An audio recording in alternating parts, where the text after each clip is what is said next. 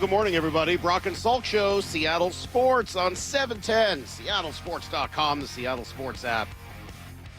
All those podcast platforms out there, and, of course, 97.3 HD2 and YouTube if you want to watch the show or you want to watch clips from the show. Maybe you haven't listened to the show in a while because you've been on Christmas vacation for the last couple of weeks, you're out of town, or you didn't believe that the Seahawks run was real. Maybe you haven't listened since October when the Mariners were doing their thing. Welcome back. We want to present a welcoming environment for everybody to come to the show. We certainly appreciate it. And there's a lot of good reasons to be listening to this show over the next couple of weeks as we will get ready for round 2 of the NFL playoffs, thanks to the Seahawks picking up the number 1 seed, the first round bye, winning the NFC West with just a great game on Saturday night. This defense is so good, and I'm going to focus on them as much as possible today. Yes,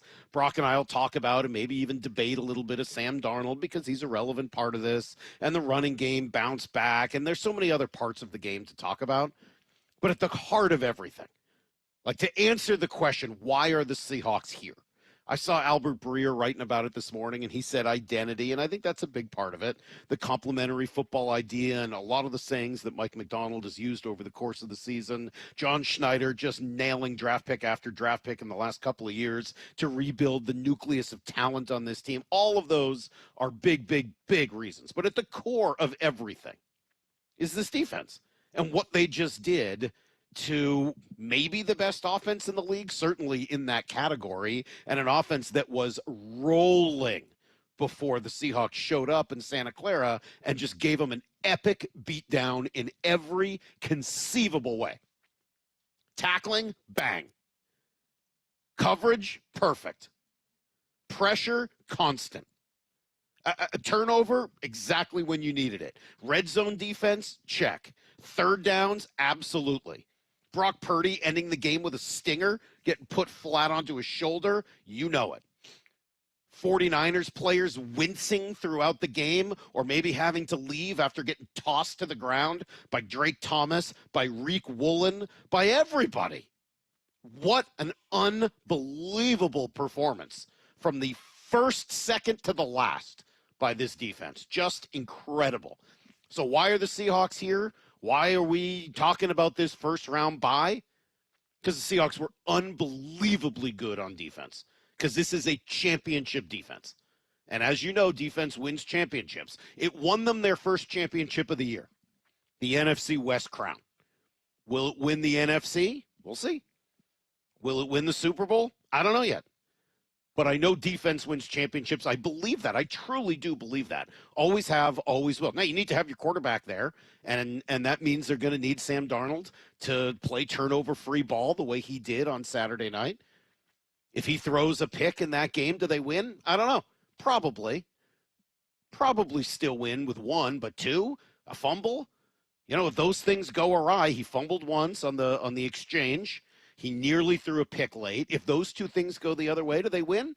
I don't know. Maybe they find a different way to do it. Maybe Jason Myers doesn't miss a more clutch kick. I don't know. Maybe the game is played a little differently.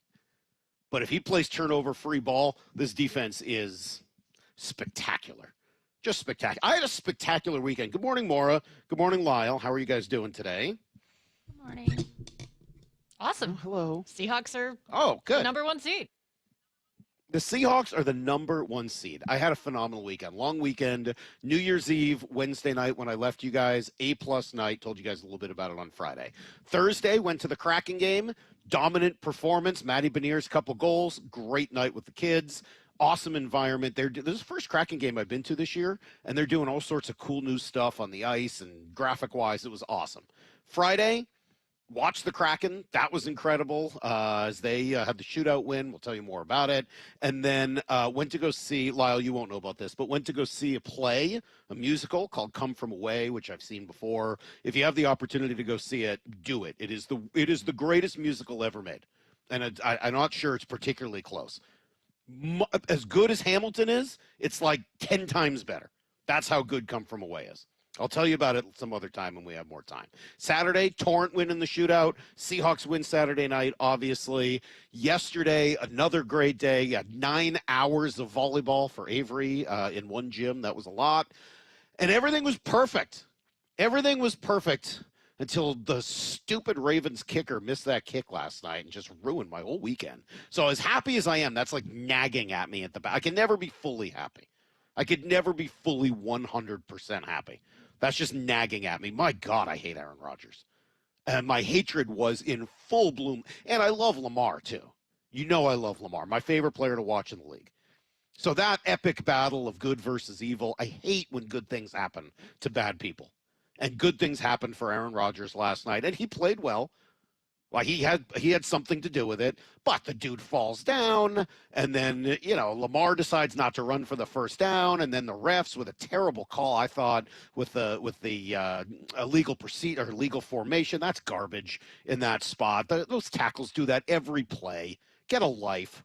Get a life, ref crew. That's lame.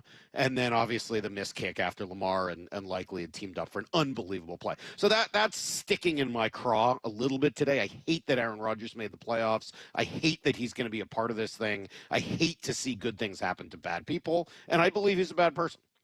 So that really kind of just, is going to gnaw at me. But I'm driving in this morning. And there are... Let's see, I usually have like a 5-minute drive to work. I live pretty close to the office. But when I come over to the Virginia Mason Athletic Center, where I am today, so that we can talk to Mike Macdonald at 9:30, when I drive over here, I get a little bit longer in the car. So there are 2 songs that in my life I probably associate most with the Seahawks. There'd be one more that I would probably add. There's probably 3, really. And I heard 2 of them on the radio as I was flipping channels on my way here in the morning. One, obviously, would be Bittersweet Symphony, which I still think is a terrible song for the Seahawks, but it's what they use, so fine. I heard that on Lithium, thanks to a little shout-out to 34 Lithium on the Sirius XM. And then as I was flipping around, I heard our old anthem that we used to play for the Seahawks, Long Way to the Top If You Want to Rock and Roll, AC/DC. I think that was on the Boneyard this morning. So the only one I was missing was... what was the one Michael Bennett used to get all hyped about more when the rap song that the defense would get all psyched about? I guess Turn Down for What I would probably put on there too. These Haters Can't Hold Me Back by Rick Ross. Yeah, that's the one. Yeah. The one that Tom Walsall thought was the DA Can't Hold Me Back, which is also hilarious. That would thank you, Lyle. That would probably be the other one that I would add. But I did hear 2, and it felt like a bit of a sign. It felt like things are really moving in the right direction. Gosh, I'm just so excited. I love teams built on defense, man. This is the way football is meant to be played. Leonard Williams, Byron Murphy, Jaron Reed. Oh, God, I just that trio inside. I can't wait to see who they're going to end up having to play. Who do you think they end up playing? Gut feeling. Who do the Seahawks play in round 2? Lyle. I'm going to manifest the Packers. You want the Packers? Yeah. Yes. The Micah Parsons list Packers, yeah. Well, that's their most likely thing, right? If the Packers beat the Bears, that's it, right? They play the Packers? Yeah. Okay. Maura, who do you want? Who do you want to see? Who do I want, or who do I think they're going to play? Yes. Who do you think they're going to play? Sorry, second. Yeah, I think the Packers are pretty likely. I mean, I think they're going to end up playing the Rams again, but probably not second round. Doesn't it? I know the Rams haven't looked great the last couple of weeks, but just look at the NFC, and all those teams are good. I think the Eagles are a possibility. And I do think there's a good chance they end up playing the Eagles here. And I'll worry a little bit about the Eagles between that defensive line and a guy who can make off-schedule throws and Jalen Hurts. I think that's a challenge for the Seahawks team. I really do. I think that they will beat up on the Bears if they end up having to play them. The Packers, I don't know. Lyle, there's a little bit of careful what you wish for there with me.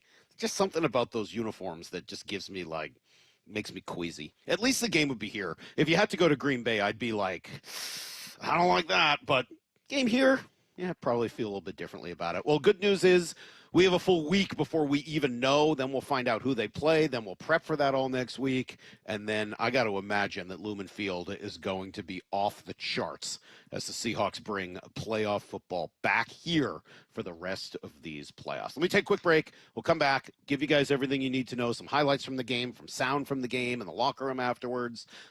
Moore's going to take us around the long weekend. Brock's going to be in at 7 o'clock. Mike Macdonald, who should be in a great mood at 9:30. Going to be a fun one. We'll be right back on Brock and Salk.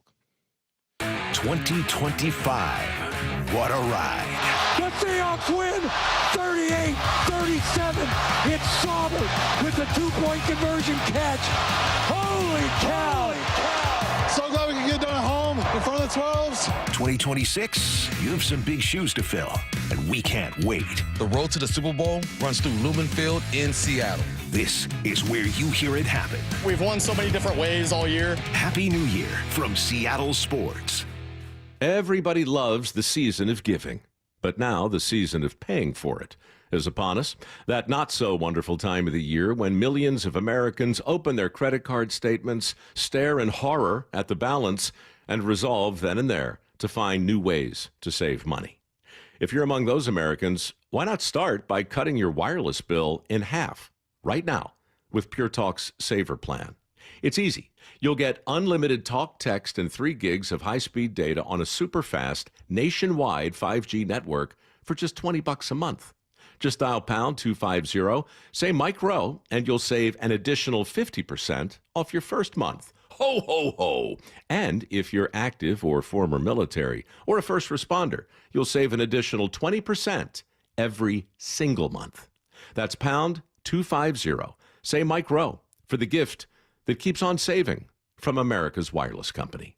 Pure Talk. More than 4,000 women are diagnosed with breast cancer every year in Washington state. I'm Dr. Suzette Miranda with Northwest Hope and Healing. We provide a lifeline to breast and gynecologic cancer patients, and you can help us make a difference. Join us for Cork, Fork, and Support, an afternoon of wine tasting and inspiration on January 31st at Mary Hill Winery in Woodinville's Wine Country.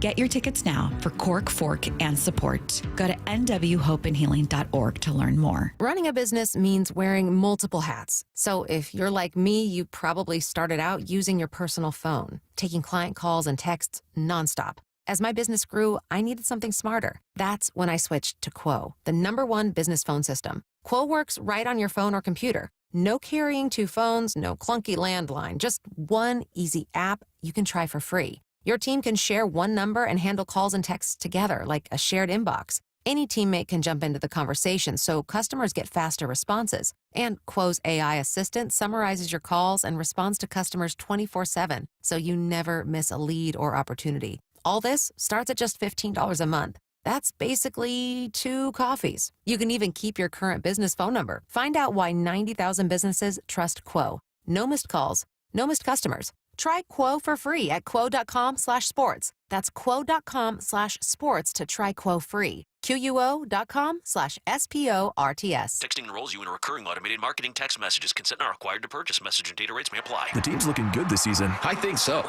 Man, I miss playing football. Ever since I turned 40, I just can't find that fire I used to have. Think it could be lower testosterone? What do you mean? I was feeling the same way. After 40, the body has less testosterone, and men lose their edge. That's why I take Nugenix Total T2. That's the testosterone booster, right? Yes, but Total T2 is their brand new formula that skyrockets nitric oxide levels in as little as 3 hours. Since I started taking it, I've been lifting like when we played for Coach Carter. My energy is way up, and it even spiced up things between me and the missus. Are they still giving out complimentary bottles? Yep, just send a text. Text HAWK to 321-321 for your complimentary bottle of Nugenix Total T2, the next generation testosterone booster. Text now and we'll include a bottle of Nugenix Thermo X, our newest, most powerful fat burner ever, absolutely free. Text HAWK to 321-321. That's HAWK to 321-321. These statements have not been evaluated by the FDA. This product is not intended to diagnose, treat, cure, or prevent any disease. Want more Seahawks content? Join me, G. Scott, on The Reset. New episodes of the podcast every Monday and Thursday on YouTube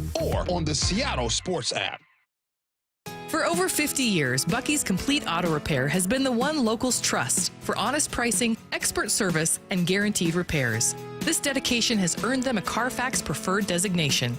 At Buc-ee's, every customer gets detailed Carfax updates, timely service reminders, and a full service history, all at your fingertips. With 16 family-owned locations, no appointment needed, and easy financing, Buc-ee's makes auto care simple. Visit Buc-ee's.com today and drive with confidence. Buc-ee's.com. Ooh, that face. Quantum Fiber Internet loves that face. That's Jamila. Hey, Jamila. She's thinking outside the box from inside the box. Quantum Fiber Wi-Fi keeps her meeting game strong. From the back door to the front lawn. Rushing all of her video calls. Back to back to back video calls. Quantum Fiber Internet blowing the soxies up all those people in all those boxes. Yay to you. Switch today at quantumfiber.com. Additional pods may be needed to achieve Wi-Fi coverage in some locations. Limited availability. Service in select locations only. Are your investment dollars working as hard as they should be? You've spent years building your future. Don't let outdated advice put it at risk. Hi, I'm Jeff Jr., founder of Trajan Wealth. We're a veteran-owned firm proud to bring a new standard of financial care to the Seattle area. Our nationally recognized advisors are fiduciaries, ethically bound to put your interests first. That's the highest standard of care in the industry. As a privately held company, we answer to you, our valued clients, not shareholders. For households with $500,000 or more, let us build you a customized plan. From Bellevue to Tacoma, get advice you can count on. It's time to take a fresh look at your financial plan. Call Trajan Wealth, 206-466-3300. That's 206-466-3300. Trajan Wealth. Plan smarter, dream bigger. Advisory services offered through Trajan Wealth, LLC, an SEC-registered investment advisor. Need to know. 15 minutes past every hour with Brock and Salk. Here's what you need to know. Up first. Man, Seahawks are the NFC West champions. What an incredible night on Saturday. They earned the #1 seed in the NFC playoffs, a first-round bye. Wow, they did it their way, too. I think that's what I love. They played a truly complimentary football game. Obviously, it started with the defense holding a high-powered Niners offense to a total of 3 points. And quite frankly, it might have been 0 points if Jason Myers doesn't kick the ball out of bounds there, giving him the ball at the 40. Might have been 0 points. Just incredible. Christian McCaffrey, 23 rushing yards. And Lyle, what was that stat? 0 missed tackles? 0. None. Unbelievable, the tackling in this game. Brock Purdy throwing for just 120 yards, leaves with a stinger after getting blasted on his last play from scrimmage. But more than anything, they were just physical, mean, nasty, fast, physical. I'll say it again because it was so true. And then the complimentary aspect. The offense doesn't turn it over. They hold the ball for the final, essentially, 8 minutes of the game, just completely dominating and running over the Niners defender. Zach Charbonnet taking it to the house. Charbonnet in the backfield on 3rd down and 2. Darnold under center. Long count, turns, hands to Sharps. Finds some running room, bounces it outside left. Here he comes, 20, 15, cuts back inside 10, 5, touchdown, Seahawks! Zach Charbonnet from 27 out, his 12th rushing touchdown of the season, and now he's climbing the ranks along with somebody named Beast Mode for double-digit rushing touchdowns in a season. Blocked perfectly, and Sharps bounces it left for the 6. Yeah, it was pretty awesome. The run game showed up in general. The two running backs combined for 171 yards and a score, plus 59 more yards on screens and dump-off plays. That is incredible performance for both of them. And Darnold did what he had to do. No turnovers, couple of big plays on that big 8-minute drive that took up most of the fourth quarter. Mike Macdonald, again, going back to that use of the word, complimentary. Yeah, they're a tremendous offense. Probably, top whatever in the league. Been doing it for a long time. They got great players. They got great coaches. Man, numbers back it up. Our guys played great complimentary football today. They really did. And I can't say enough. I can't wait to watch the tape to see. There's a lot of assists going on in there. Guys rushing unselfishly to free somebody else up or to let somebody else have a two-way go so they can cover for them.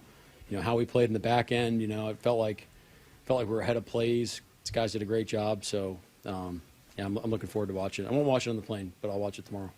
No. All right. Well, then he'll have seen it by the time we talk to him at 9:30, which is certainly good news. And I don't blame him. It's the kind of game that I would rewatch just because it was so much fun to see the defense dominate like that. Hawks finish 14-3. They get a week to rest up, of course, before somebody shows up at Lumen Field the following week. Here's the second thing you need to know. All right. Who is that someone going to be? I don't know, and we're not going to know until next week. Seahawks get the lowest remaining seed, so the options are in order. Number 7, Green Bay. Number 6, San Francisco again. Number 5, the LA Rams. Or number 4, Carolina. Those are your options, the only options. Packers would be in Chicago. Niners in Philly. Rams at Panthers. So we'll see. To me, it feels like they're going to get the Packers or Rams in the second round, but, obviously, who knows? It's the NFL, and especially in the playoffs, who knows what's going to happen. In the AFC, Broncos win to get the number 1 seed. Steelers sneak in with a missed field goal. Oh, the pain, the agony just drive me crazy last night. Anyway, firing so far. Kevin Stefanski out after 6 years in Cleveland. I can't believe it's been 6 years. Does not feel, I would not have said that it's been that long. Falcons fire Raheem Morris. They're looking for a coach and a GM as well. And then we're waiting on word from Vegas to see if Pete Carroll is let go. I think the assumption is that he will be. Cincinnati is a little bit of a question mark. Miami is a question mark. Should we be wondering about John Harbaugh? I don't know. It feels like he will be okay. But something about the way that team felt. They did not feel like a typical Ravens team this year. Good news on the injury front. John Schneider made it sound like both Charles Cross and Kobe Bryant could have been possibilities for this week. Here was John Schneider pregame on Saturday. Yeah, Kobe and Charles next week, it's looking positive for those guys if we were to play next week and or hopefully, in a couple of weeks here. Yeah, well, the fact that it ended up not being this current week, that's great news. Makes me think both guys will be available for the playoffs. And congrats to Cross. He's going to be here for a long time to come. Signs the biggest contract in franchise history for a non-quarterback. He gets $75 million guaranteed. Here's the third thing you need to know. All right, what a weekend for Seattle hockey if you had a chance to watch. The Kraken dominated Friday night at home, scored 3 times in the first period, beat Nashville 4-1, couple of goals from Matty Beniers, who really was just getting himself warmed up. Second game of the back-to-back went to OT. That was in Vancouver. It looked like the Kraken had won in OT, and then the goal was erased by a very iffy interference call. No matter, they win in the shootout, and it was Beniers again doing the damage. We'll see if we can go home after this. Beniers with a game on his stick, walks in, he scores! Hey, what do you say? Matty Beniers and the Kraken win it in the shootout. I'm going to go ahead and put this out there. Best shootout goal in Kraken history. And not particularly close because they're terrible at the shootout, but that was sick. Just amazing. Story of the week for the Kraken for me was the fourth line. Ben Myers, Ryan Winterton, Jacob Melanson. That trio has been amazing. I know most of you guys aren't watching and don't care about the fourth line wingers for the Kraken, but Melanson is right now, already after like a handful of games, my favorite player in franchise history. I'm not saying he's the best player in franchise history, but man, that guy hits everything that moves. More, have you had a chance to watch him yet? She's busy. Okay, you're going to love him. I promise. He hits everything that moves. Separates people from the puck. He's awesome. All right, that is everything you need to know. 1/4 every hour here on the Brock and Salk Show. Maura is busy because she's getting herself ready to take us all around the weekend. Lyle and Maura got annoyed at me because I said it was a long weekend. It was for me. I had a 4-day weekend. Not everybody did. I understand. So, well, if you missed anything, if you were busy, if you were coming back from vacation, if you were, just out and about or could only focus on the Seahawks, don't worry. This is where Maura takes care of us every single Monday and helps us remember or find out what we missed. We'll do that next on Brock and Salk. And so we are set. The road to the Super Bowl runs through Seattle. Seattle is going to win this football game. A single-season franchise record of 14 wins. The 4th #1 seed in franchise history. Reaction. Just incredibly proud of them. Conversation. Hopefully the next trip is going to be back down here for the Super Bowl. Complete coverage at seattlesports.com and the home of the Seahawks. Seattle Sports on 710 and the Seattle Sports app. Want to make 2026 your year of adventure? Book that trip and learn a new language with Babbel. Go ahead, make a resolution you can stick to. Now is the time. Babbel's New Year sale is here. Unlock all of the languages on Babbel with the lifetime subscription for 65% off. Just go to Babbel.com and start today. Babbel teaches you relevant words and phrases, so you can start speaking with confidence in as little as 3 weeks. And because Babbel's bite-sized lessons fit easily into your daily routine and are easy to remember, you'll be talking like a local in time for takeoff. Dive into the world of language learning content with Babbel's videos, podcasts, and stories from around the world, full of culture bites and language learning tips. Turn your daydream into a destination this year with Babbel. But don't wait. This offer ends January 15th. Get Babbel's lifetime access for less at Babbel.com. That's Babbel.com. Babbel.com. If you've been in a wreck or a fender bender, you have the right to take your vehicle to any repair facility, not just where your insurance company tells you to go. Accurate Auto Body has been family owned and operated since 1994, and they work for you, not your insurance company. With over 25 years of auto repair work, they'll exceed your expectations. we meet by accident, fixing every last bit. Accurate Auto Body. At Accurate Auto Body, all their work is performed by certified technicians, only using OEM parts to guarantee the safety of you and your family. For the best in auto body collision repair and customer service, give them a call at 425-883-2450 or AccurateAutoBodyWA.com. Your insurance company may not love them, but you will, because we meet by accident, fixing every last bit. Accurate Auto Body. My name is Whitney Allen. I am a widow. My husband, Ryan, died. We never thought in a million years we'd have to use life insurance. The unexpected happened. With Ethos, it is so fast and easy. It's 100% online. You can get a quote in seconds, apply in minutes, and get same-day coverage, no medical exams, and you can get up to $3 million worth of coverage through Ethos. Get your free quote at ethos.com/game. That's ETHOS.com/game. Time spent on application may vary. Online health questions required.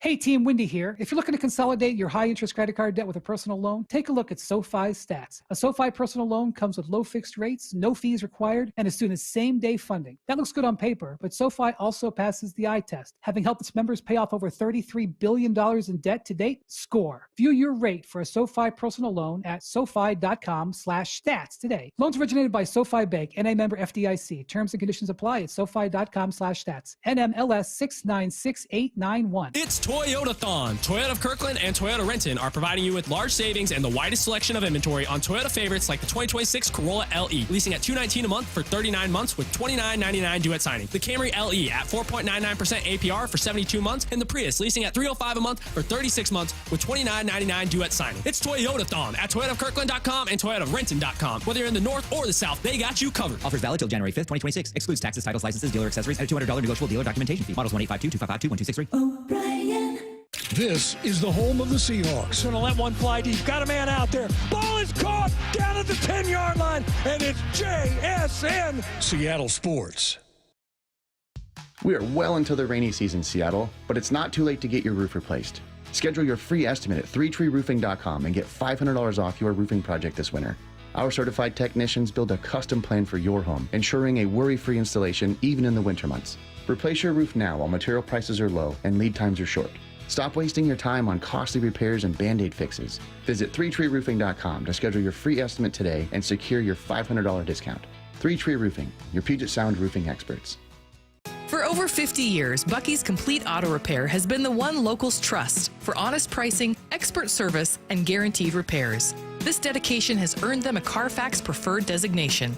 At Buc-ee's, every customer gets detailed Carfax updates, timely service reminders, and a full service history, all at your fingertips. With 16 family-owned locations, no appointment needed, and easy financing, Buc-ee's makes auto care simple. Visit Buc-ee's.com today and drive with confidence. Buc-ee's.com. Here's what you can look forward to when you get your windows replaced. The whole house being way warmer and a lot quieter. Dave Wyman here, and when we had finally had it with our old windows with broken seals, we called Harley Exteriors.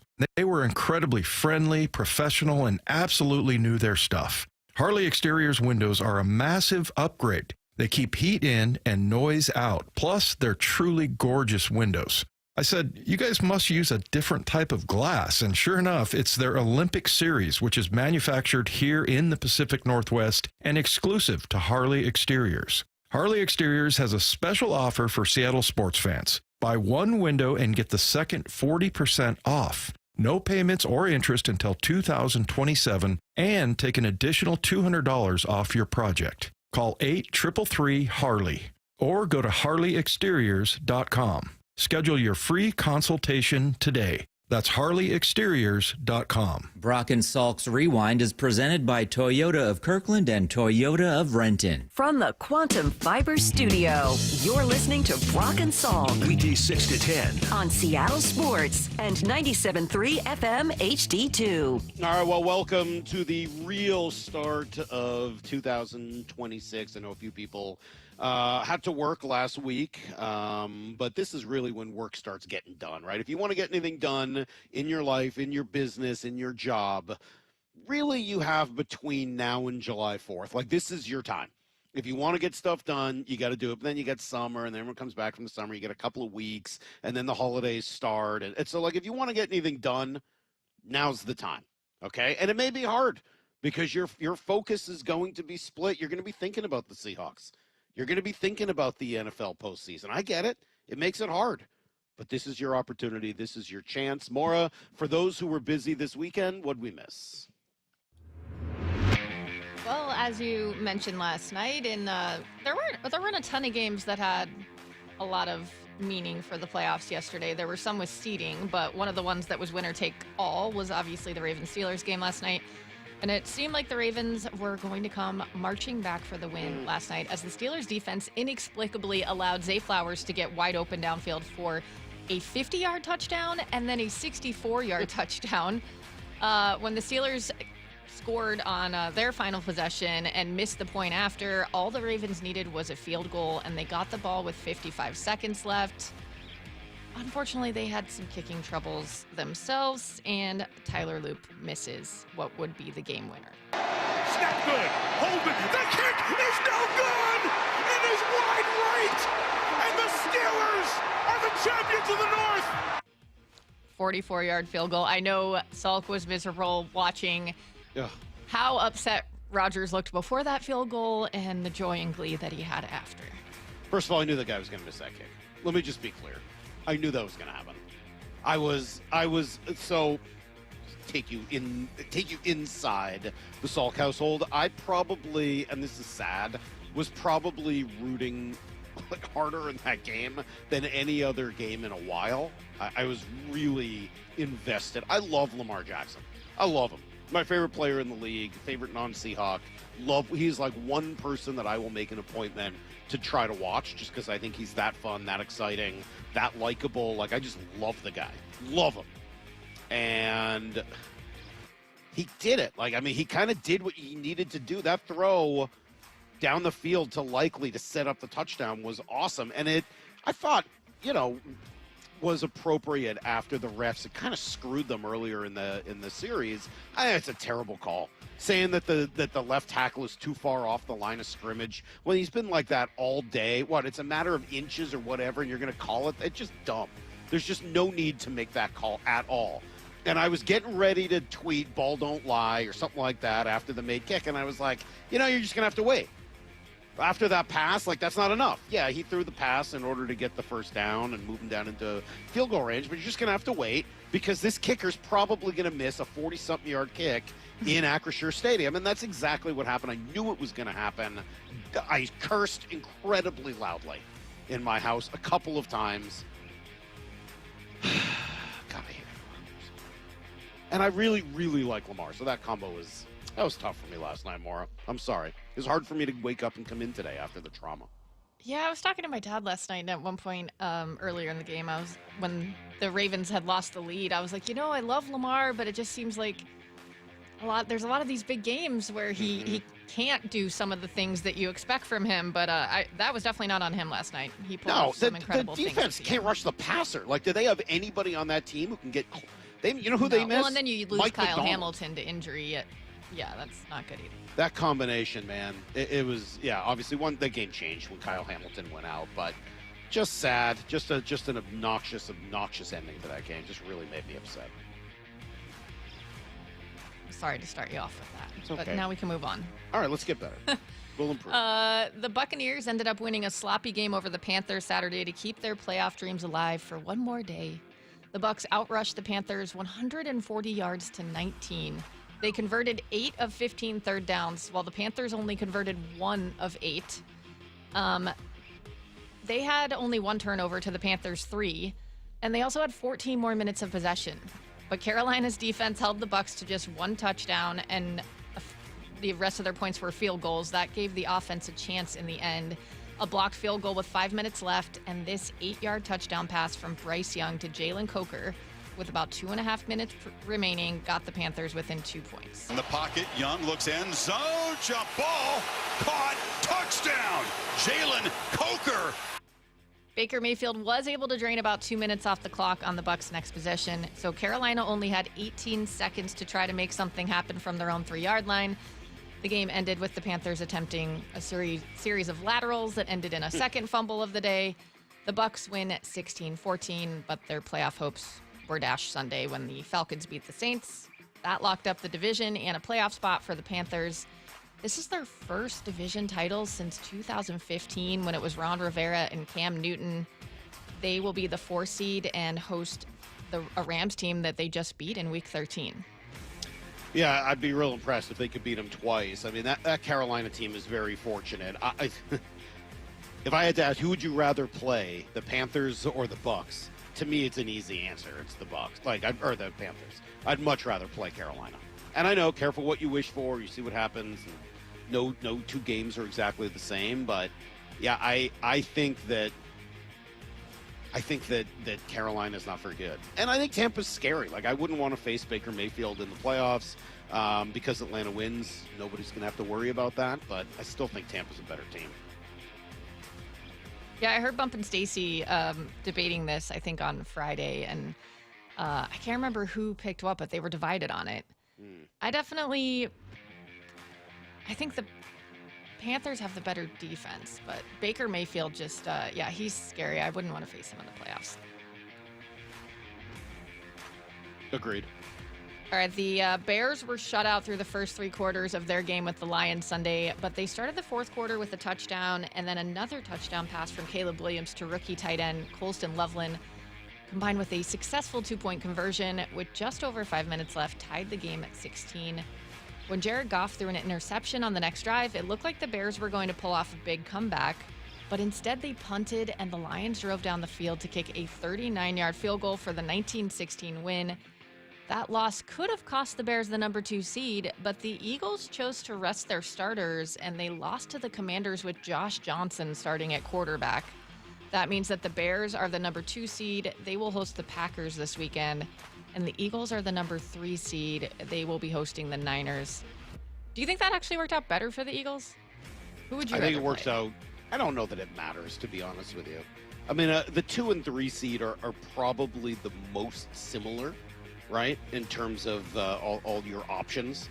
I don't think it matters. And honestly, some of the wild card teams this year are pretty darn good. I don't think it matters that much, honestly. I'm not. I think that those 2 teams can kind of be in either spot, and it wouldn't change things. Okay. As for it probably changes things more for the teams at the 6 and 7 seeds in terms of who they end up playing. I know Chicago's had a good year, and Philly's had their ups and downs. I would still much rather be playing in Chicago than playing in Philadelphia this week. No, I agree with that. Philly's been a weird team this year, but they find ways to win. And they're the reigning champs. Pedigree, Yeah, and that defense compared to Chicago's defense, I would much rather be playing in Chicago than playing in Philly. I agree with that. Let's see, the Browns, they just fired their head coach, Kevin Stefanski, this morning. I would assume that maybe if you're him, you're just like, it's a breath of fresh air to just be done with that whole situation. No kidding. Like, please, pay me to not work here anymore. Where do I sign up for that? There were a lot of decisions made that had nothing to do with him that he had to then handle. But they had been on a 4-game losing streak before beating the Steelers last week. They managed to carry that momentum over to this week and end the season with 2 consecutive victories. They had a 2018 win over the Bengals Sunday. The Browns were leading 17-12 with just over 5 minutes remaining when Myles Garrett sacked Joe Burrow on 1st and 10 at the Cleveland 45, breaking the single-season sack record. First down. Burrow, he's under pressure, he's sacked! And there it is, a record that has stood nearly a quarter of a century has a new leader as 30-year-old Myles Garrett records his NFL record 23rd sack. Did I see Shelby Harris high-five the ref after that? That's hilarious. He did. And that guy was always pretty funny. The ref just kind of let it go. He was, yeah. He seems like a pretty good dude. Always did. I don't know that he was the right fit here, but just in terms of being a guy, always seemed hilarious. Yes. And that was a really, really funny response. I like that. Kudos to Myles Garrett. That guy's unbelievable. That's unbelievable. And I will say, Michael Strahan was a really great player. It never sat well with me that he had that record. It's never sat well with me. He didn't really deserve it. Whose record did he break? I know that guy's been really mad about it. Yeah, and I can't remember. That's a little bit over the top also, but it was weak the way Favre. And you know, it's not surprising that Brett Favre would cheat in order to help somebody else. Yeah, Mark Gastineau. Yep, it's not a surprise, but I was very happy to see Myles Garrett hold that record instead of Michael Strahan. I think that's for the best. He's an unbelievable player. Unbelievable. He is, and I'm sad that he's stuck in Cleveland. I wish he would have gotten he tried to get out this offseason and then ended up. Well, I'm sure a new coach will fix it more. Yeah. Well, a new coach will fix that. It'll be just fine. There's some what I think is silly controversy here. I'll let you listen to the sound and see. But the refs stopped the game in order to recognize Myles Garrett's accomplishment. And this was what Bengals coach Zach Taylor had to say about that. There's 5 minutes left in our season. We're playing for our lives here. And I was never told that we're going to stop the game. And in a critical moment like that, and the refs just said that they made a decision that they were going to stop the game. And they said they tried to do it as quickly as possible. I didn't feel that. We didn't sub. We're trying to be on the ball and go and play with tempo. And the umpire just held the ball so that we couldn't do anything. And I'm yelling at Joe, get on the ball. We didn't sub. We're going. And we couldn't play. And so, again, trying to get an answer was not easy. They just said that they made a decision as a crew to stop the game when that happened. I guess it didn't matter when it happened. It just, they were going to stop the game and let it happen. And you weren't informed of that? No, I was never informed of that. They didn't say one word. We meet with them in the 90-minute meeting before the game. They never said one word about that. You were eliminated from playoff contention week 15. And I'm sorry, but if you're going to get fired, they're not going to fire you up. Like, they're probably going to fire you because you couldn't beat the Browns, not because that one drive. I think it's ridiculous. Now, I'm with you 100%. I do think they should have told him, hey, if this happens, just so you know. I mean, they should have let him know. That would have been more appropriate than just deciding in that moment. But spare me. Shut up, whiner. They should fire him after that speech. We're playing for our lives here. I guess he means his coaching life, but no, you're not. You beating the Browns in the last week of the season in a meaningless game isn't going to save you, and you didn't even do that. Yeah, and I wonder if it would have been maybe different if those were not, you know, if the situation and circumstances were different. Maybe you feel a little differently, and maybe they handle it differently. But come on, no thanks. Yeah, that's lame. That's excuse making. That's like Bruce Arians level excuse making. No thanks, Zach Taylor. Yeah, I don't like that. The Jaguars dominated the Titans. Justin what he thinks about that.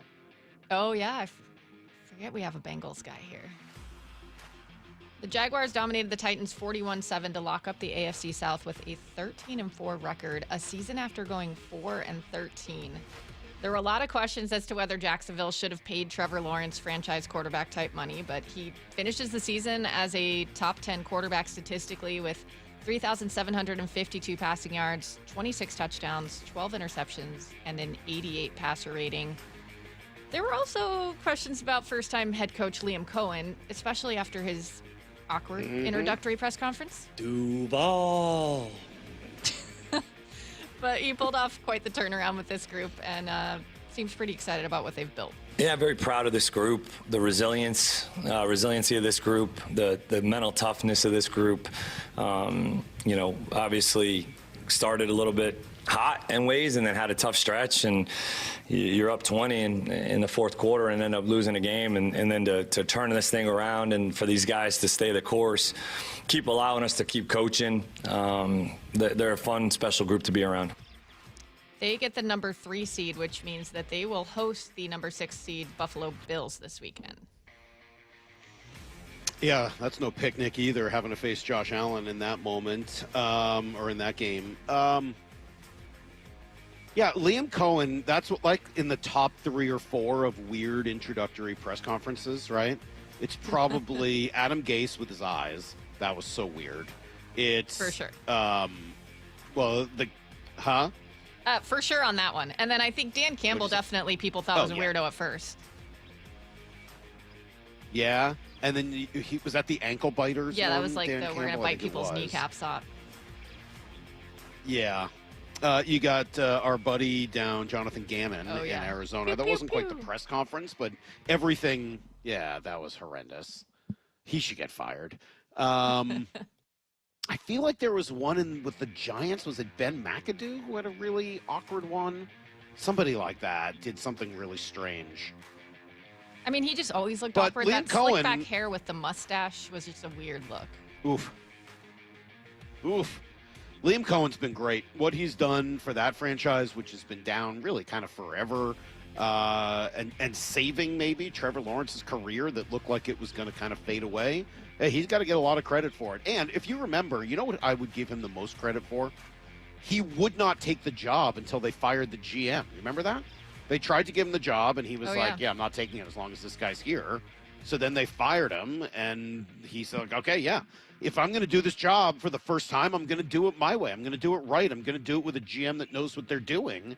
And good for him. He held out.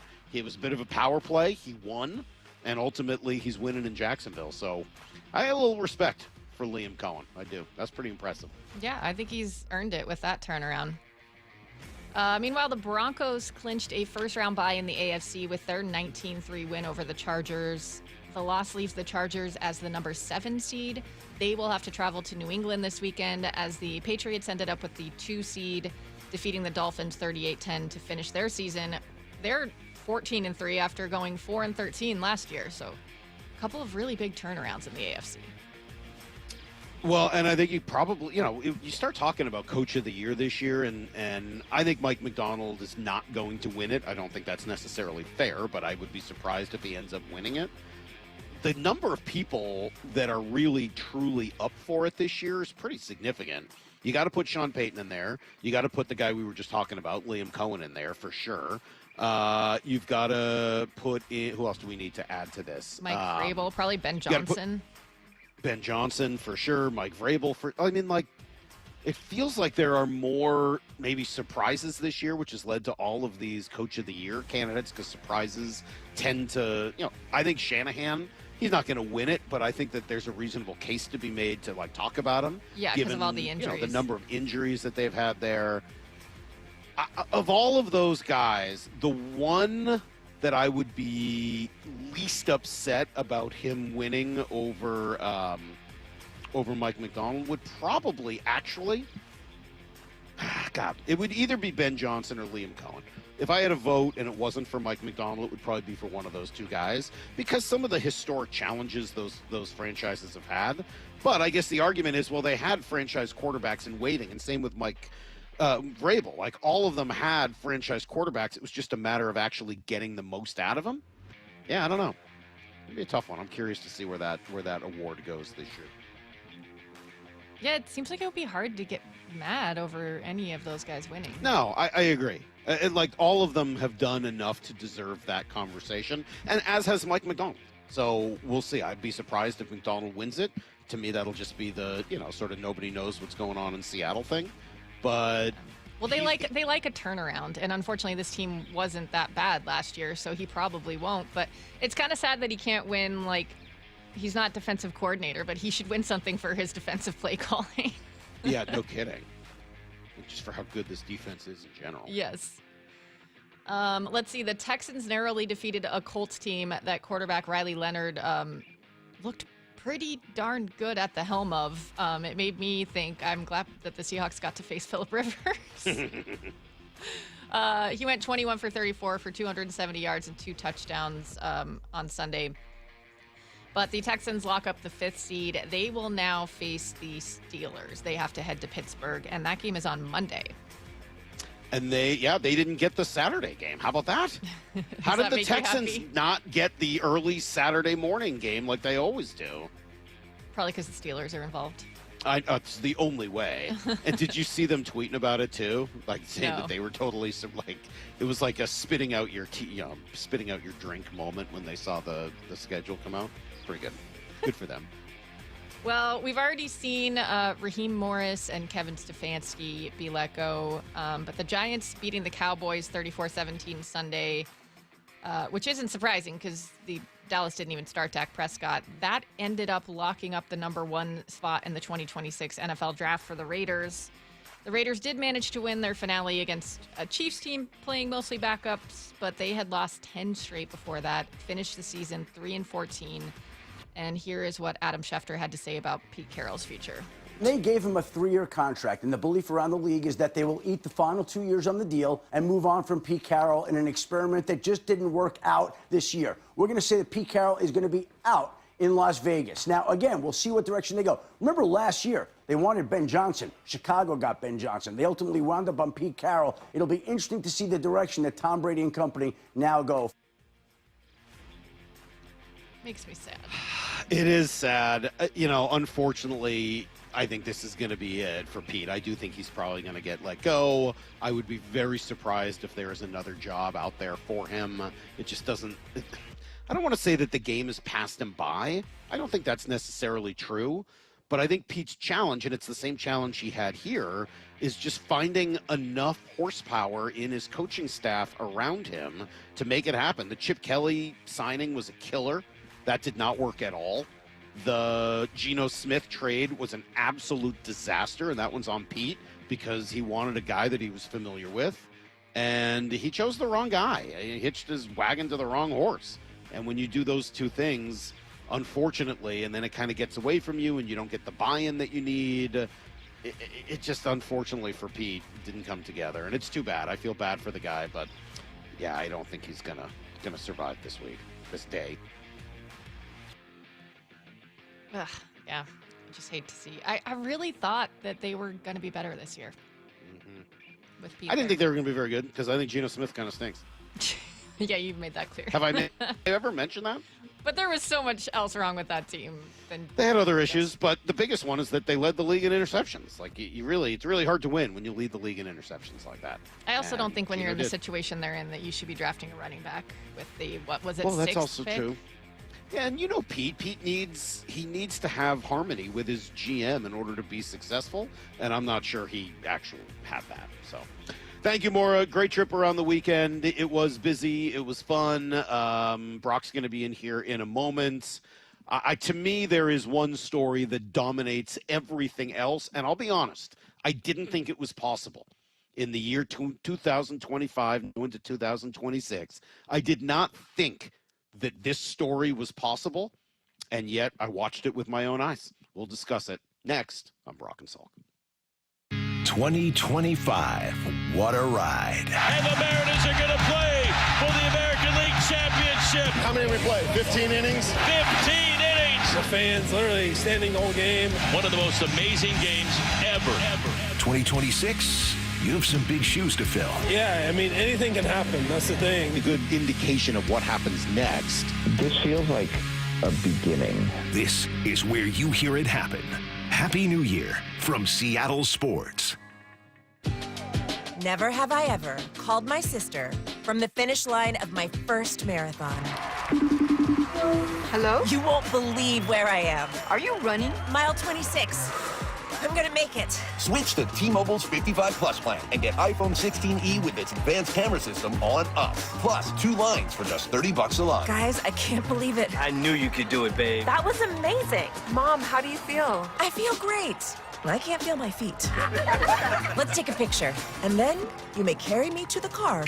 Share every stride, every mile, every memory on America's best network. Switch to T-Mobile's 55 Plus plan and get iPhone 16e on us and 2 lines for just $30 a line.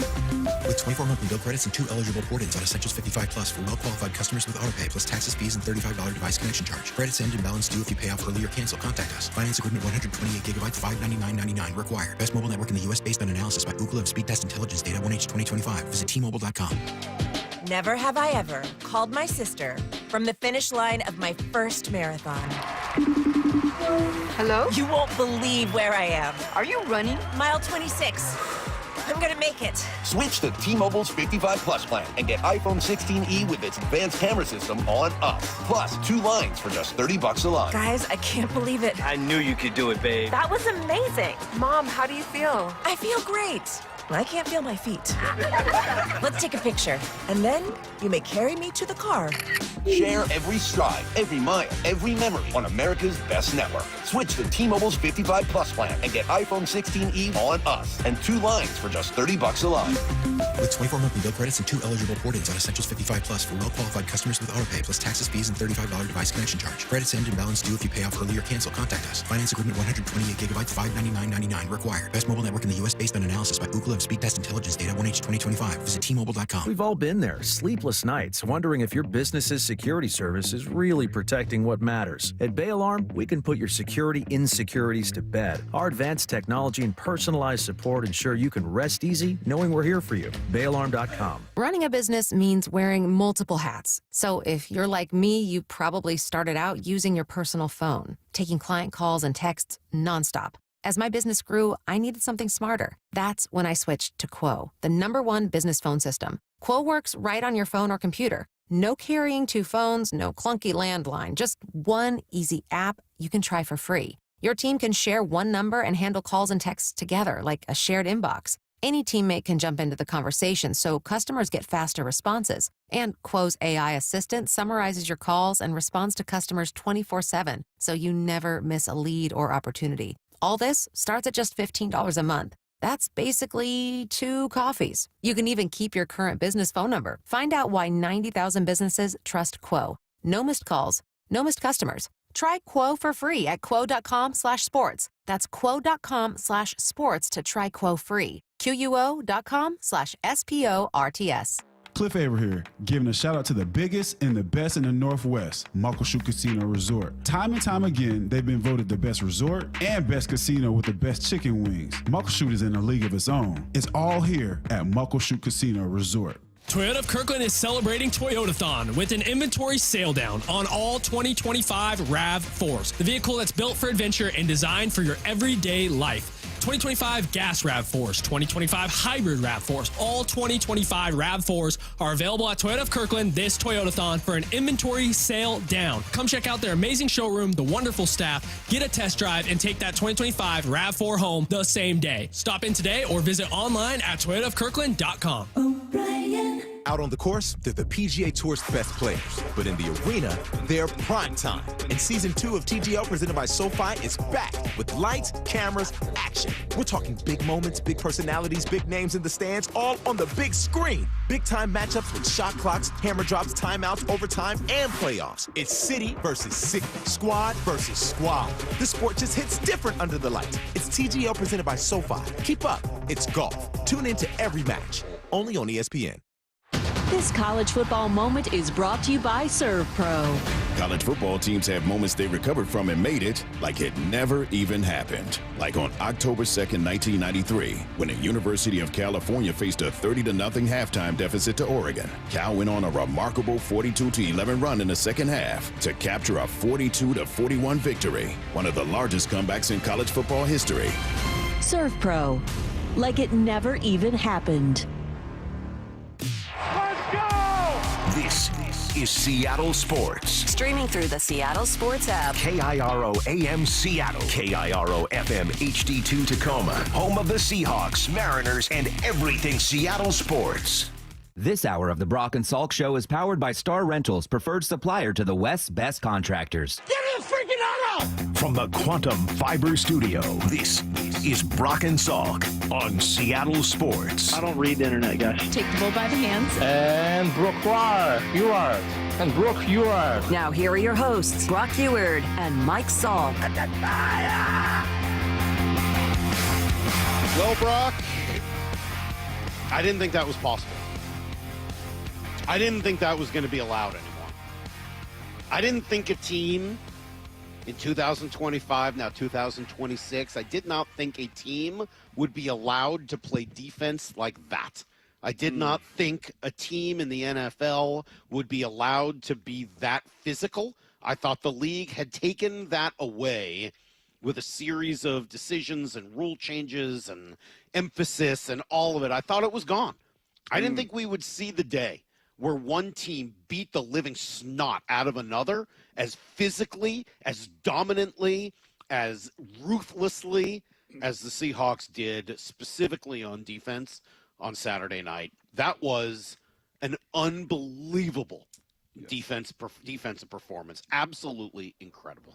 Nope, I think I would co-sign on all of that. And then to do it in kind of innovative ways. Like, how are you going to reinvent yourself again? Right? When Pete came into the league the first time around with John, or, when they came in together, it was, hey, man, we're going to have 6'3" corners. We're going to play single high safety. We're going to have a 230-pound strong safety. We're going to play all of this just post coverage. And you know what? And we're going to dominate. And they dominated, right? Dominated. I think you sent out the numbers last night. That 2013 Super Bowl team, 14-point-something points per game.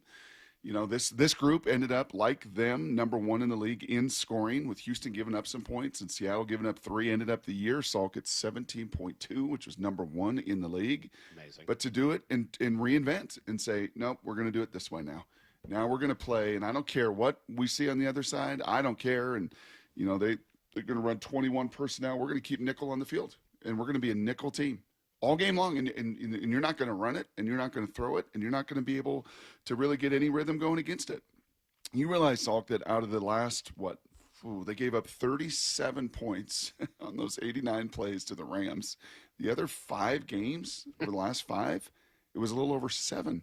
That's insane. So it's a little over 7 points a game. It's remarkable. 5. Well, and I think what stood out to me here, Brock, is it's one thing that they did that to New Orleans early in the year, Arizona and sort of the misery of that offense, Minnesota playing a guy that should never take another snap in the NFL, Carolina with their little miniature quarterback who didn't look like he had a chance, Atlanta with an ancient Kirk Cousins. Like, you could kind of make little excuses on all of those. Like, yeah, but that offense had a chance. You're not going to say that about the Niners, and spare me the garbage about Trent Williams being out there. Whatever. Charles Cross wasn't out there either, and the Seahawks were just as good, if not better, than they'd been while he was there. I mean, they didn't have him the previous week when they dropped, 50 or whatever it was on Chicago? 42. So spare me. Absolutely spare me. Miss me with any of that. That was a championship defensive performance. That was as good a performance as we've seen all year long, and as good a performance, Brock, defensively, as we've seen here in a decade. This was incredible, and it was the perfect capper to a season in which this defense did things that I honestly didn't think were possible again. I didn't think so. One word I would use over and over again is suffocating. They were suffocating. They suffocated them throughout there was no air. There was no room to breathe. McCaffrey didn't have a single broken tackle, and I'm not surprised because they were never really able to get him alone in space to kind of do the things that he does in space. They took away all that. More, can we play that Dan Orlovsky cut? Dan Orlovsky, I think, really likes his own thoughts, but he was absolutely right. 100% right.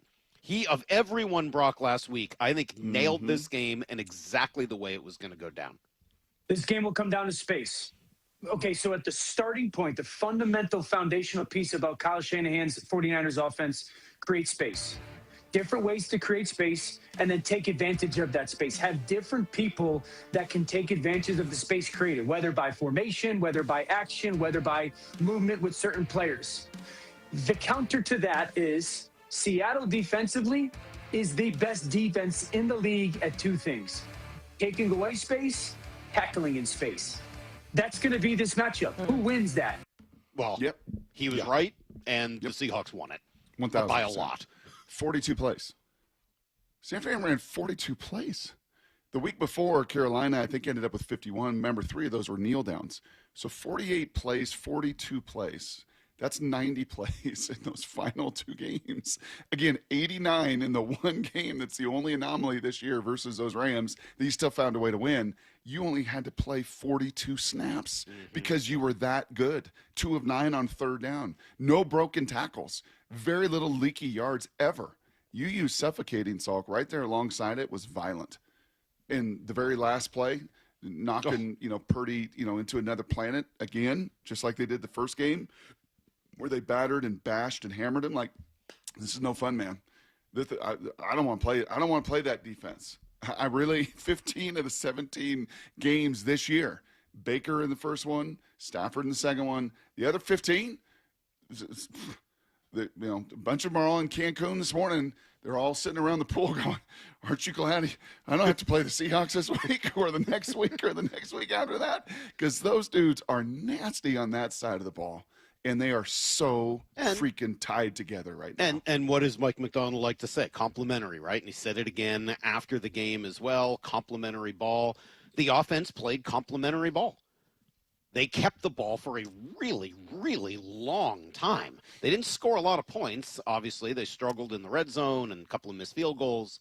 But opening drive, 7 minutes and 37 seconds. Set the tone. Absolutely set the tone. Ended up missing on 4th down, but 7 minutes and 37 seconds. And then obviously the final drive, 8 minutes and 1 second. That's almost 16 minutes, almost a full quarter taken up on or more than a full quarter, taken up on just those 2 drives. And you ask why they only had 42 plays? I mean, a lot of that is what the Seahawks defense did to the Niners offense, but some of it is a complementary piece where your offense just hangs on to the ball for a really long time. Total complete domination. I mean, it was that did not feel in any way when you looked up at the end that was 13-3.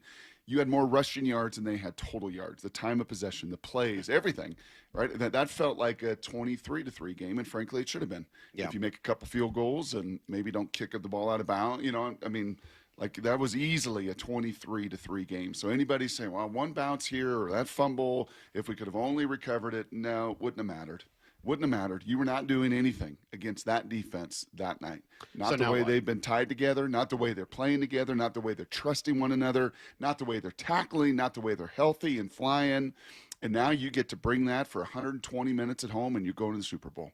You do that for 120 minutes in 2 home games, and you are going to the Super Bowl. Well, I agree. I mean, as long as you don't turn the ball over, right? If you can play the way that complementary ball on both sides of the ball, yeah, I think you're right. I mean, I don't know anybody can beat them if they play the game that they did on Saturday night. And I think we've all been reticent, right, Salk? I think we've all been reticent to hey, man, this is their own group.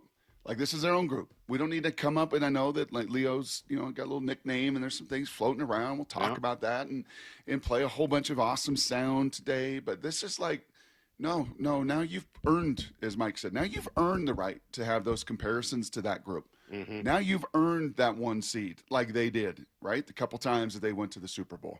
Now you put yourself in that kind of air and that kind of stratosphere with that kind of play in front of the country. I texted Joe Buck, this weekend because he said to us, yeah, I'm kind of anxious to watch these guys.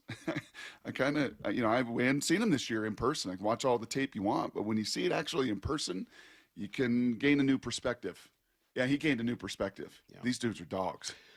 Maura, let me play cut 25 here. We have a lot of cuts today, so apologies to Maura, who's been working her tail off. The Soundhound Brock doing her thing. We have a lot of good things. But Rex Ryan is right. Like, he's asked essentially, all right, Seahawks have the top seed. what are the chances somebody beats them? Are they now the favorite? And his answer is exactly right. 100% it does. And look, Greeny, who's the only team in the NFL in the top 5 in offense and defense? That's the Seattle Seahawks. Yep. All right. Where's the one of the hardest venues in all the sports to play at? That'd be in Seattle. This thing is set up for them. And I'm going to tell you, specifically, all right, defense wins championships. It always has. It always will. And you better watch out. Yeah. Defense wins championships. They have the best defense. They've got home field advantage, and they are the most complete team. I don't know if they're the best team in every single aspect of it. And we'll talk more about it at 7:30, Brock. More complete than the Mariners were going in? More complete than the Mariners were going in the playoffs? I think so, yeah. They are very complete, very complimentary. We'll talk a little bit more about the offense and Sam Darnold at 7:30, and I think reasonable people will disagree on the level of confidence you have in that group, but they are complete. They are playing nasty, physical defense, the tackling, the number of people who made big tackles and hard tackles. How about when did Reek Woolen turn into like a nasty Richard Sherman-like hitting cornerback, Brock? His tackle on the sideline and then not getting a penalty was awesome. One of my favorite plays of the game. How about Drake Thomas? I know he's been one of your favorites all year long. Taking Jawan Jennings and just slamming him to the ground. Like, get out of here. Good luck the rest of the game, bouncing back with your ribs and all that. Like, dude, they did everything right. They did everything right on defense, and it was just a pleasure to watch. We'll be talking about them all morning long. I'm sure Mike Macdonald's going to want to brag about them a little bit at 9:30. We'll be right back with everything you need to know next. And so we are set. The road to the Super Bowl runs through Seattle. Seattle is going to win this football game. A single-season franchise record of 14 wins. The 4th #1 seed in franchise history. Reaction. Just incredibly proud of them. Conversation. Hopefully the next trip is going to be back down here for the Super Bowl. Complete coverage at seattlesports.com and the home of the Seahawks. Seattle Sports on 710 and the Seattle Sports app. Well, the new year is finally here. Happy New Year. Kick off this new year, right, by getting in shape and making Top Fitness your first stop. You know, Top Fitness stores are celebrating the new year with some incredible deals right now. Take your New Year's resolution seriously with the best fitness gear there is, set up in your own home by our professional installers. Top Fitness sells the best quality products available. Brands like Precor, True, Octane, Inspire, and Hyrox. Come in now and check out the deal of all deals on treadmills. Their Precor 885 treadmill. They got some lease returns. They normally sell for over $13,000 new. Right now, they're just $36.99, including a full 3-year warranty. This is the same commercial treadmill sold to health clubs worldwide. And every new treadmill, elliptical, and home gym are on sale. They've got the largest selection of home fitness equipment in the state, and their staff will show you why. It's no secret why everybody, from personal trainers to pro athletes, love their stores. Locations in Tukwila, Linwood, and Bellevue, or simply visit topfitness.com for more info. That's Top Fitness, your best place for home fitness equipment. Guys, low energy, low drive, or strength not what it used to be? For many men, it's low testosterone. At Revive Men's Health Washington, start with a free T-check exam and consultation to get real answers. And this month only, qualified patients may receive 25% off testosterone replacement therapy. Call 206-529-1111 or visit ReviveMen'sHealth.com. Terms apply. Must medically qualify. I know that hiring can be challenging. You sort through tons of resumes and you get too many so-so applicants. You're just waiting for someone to match your role perfectly. Well, now, there's a place where you can meet them fast. ZipRecruiter. Need to hire right away. Start your search for strong candidates. The right fit awaits. Build your team. Build it sooner. Meet your match on ZipRecruiter. Just head to ZipRecruiter.com/radio right now to try it for free. And you're on your way to meeting your match. 4 out of 5 employers who post on ZipRecruiter get a quality candidate within the first day. So try it now. Go to ZipRecruiter.com/radio. Once again, that's ZipRecruiter.com/radio. Meet your match on ZipRecruiter. Try it free. Want to make 2026 your year of adventure? Book that trip and learn a new language with Babbel. Go ahead, make a resolution you can stick to. Now is the time. Babbel's New Year sale is here. Unlock all of the languages on Babbel with the lifetime subscription for 65% off. Just go to Babbel.com and start today. Babbel teaches you relevant words and phrases, so you can start speaking with confidence in as little as 3 weeks. And because Babbel's bite-sized lessons fit easily into your daily routine and are easy to remember, you'll be talking like a local in time for takeoff. Dive into the world of language learning content with Babbel's videos, podcasts, and stories from around the world, full of culture bites and language learning tips. Turn your daydream into a destination this year with Babbel. But don't wait. This offer ends January 15th. Get Babbel's lifetime access for less at Babbel.com. That's Babbel.com. Babbel.com. The home of the Seahawks, Seattle Sports. Touchdown, Seahawks! Ken Walker III. Get everything Seahawks at seattlesports.com. Hey, Brock Ewart here for my friends at People Come First, or PCF Construction Group. Are you tired of grilling in the cold and rain every winter? Well, with a patio cover, heater, and fireplace from PCF, you can enjoy your outdoor deck or patio all year long, staying warm and dry, even in the cold winter. Take advantage of off-season savings through February 15th, and you can get up to 10% off your entire project, plus 12 months with no payments and no interest.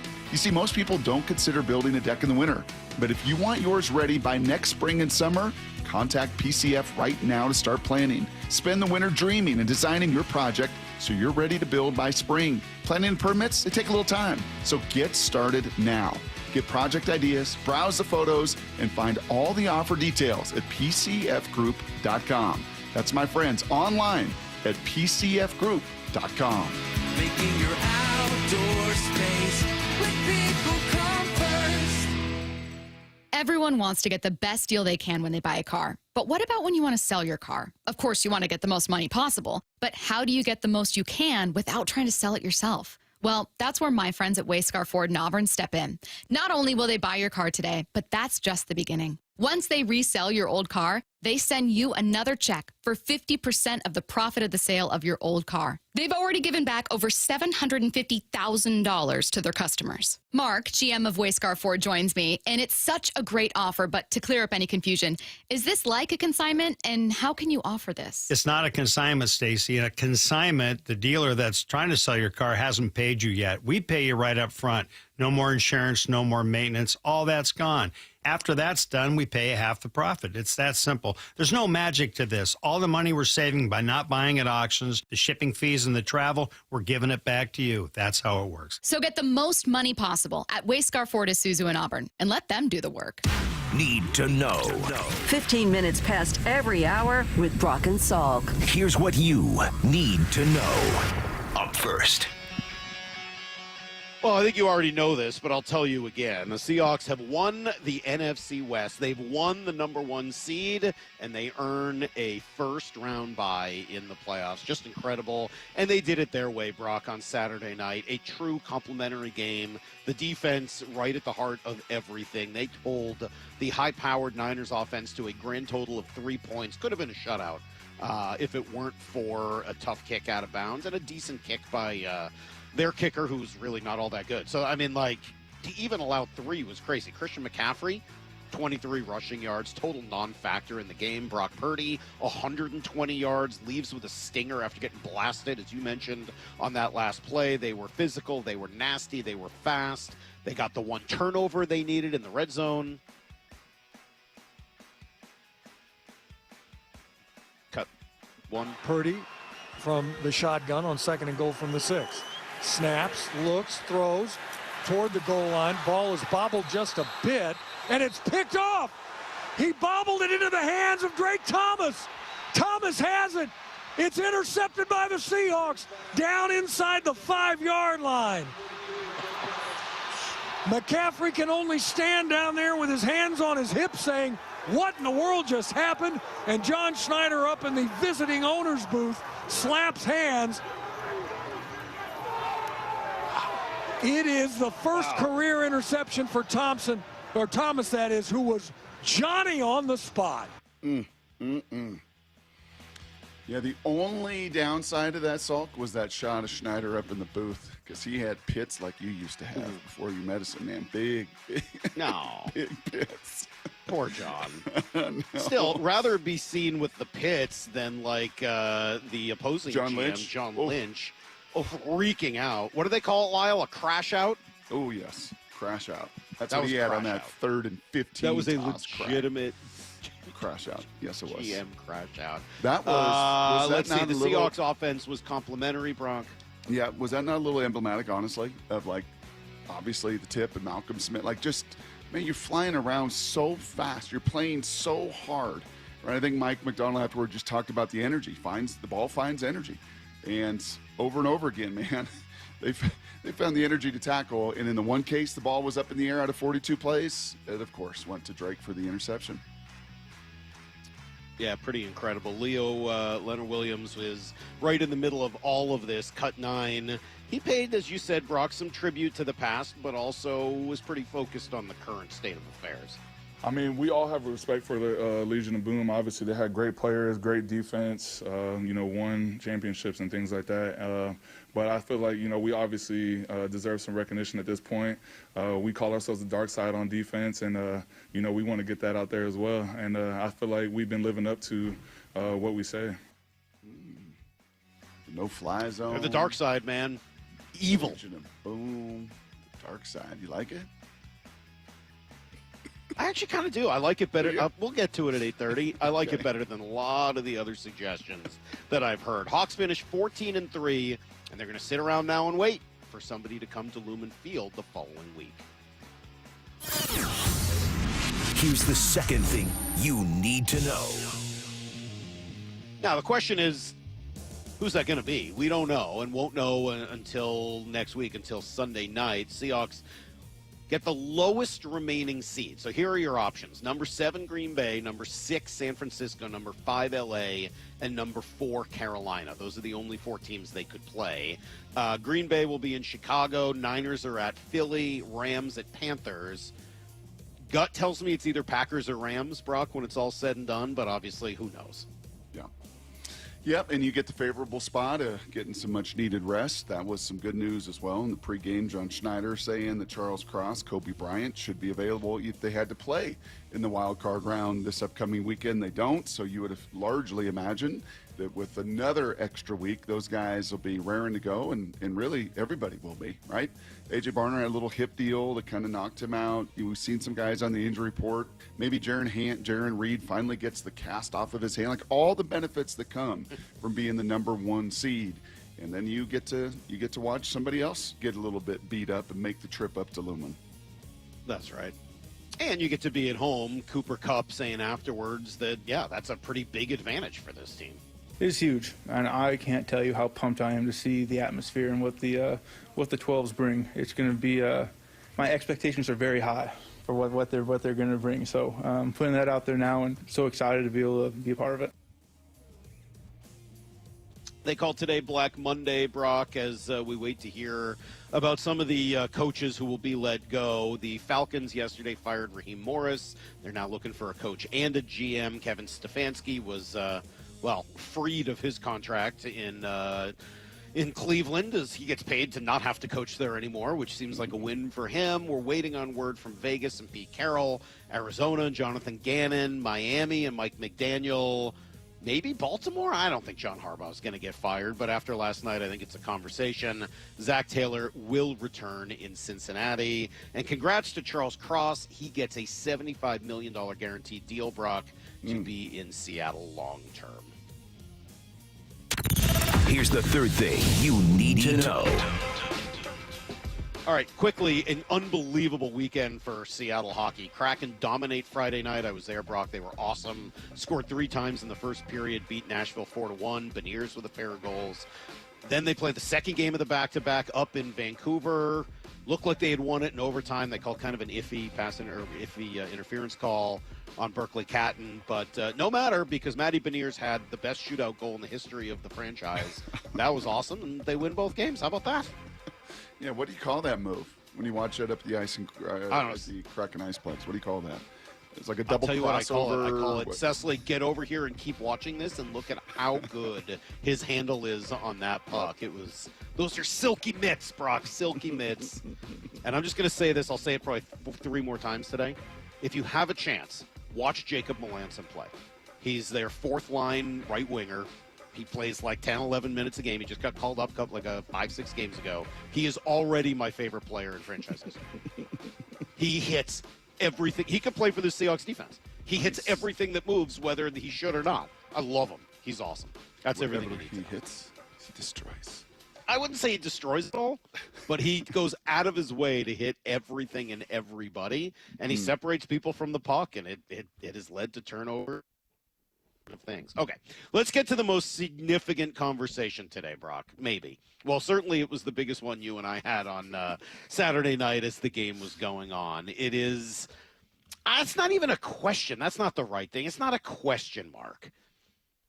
It's a, I'm not even sure what the right word is. A quandary, an enigma, a question, a riddle. It's all of those things and more next on Brock and Salk.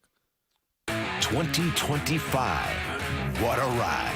The Seahawks win 38-37. It's Sauber with a 2-point conversion catch. Holy cow.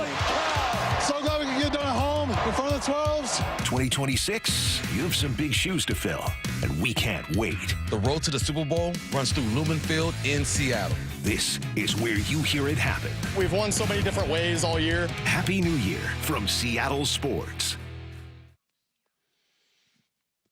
Hey, it's Mike Salk here, and look, it's now past New Year's, but maybe you made that New Year's resolution. Maybe you decided this would be the year that you finally drop that weight. Well, people are going to be doing it with you. That's right. Folks around the Northwest are going to lose 20, 30, 40, maybe 50 pounds in the next couple of weeks and months, and they'll do it with the help of Eastside Weight Loss Clinic. That'll be the resolution. You can as well. A 15-minute phone call gets it all started, and just see if this is going to work for you. I did the program, worked for me.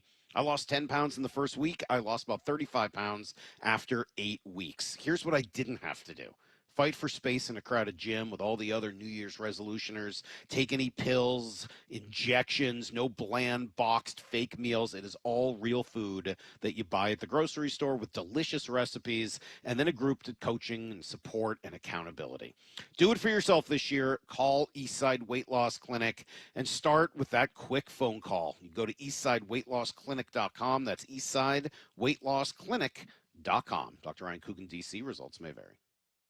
Welcome back to Winter Hack Radio, the place for clever hacks to survive the season.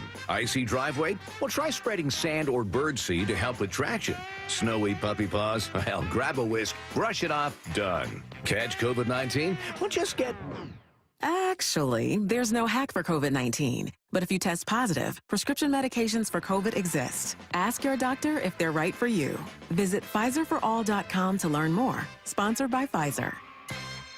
This message comes from Viking, committed to exploring the world in comfort. Journey through the heart of Europe on an elegant Viking longship with thoughtful service, destination-focused dining, and cultural enrichment on board and on shore. With small ships that bring travelers closer to the destination, there's more time to explore. And every Viking voyage is all-inclusive, with no children and no casinos. Discover more at Viking.com. When the new year hits, every business could use a little something to stay ahead. A lift, a jump start, an edge, or perhaps a boost. Like the all-new 5-year business boost from Comcast Business. It's the certainty of a price lock for 5 years on qualifying internet bundles. Plus, you'll have the most reliable Wi-Fi with our best equipment, so your whole team can stay connected at a great rate. And to sweeten the deal, ask about a $500 prepaid card when you add 2 lines of mobile. It's the boost your business deserves. So sign up for the 5-year business boost and get a 5-year price lock on ultra-reliable Wi-Fi. Plus, ask about a $500 prepaid card. Comcast Business, powering possibilities. Ends 2/22/26, new customers only. 1-year contract required for guaranteed rate. 5-year pricing applies to monthly service charge excluding taxes and fees. That's Wi-Fi based on Open Signal Awards USA. Fixed Broadband Experience Report, May 2025. 1877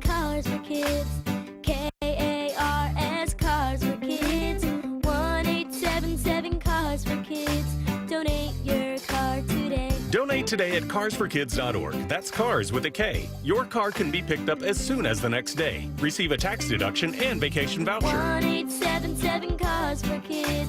Donate your car today. Now accepting donations of land, homes, buildings, or any kind of real estate. Want more Seahawks content? Join me, G. Scott, on The Reset. New episodes of the podcast every Monday and Thursday on YouTube or on the Seattle Sports app.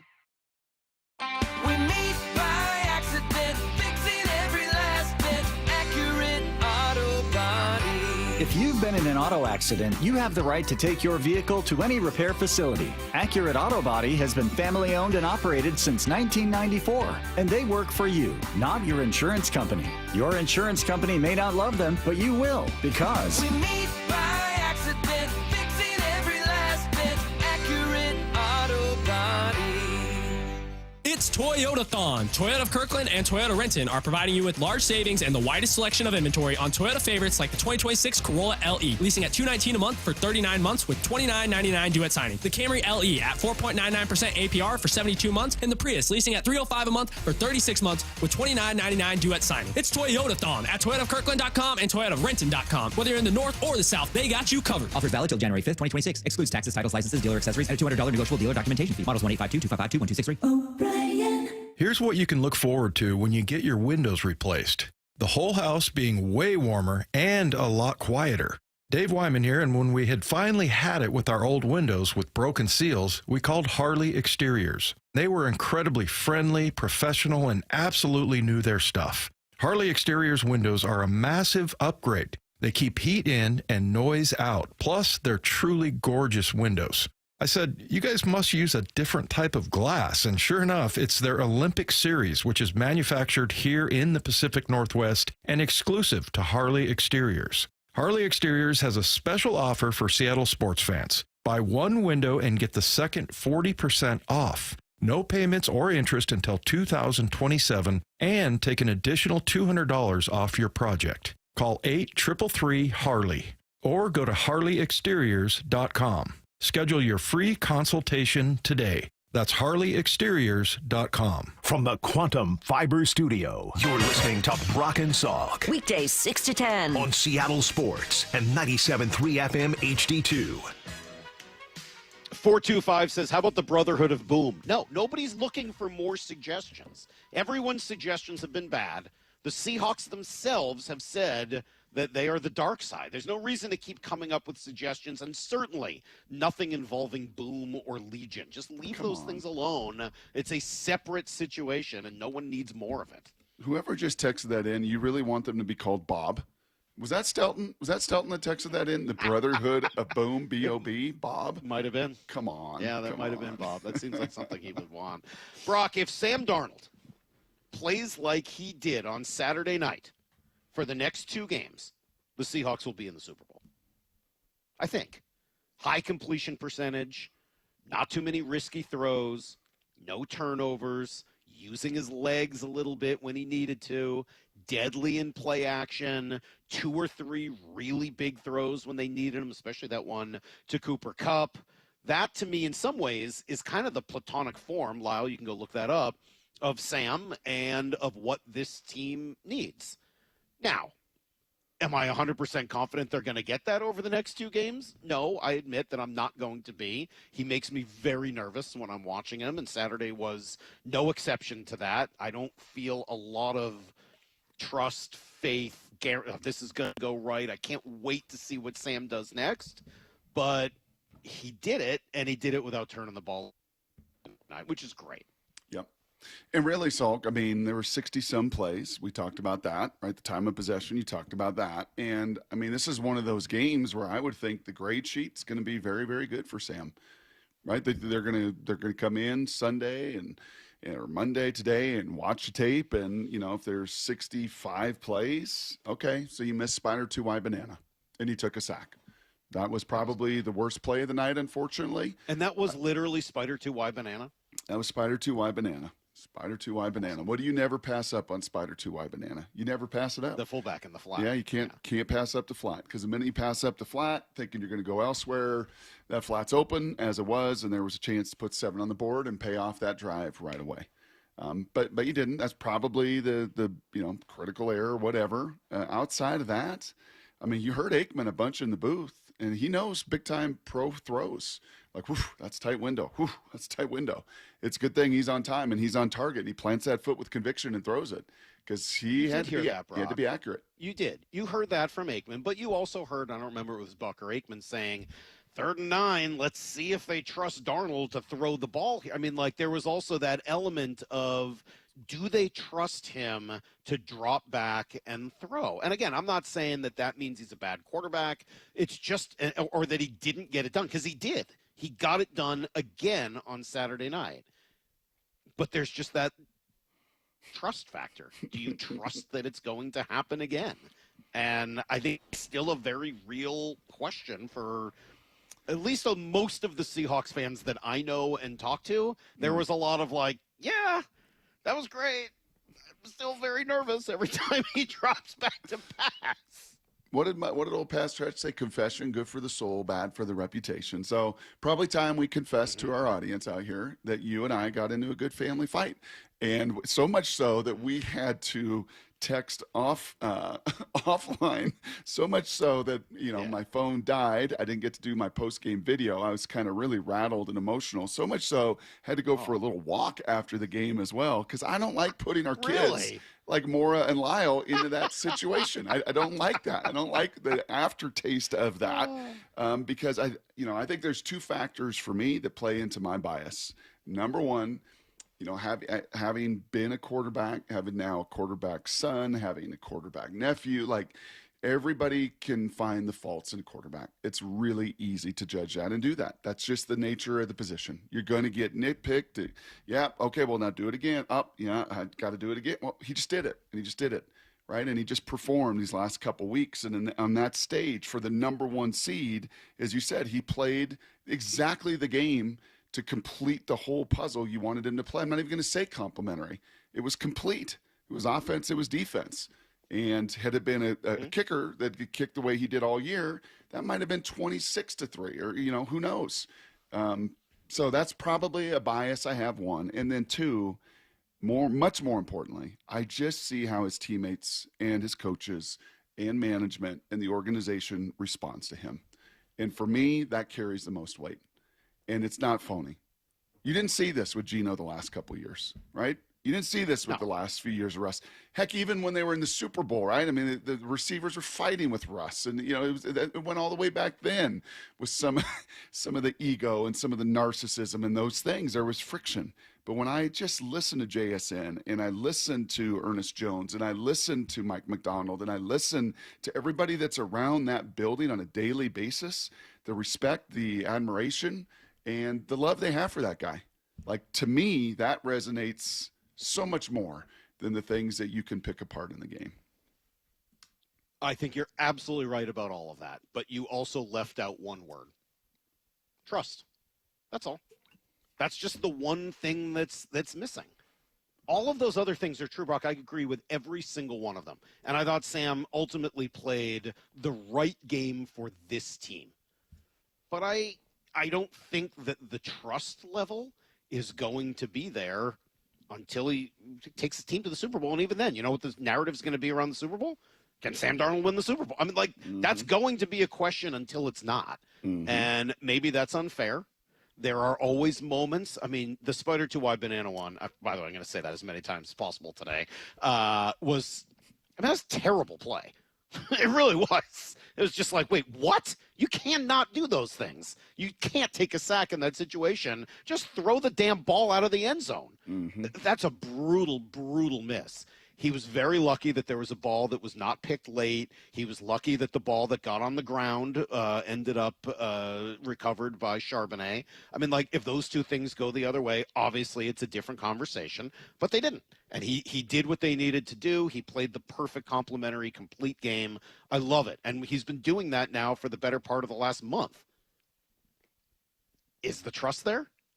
I mean, I think if you were to ask Seahawks fans in their heart of hearts, do you trust Sam Darnold to make big throws, especially if the team gets down and they're having to throw it more often? I think that there are going to still be, like in the heart of hearts, real trust issues there. Yeah, and to your point, the only way you overcome that is the same way Matthew Stafford had to overcome it when he left Detroit and went to L.A. Like, okay, great, but do you really trust that he's not going to make a mistake? Do you really trust that he's not going to throw a pick? Do you really trust that he's going to get it done in the playoffs? Because for a decade in Detroit, he did a lot of good things, but he just couldn't get over that hump. And there are X number of quarterbacks out there that played the position in their life. They're like, that's all great, but when the stakes get really big, what do you do, and how do you perform? And ultimately, there's only one Super Bowl winner, and ultimately, for the last, decade and a half, some guy named Brady won like 7 of them, and almost nobody could get over the hump to defeat that guy. So yeah, that's he knows it. That's the bottom line nature of it. I'm sure glad that for his sake that they're going to be at home, right, for these 2 playoff games. Yep. And I think that one last little piece to that. And I think trust is an important word. And Sean Payton really persnickety yesterday. We're chatting about him during the break. He is. Gosh, he's got some parcels and negative, and he'll take some media people apart. And yeah, he's a really feisty guy. And he said yesterday, and they were bad. I mean, you talk about a Seahawks offense, Denver offense, just struggle bus in a lot of different ways. But he basically like, this is how we play the game to win. Every one of these is a different game. We play, in old Herm Edwards, to win the game. And when you talk about trust, he's got the same thing with their defense in Denver.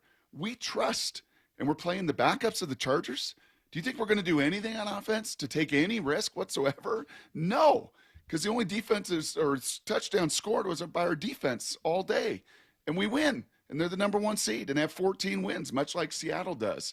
So I think also when it comes to Sam, he navigates this line between, I really trust that group defensively, and I know Mike does and everybody does, and they're so doggone good that I got to walk this line between not making a mistake, right, continuing to let it rip and be aggressive, but trusting the biggest single most trustworthy component in all the playoffs, and that is, I believe, the Seattle defense at home. Mm-hmm. Yeah, I got a text here saying, Brock, how do you even have a discussion with this guy? Yes, Brock, I agree the Seahawks trust Sam Darnold, but I don't. No, that's not what I said. I don't think the Seahawks fully trust Sam Darnold. I think that they have respect for him. I think they love him. I think he's their guy, but I don't think they call games like they've got the ultimate trust in him. And that doesn't mean Mike Macdonald wouldn't sit down with us today, Brock, and say, I have 100% trust in Sam Darnold. I think he would say that. I don't know that their actions and their play calls and the way they handle their business necessarily shows that. I think there's a lot of time where they say, yeah, I don't know, let's be safe here. Let's make sure we don't do that. But I will also say this, because I don't want this to be Mike Salk hates Sam Darnold, because it's not true. He made 2 or 3 enormous throws in that game, including the throw of the game. This play here, I'm going to call it up for you, is cut number 3, I think. Cut 3. Yes. This throw to Cooper Kupp, throw of the game, and essentially iced everything for the Seahawks. The shotgun snap goes to Sam. He's going to look. He's going to step up. Now he's going to scramble right side. Still looking. Throws back inside. It's Cooper Kupp. Inside the 20. Inside the 15. Down to the 11-yard line. What a dart thrown by Sam Darnold. Never took his eyes off downfield and waited for Kupp to come open. Coop reaches up with those great hands, and then he carries it forward. A play of 24 yards, the Seahawks knocking at the door. Big time. Unbelievable play. Great throw. Just awesome. I thought that one was just great. Just phenomenal. Well, I thought his pocket movement up in the pocket was as good as it's been all season long. 6 rushes, by the way, was a season high by a couple. A couple of those were productive. A couple of them don't show up a lot, but it's set up on a second down scramble, a more manageable third down. I think it was even that play, quite possibly, where there was a back-to-back sequence where he scrambled on a second down and put him in a third and short to medium and then delivered on third down. He delivered big time on third down. I'll get to those numbers in one of my takeaways. These last 2 weeks, while third down has been volatile, like some of his season has, these last 2 weeks, third down, the money down, he has cashed those checks in big time ways. And part of, how they played this complementary, complete football as the number 1 seed in the NFC. The number 1, can't say that enough on this Monday. The number 1 seed 14 wins. I know he believes in his heart of hearts, kind of like Russell Wilson did in his years here. The most important thing, Salk, is to win. It's not to have 3-1 touchdown to interceptions. It's not to have the highest efficiency. It's not to have 0 turnovers. My job is to win. And he has won at a prolific rate the last It's been unbelievable. 2 seasons. And it really helps when you've got a defense Sure that's does. done what this defense has done. And, you know, if you're going to ask me, hey, why did the Seahawks win Saturday night? The number one thing I'm going to point to is the defense. And the number 2 thing I'm going to point to is the defense. And the number 3 thing I'm going to point to is probably going to be the defense. Number 4 is going to be the running game and what the offensive line did. And then I'll get to Sam probably at number 5 because I thought he was good. And Brock, as you said, he didn't put the ball in a whole lot of danger. He did what the game called for him to do. I'll just leave it there. Mm-hmm. Yeah, that's why we were fighting. For all of you wondering out there Saturday night, why did Brock have to? So where do you put him in that pie? One is they won the game because of Sam. No, the defense played 42 snaps, gave up 170 yards. That is 1. Number 2 is a run game that ran for 180 yards. Okay, so you and I see it the same way. But number 3 was Sam's efficiency on 3rd down and his accuracy. Well, if I'm not making jokes making. about the defense being 1, 2, and 3, then that's actually where I would have Sam as well. I think we actually see it the same way. It's just that I'm willing to be a little more honest with the people than most people are and tell you what's really happening and what I really think. Am I excited about the Seahawks? Heck yeah. Anybody who thinks I'm not, go back and listen to the 6 or 7 a.m. segment. This defense is all world, man, and the reason why I'm as hyped as I could be. But we give you truth on this show, guys. Like, yeah, there's still a question. Of course there is. And there's going to be until he wins a Super Bowl. And when he does, that'll be awesome. That'll just be amazing. And Sam, but what if he only throws guy. for 158 yards in the Super Bowl? He might. He might. Great defense. If they do that, then he will have done exactly what the team needed, and he'll probably always get the Trent Dilfer, Brad Johnson treatment for the rest of his life because this defense is as good as it is. But so what? Trent Dilfer's got a ring, and so does Brad Johnson, and so do a couple other guys in that same category. And if Sam finds himself in that same spot, good for him, man. He'll deserve it for the rest of his life. Brock, let's ask 3 good football questions.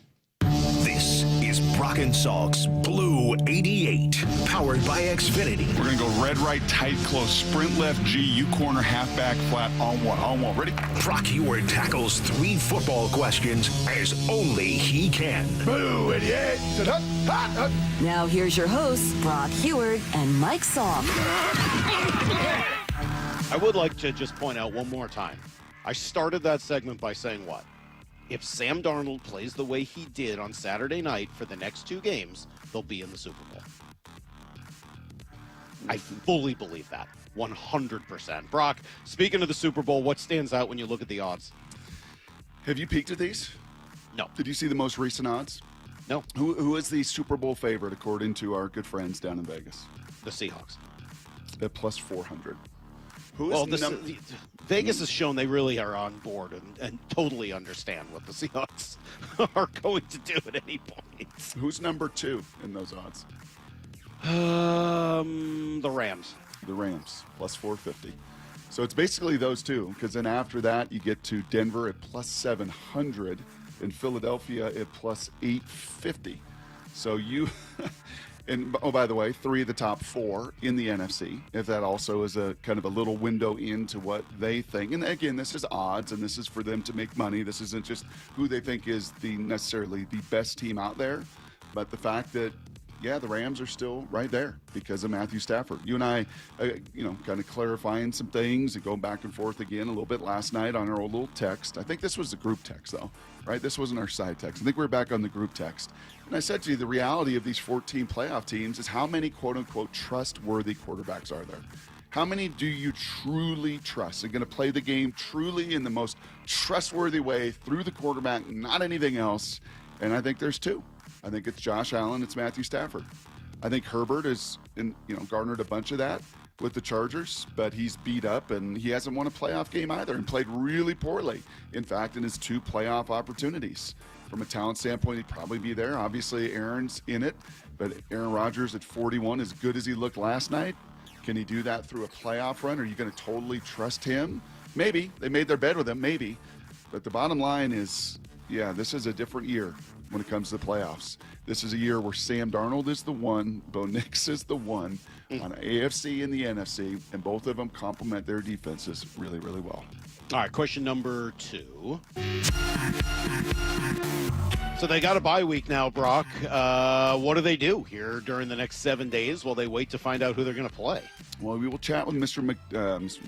Macdonald about this schedule-wise.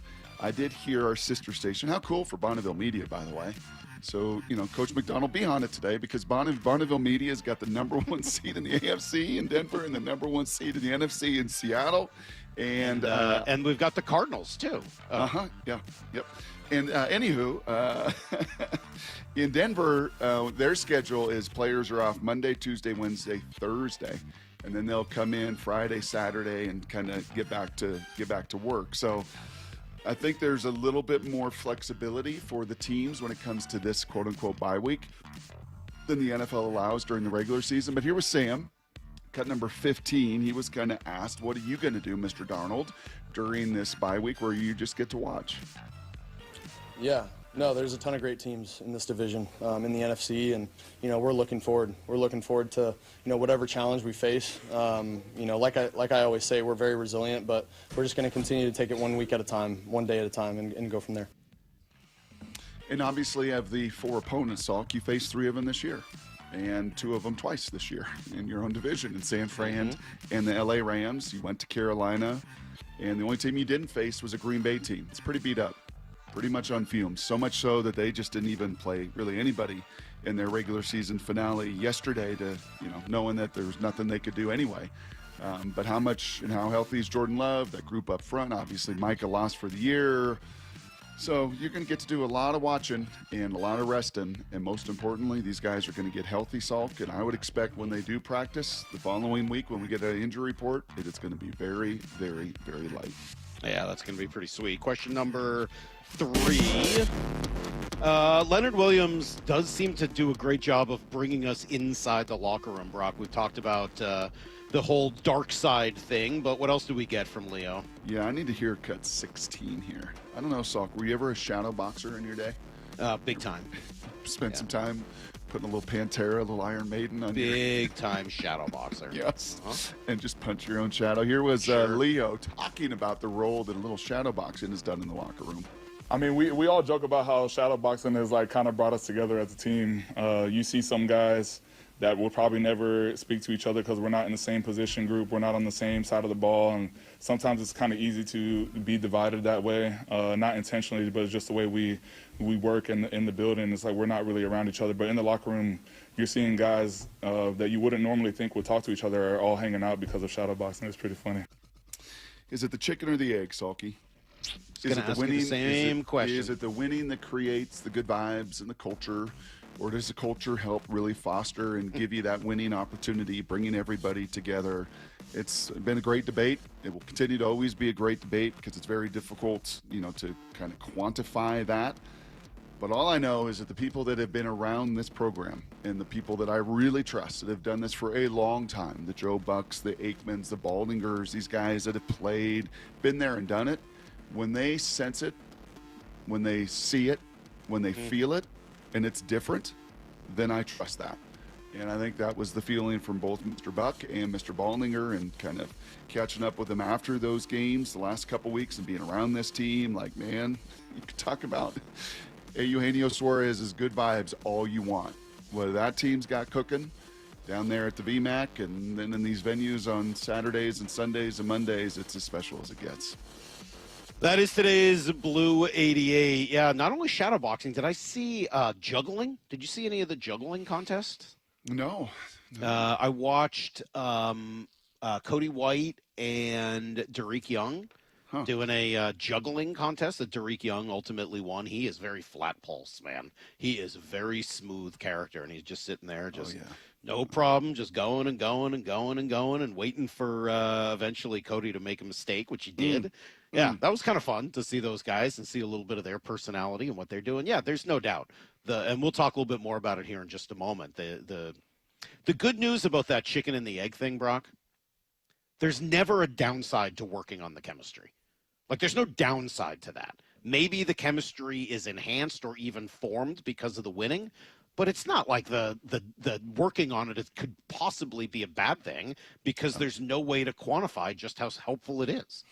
Especially, Salk, and we saw this the first time around, especially when it's the first climb up the mountain together, right? And now they got to 10 a year ago, didn't make it to this stage of even the wild card playoffs.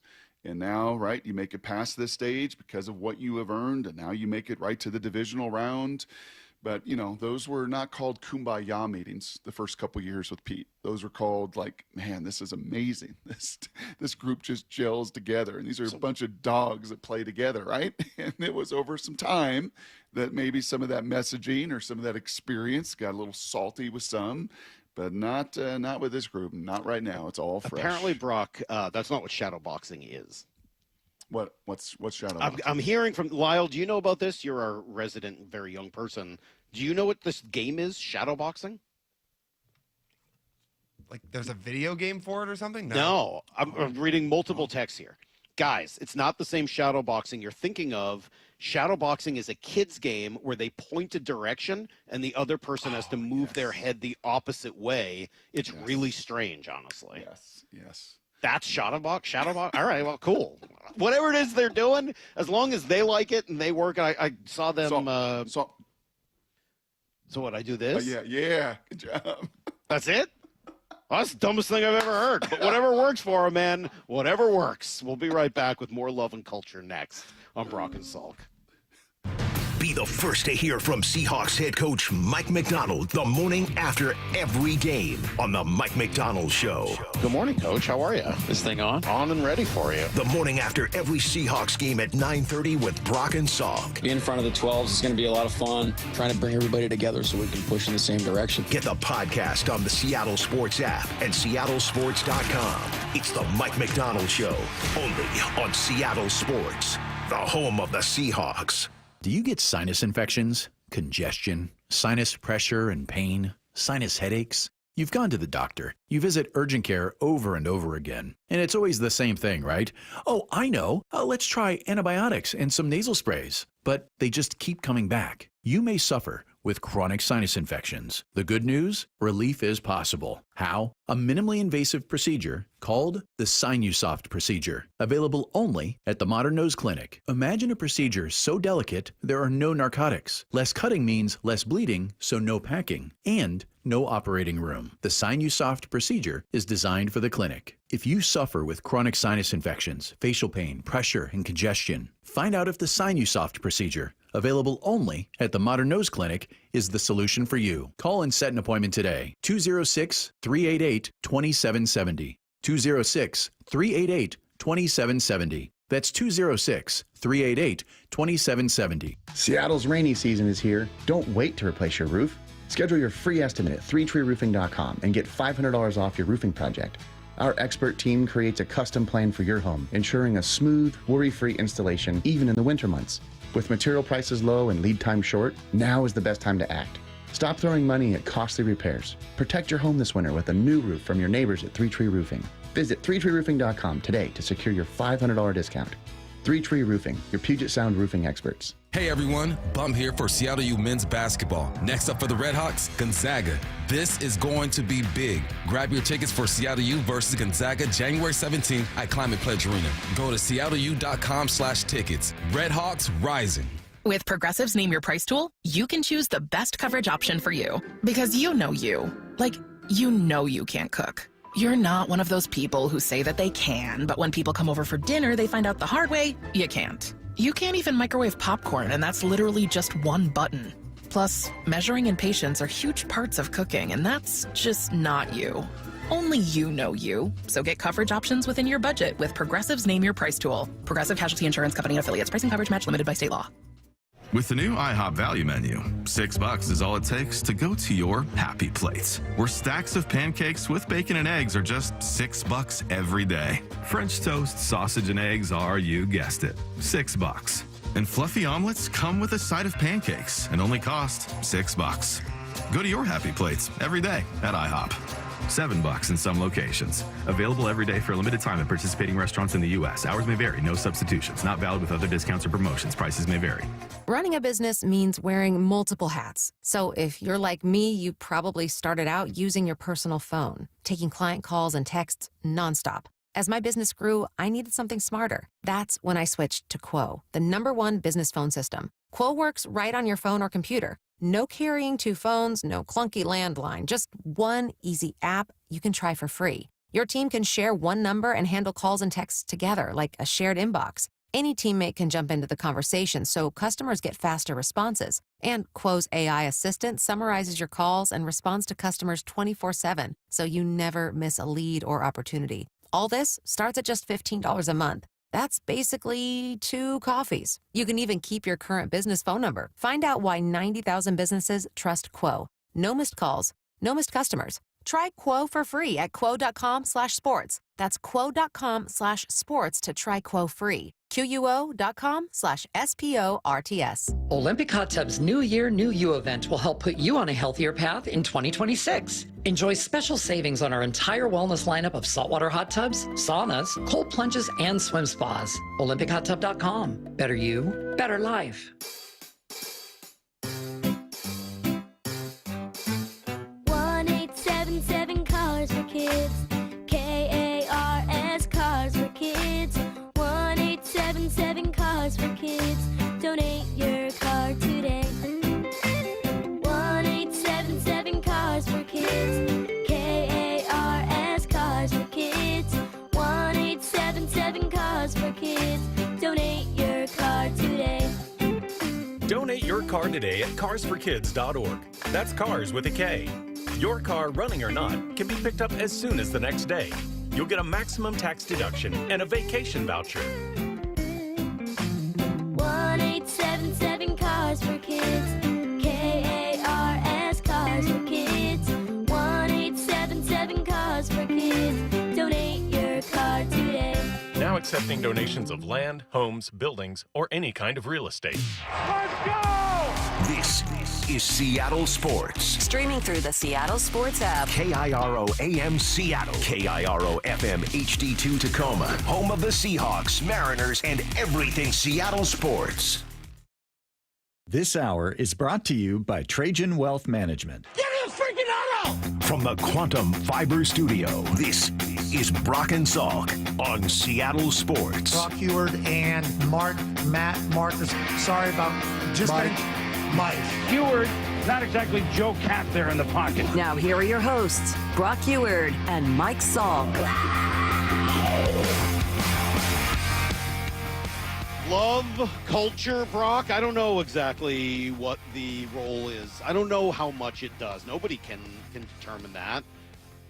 It's like the age-old question throughout sports, but it sure seems as if the best teams have great chemistry, and great chemistry can lead to some of the best teams. And there's no doubt, regardless of your thoughts on the matter of what this team has done culture-wise in just 2 short years, not that it was bad when Pete Carroll was here, certainly not at the beginning, but at the end, Brock, I was struck, and I'm sure others were as well, and the comment certainly seemed to take off on social media on Saturday night that as the Seahawks smoked cigars in the away locker room, yeah, George Kittle was asked about it and was like, yeah, no, they get to do that. They won. That's how it works. I would do the same thing if we won in their building.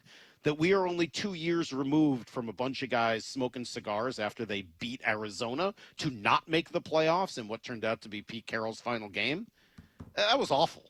Remember how bad that was and just what an awful look it was and what it said about because they were celebrating their individual accomplishment. It was just kind of gross. And here we are 2 years later with a completely new, different, rebuilt culture, and this team is smoking victory cigars in Santa Clara. That's about as good as it gets. I think the one thing that I would say about this entirety of this group, to kind of sum up the culture that they have, right? I think what will naturally happen, Salk, is more of the national folks will come in and start to study this team and be around it. You're going to hear more and more stories and more insights from the national folks. But I love the belief that you can't give away what you don't have. You can't really give away what you don't have. And what this group has is an immense amount of authenticity, and I think they give that to one another. There is just not much fake, phony, people with their ears around that building, people that are in that building all the time. You don't get that sense, man. You don't get this.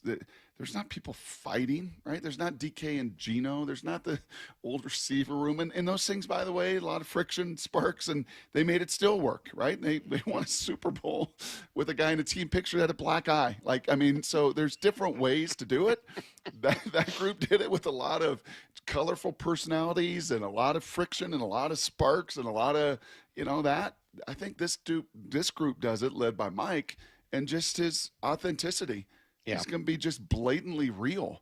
And man, I think to a human of the 70 on the roster, I think they're a very genuine, authentic group. I think that's absolutely true. And that's where Sam also gets a lot of credit for his authenticity. A lot of that has to flow through the quarterback, and he is a regular dude, right? The son of a plumber and all that stuff that you hear about Sam. Grandson?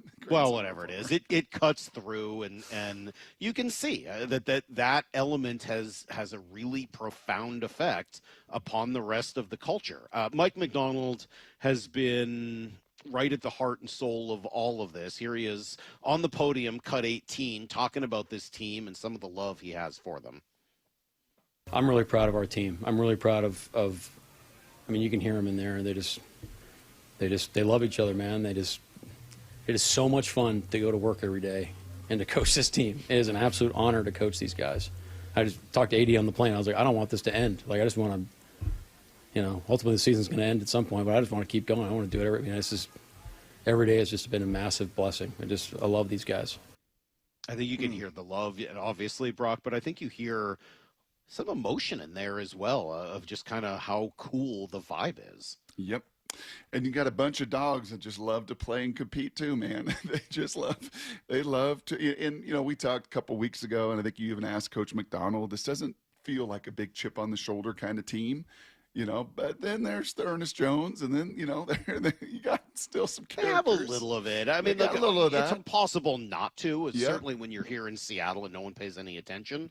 Yeah, but that's not like their defining personality trait, right? And I think a lot of that, honestly, comes from Leonard Williams, who doesn't seem to be that guy. He operates a little bit in the shadows. Not everyone around the league talks about him. We've discussed that this year. And yet he is, no one has talked more about the love and cohesiveness and all of that. Here he is, cut 20. Here's the big cat talking about just what it's like to be on this team. It's incredible. I don't want today to end, honestly. I was hanging out in that locker room for a long time. That's probably why I'm the last one here right now. But it's incredible. I've been playing for a really long time. This is the closest team I've ever been on. The most winning season I've ever been on. And, overall, the job's not done. And that's another thing I love about this team so much is people are celebrating, but in the middle of the celebrations, you're hearing people say, we got more work to do. We got to move on to the next one. And I think not having that complacency is really special. Agreed. Have we talked about, by the way, I don't think we've ever talked about the Fogo de Chao spear they've got now. There's no basketball hoop, but it's like that pole that they put the helmet, like the bring me his head. Yeah, right? And they put that thing. Yes, I love that. And it's a pretty cool little, I think easy picture to absorb too. Hey man, yep. Just bring me the head, bring me the helmet, and let's put that thing and let's stack them and stack them and stack them. And speaking of stacking, that is also something that Mike talks a ton about, and the buy-in is real. It's, I've said this a lot over the years we've done this, Salk. The closest team that I ever played on was that Colts team that made it the AFC Championship game in New England. That was a brotherhood. That was a bond. That was guys that all spent time together. That was guys on Fridays that didn't just look to leave the building, that wanted to hang around and get together and eat lunch together and do dinners together. And that stuff matters. It matters. And I don't think it should be terribly surprising that for the first time in our market's history, right, you've got a division winner in the Mariners and a division winner in the Seahawks, and never happened before. And there is a commonality between those two locker rooms and clubhouses. Those guys like each other. They want to play for one another. They care about one another. And when you get that on top of talent, on top of great scheming, on top of great coaching, on top of great execution, good things tend to follow. And Hawkblogger may have disagreed with me last week when I said this, and that's fine. He gets to have his opinion. I'll disagree with him on it. I don't think there's any way this was going to be possible with Geno and DK here. I really don't. At my core, I'm sorry, I just don't believe that. And that's not to say that you can't have a good culture with those guys around. Pittsburgh, despite having two buttes in DK and Aaron Rodgers, has found their way into the playoffs thanks to a horrendous kick and a terrible call and a couple of other things. Congratulations to them. I'll tip my cap. So it's obviously possible to do it. But I didn't think it was going to be possible here. Not with their ties to Pete Carroll and their ties to the old regime. And honestly, I'd even put Tyler Lockett in there, and he's a great culture guy. Tyler's like one of the ultimate tremendous people to ever play this game, the type of guy who probably could have and should have won a Walter Payton Man of the Year award. But the ties to the previous regime, how closely linked they were to Pete's way of doing things, I think it was going to be really hard. And in Geno's case, even going so far as to call Pete every time something didn't go his way. I don't think they could have done that with those two guys here. Maybe that's not the reason that they jettison them and move on, but it sure was a healthy byproduct of it.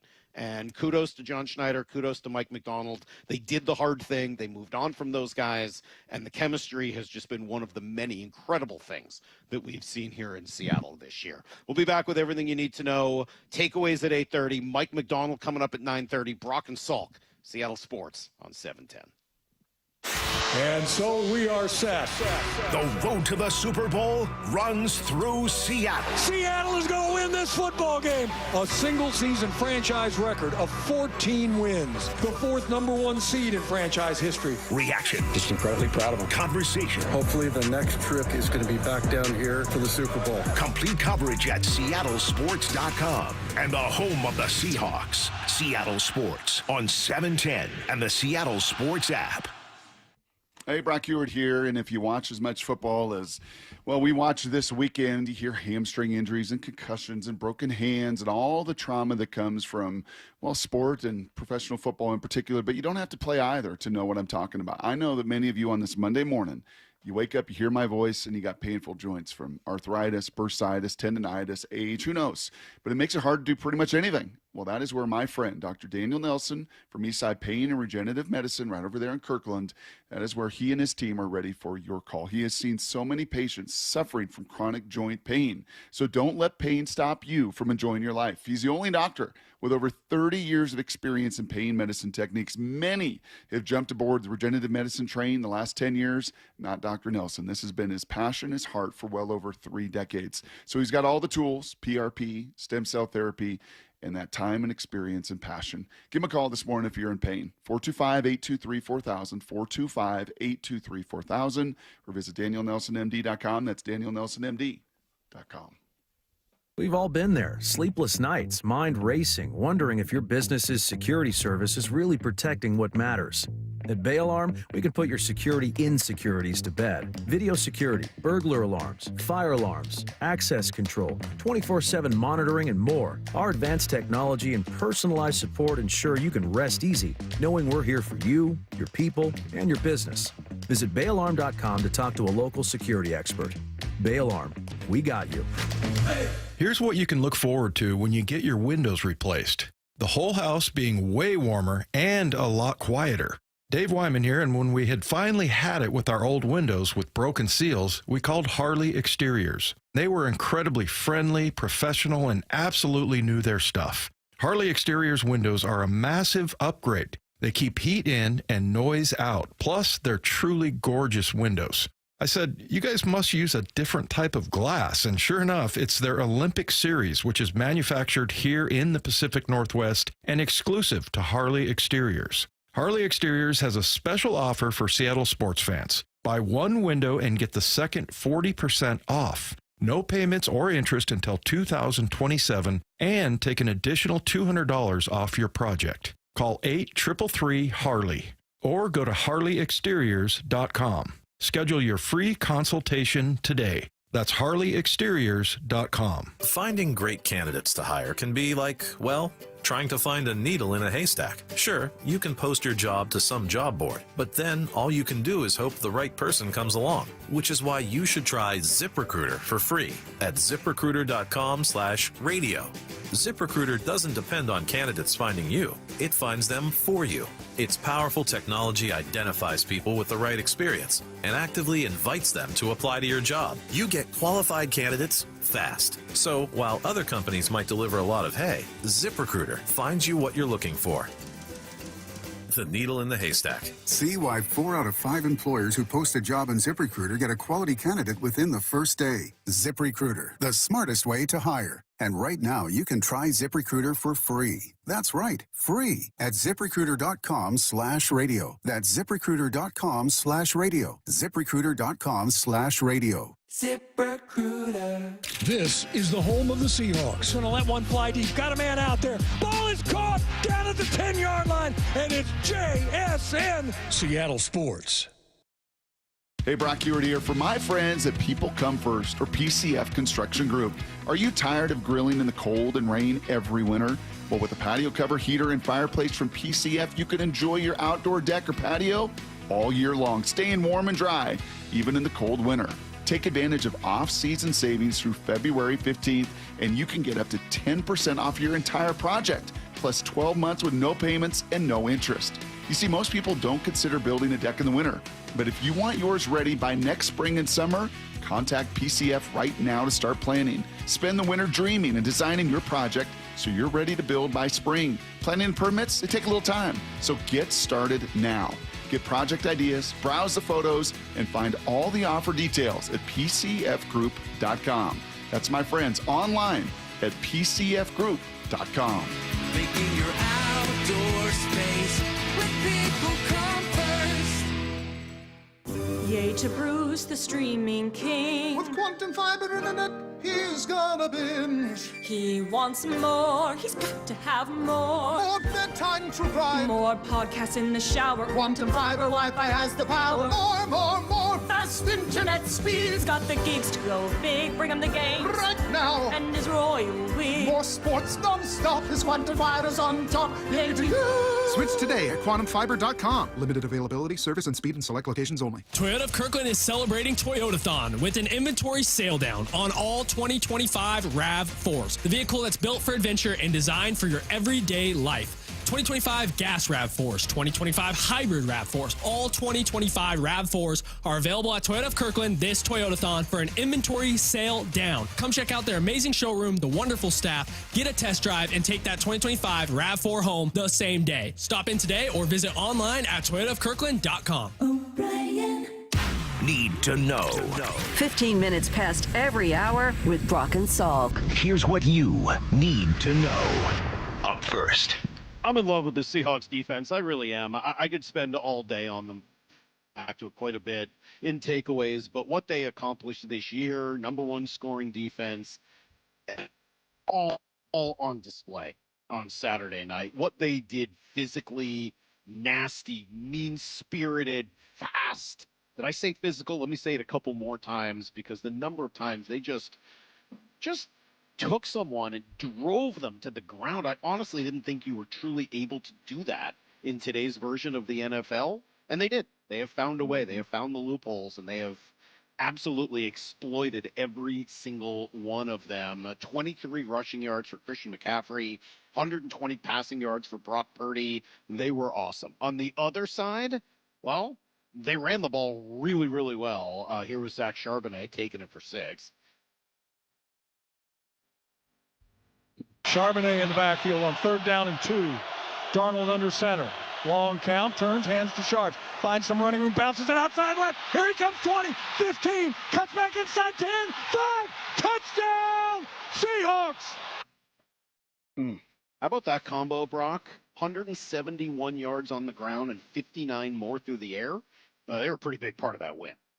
Absolutely, and I love that play call on 3rd and 2. I saw a lot of breakdowns with all the film junkies out there, Salk breaking that one down of using that pre-snap motion and movement to get an extra defender out of the box. A tremendous block on the backside there by AJ to win, and then you get a one-on-one. And what have I always told you, Salky? My job is to get you a one-on-one, and your job is to win it. That can be defeating a block, which guys did. That can be a pass rush, which guys did. That can be making that tackle in the open field, which guys did, or it could be breaking a tackle like Charbonnet did with the only touchdown of that game, that big one right there. Well, and no surprise, afterwards, Mike Macdonald went back to one of his favorite words to describe how his team, his defense, and everybody played. Stack.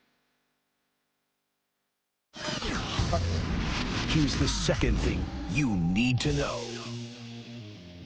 Meanwhile, we got to wait and find out who they're going to play, Brock. That will not be determined until the end of the weekend. Here are their options: Green Bay, San Francisco, LA, Carolina. If Green Bay wins, that's who's coming here, guaranteed. Mm-hmm. After that, it would go in order: San Francisco, LA, Carolina, whichever of those teams win. The lowest seed of them would come to Seattle the following week.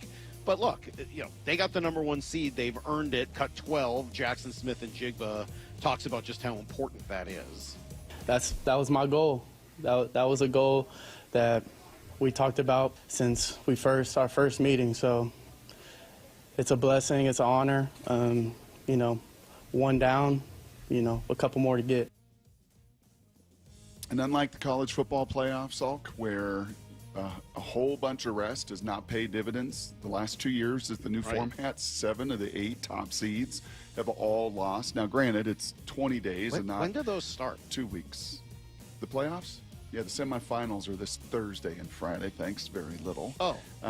While that has not paid a lot of dividends, the number 1 seed since 2020 has made the Super Bowl 50% of the time. So there is a drastic difference between getting that time to get your roster fully healthy and to have just now 2 games.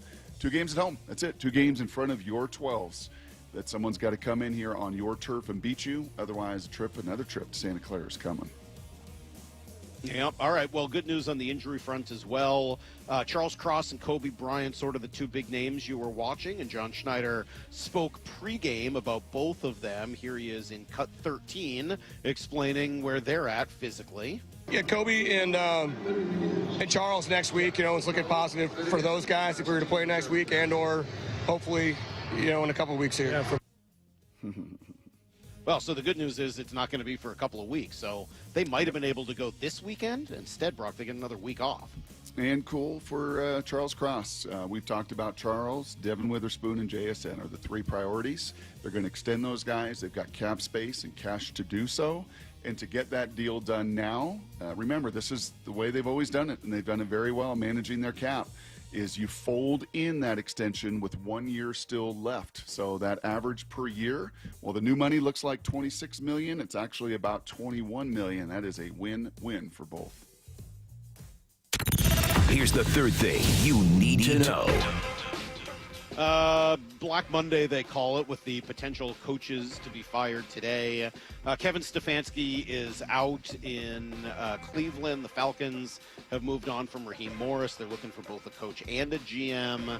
Nothing yet from Vegas, but I think we all have a sense that Pete's probably not going to survive. Nothing yet from Arizona either, although I'd be surprised. Well, you know what? Nothing would surprise me in Arizona. They have no idea what they're doing. We're waiting on Miami. I guess in theory, waiting on Baltimore. I can't imagine they'd fire John Harbaugh, but it's at least worth asking about. Zach Taylor's going to return in Cincinnati. The Giants reiterated that they're sticking with Joe Shane. I don't know why, but they're going to do that. So that's kind of where we're at, Brock. Yeah, and I think a bunch of the rumblings out of Vegas was that Tom Brady is going to get heavily involved, heavily involved, and you're going to see, kind of like the Patriots did in bringing back Vrabel and Joshy Boy, that he's going to bring Flores and Brian Dable, OC, and Flores to be the head coach there in Vegas. And to be honest, that might be a pretty good pairing. Yeah, but unfortunately for Pete, not the way we wanted to see this script written.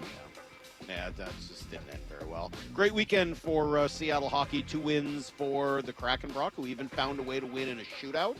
The Torrent won in a shootout as well. That was super exciting. And so there you go. That's everything you need to know. 1:15 every hour here in the Brock and Salk Show. Do you think I want it was you to watch calling Jacob out? Melanson, Brock. I will. But do you think it was us calling out? Like, how's Matty Beniers not even in the shootout competition? And then he goes out there and does like a double crossover. What are some of those figure skating moves with like a triple axel? Yeah, it looked like he did a triple axel with a double crossover with a sock cow on his little. Think he threw a little double toe loop on there at the end, maybe a triple Lutz.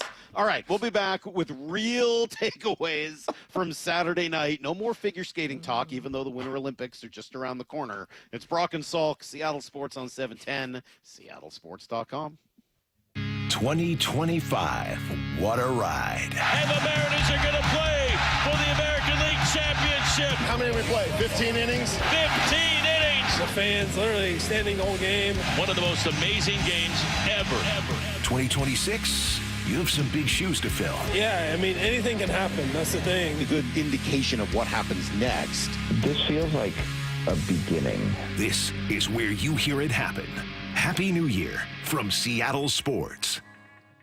All right, well, speaking of the new year, it has obviously arrived, and that means a lot of folks are going to be doing their resolutions, and usually the most common among them is to try to lose that weight this year. Well, get some help. Don't try to do it yourself. It's really hard to do by yourself, but with help, pretty doable, and that's why you call Eastside Weight Loss Clinic. They're going to help people all over the Northwest lose 20, 30, 40, maybe 50 pounds in the next couple of weeks and months. It starts with just a 15-minute phone call. I did that. I did the program.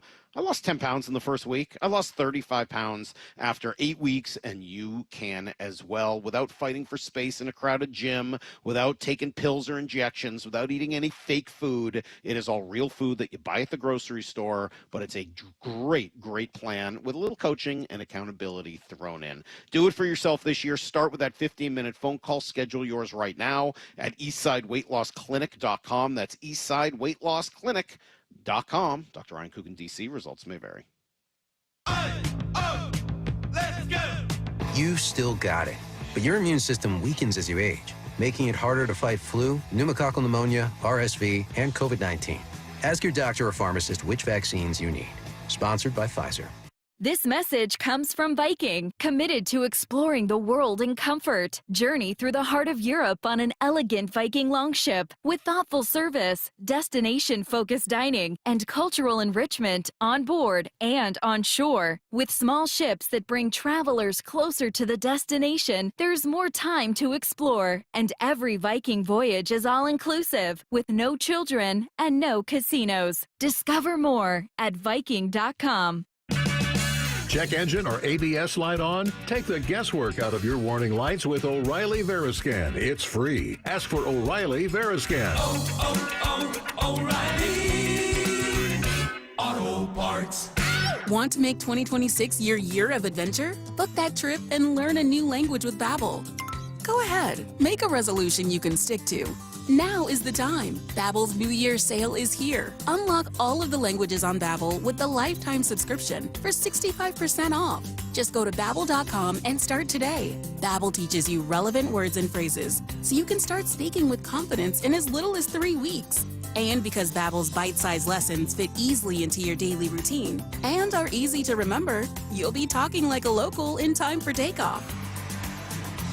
Dive into the world of language learning content with Babbel's videos, podcasts, and stories from around the world, full of culture bites and language learning tips. Turn your daydream into a destination this year with Babbel. But don't wait. This offer ends January 15th. Get Babbel's lifetime access for less at Babbel.com. That's Babbel.com. Babbel.com. What does VA mean to me? A place for my daughter to call home. Thanks to the VA Home Loan. A new lease on life. The best healthcare team I've ever had is here at VA. And education, and the opportunity to open doors I never thought possible with my GI Bill. The financial support I need to manage the disabilities I developed because of my service. Get what you earn. Visit choose.va.gov. Not all veterans are eligible for the type or amount of benefits mentioned here. The home of the Seahawks, Seattle Sports. Touchdown! Seahawks! Ken Walker III! Get everything Seahawks at seattlesports.com. As a quarterback, you cannot run a winning play with a messy playbook. And most companies' data, well, it's a mess. AI is changing the game, but if your data is scattered, you're stuck on the sidelines. Brock Heward here, and this is where my friends at Marquee Data come in. They get your data in shape, clean, connected, ready to perform, so you can finally put AI to work for your business. Whether sales, finance, or operations, every smart move starts with the right data. So head to mydataqb.com to draw up your game-winning data play today. That's Marquee Data or mydataqb.com. It's the best time of the year. Toyota-thon. Toyota of Kirkland and Toyota of Renton are providing you with large savings and the widest selection of inventory on Toyota favorites like the 2025 Tacoma, leasing at just $259 a month with $39.99 due at signing. The 2026 Tundra, financing at 2.99% APR, up to 72 months, and $1,000 bonus cash. The gas and hybrid RAV4s and the Corolla Cross. It's Toyota-thon. Whether you're in the north or the south, they got you covered. Visit ToyotaofKirkland.com and ToyotaofRenton.com. Offers valid until January 5th, 2026. Excludes taxes, titles, license, dealer accessories, and a $200 negotiable dealer documentation fee. Model 7540. O'Brien. Happy New Year, Susan. I really appreciate you picking up the bill for lunch. I'm happy to. One of my New Year's resolutions is being better with money. So I've started using Upside, the free app that pays you cash back for buying gas. Wait a minute. Are you saying you actually get paid cash when you buy gas with the Upside app? Yes, I earn cash back just for buying the gas I was already buying. Does that actually add up to anything? I'll make $200 to $300 this year. Wow, that's serious extra cash. I'm downloading the Upside app now. Download the free Upside app now in the App Store or Google Play and start earning cash back on everyday gas purchases. Use promo code RIDER for a 25 cents per gallon bonus on your first tank. That's up to 50 cents per gallon on your next fill up. You can cash out anytime, right to your bank account or a gift card for Amazon and other brands. Just download the free Upside app and use promo code RIDER for a 25 cents per gallon bonus on your first tank. That's code RIDER. Code RIDER. Offers vary by user and location. Go to upside.com for terms and conditions. From the Quantum Fiber Studio. This is Brock and Salk. Weekdays 6 to 10. On Seattle Sports and 97.3 FM HD2. Breaking news, Brock. While we were in need to know, the Las Vegas Raiders say they have relieved Pete Carroll of his duties as head coach, saying we appreciate and wish him and his family all the best moving forward. John Spytek will lead all football operations in close collaboration with Tom Brady, including the search for the club's next head coach. So just a question, now that Brady's going to be leading that charge and leading that search, when Matt Ryan is named the president of football operations for Atlanta later today, can he keep doing media? Should John Lynch go back to doing games as well, even though he's the GM of the Niners? Does Troy Aikman's going to work with Miami and also continue to be the #1 Monday Night Football analyst? So are we just saying we're done with that? Like, you can just do both now. It's fine. I don't know. I would think Matt Ryan's going to be a day-to-day job. I think they would say Tom's not day-to-day with the If with the you are Raiders leading it in close conjunction with Tom Brady, then that is too close to day-to-day to be doing games. So. That's ridiculous. I would think so. That's ridiculous. I honestly, like, I've not been that upset about it until I read that. And it's like, come on, what are we even doing? That's absurd. But that's not our story. That's not our cross to bear. Instead, Brock, we've got takeaways from a wonderful win on Saturday night. Takeaways. Okay, so tip of the cap to my buddy Daniel Hill. I think you've met Daniel along the way. Trainer extraordinaire, wonderful guy, wonderful family. Did you see him at the wedding? He and the Hill family were all at the wedding as well. I mean, let's be clear. I think Papa Hill might have been the dancer of the night. Did not see that coming, but wow, did he put on a performance? He texted me, Daniel, and said, "Was that the magnum opus performance of the Seahawks defense?" You called it, what did you call Sam Darnold's performance, a platonic form? Was that on the opposite side of magnum opus for the Seattle Seahawks defense? And we can rattle through all the numbers once again. 42 plays, 170 yards, 4.1 yards per play, 2 for 9 on third down, 0 for 2 on fourth down. Like, I mean, just suffocating, just violent, just whatever way we want to go about it. Was that your favorite performance of them defensively this year? Yeah, I think I said that right off the top at 7 o'clock. I mean, yes. Because of who it came against, right? I mean, like, I guess in theory they did more to Carolina and Minnesota and maybe Atlanta, but I don't think that I've seen anything against an offense like that. I mean, that was like what the Seahawks did to Peyton Manning in the Super Bowl. Like, they just completely overwhelmed and suffocated a really good offense and just dominated them. You know, and even though, Salk, you're right, like from a team standpoint, you can look at the quarterbacks and Kirk Cousins and Max Brosmer and Little Bryce and everything else. You did have to face some of the best running backs in the league. Rico Dowdle and Bijan Robinson and Kyron Williams and Jonathan Taylor and those guys really largely did nothing. So yeah, the QBs weren't great, but they were some of the best running backs. And then you had the hottest QB with one of the best all-purpose backs in all the NFL, and neither of them could get anything going Saturday night in Santa Clara either. Takeaways. All right, well, I'll also start with the defense, Brock, and maybe go in a little bit of a different direction. There are a lot of ways to measure a defense. Points, they finished number one when it was all said and done. Yards, I think they finished second or third in terms of yards given up. They were right there in sacks. They did a great job with turnovers. All of those are worthy ways of trying to determine how good a defense is. How about the effect they have on their opponents and their opponents' offensive game plans? Because I think that was very much on display on Saturday night as well. The Niners had an opportunity to go for it on 4th and 1 from, I think, about their own 44. And that is prime Shanahan, go for it. I think last week against the Bears, he 1,000% would have gone for it there, and they probably would have picked up the first down. The only real reason I could come up with for them not going for it on Saturday night is they just honestly didn't think they could get it done against this defense. I saw Niners writers and Niners fans afterwards complaining that their team played and coached scared and nervous all night long, and maybe they did. But if they did, it's because of the effect of having to play against this defense. It forces other coaches to play their game and make decisions in a totally different way than I think they want to. Yeah, and when you stop the run in particular, in that one, right, it is the age-old for 30 years. I got to stop the run, got to stop the run, got to stop the run. Yeah, when you stop the run. And that was the fewest rushing yards of a Shanahan team ever, right? That was Christian McCaffrey for 8 carries and 25 yards and a long of 5.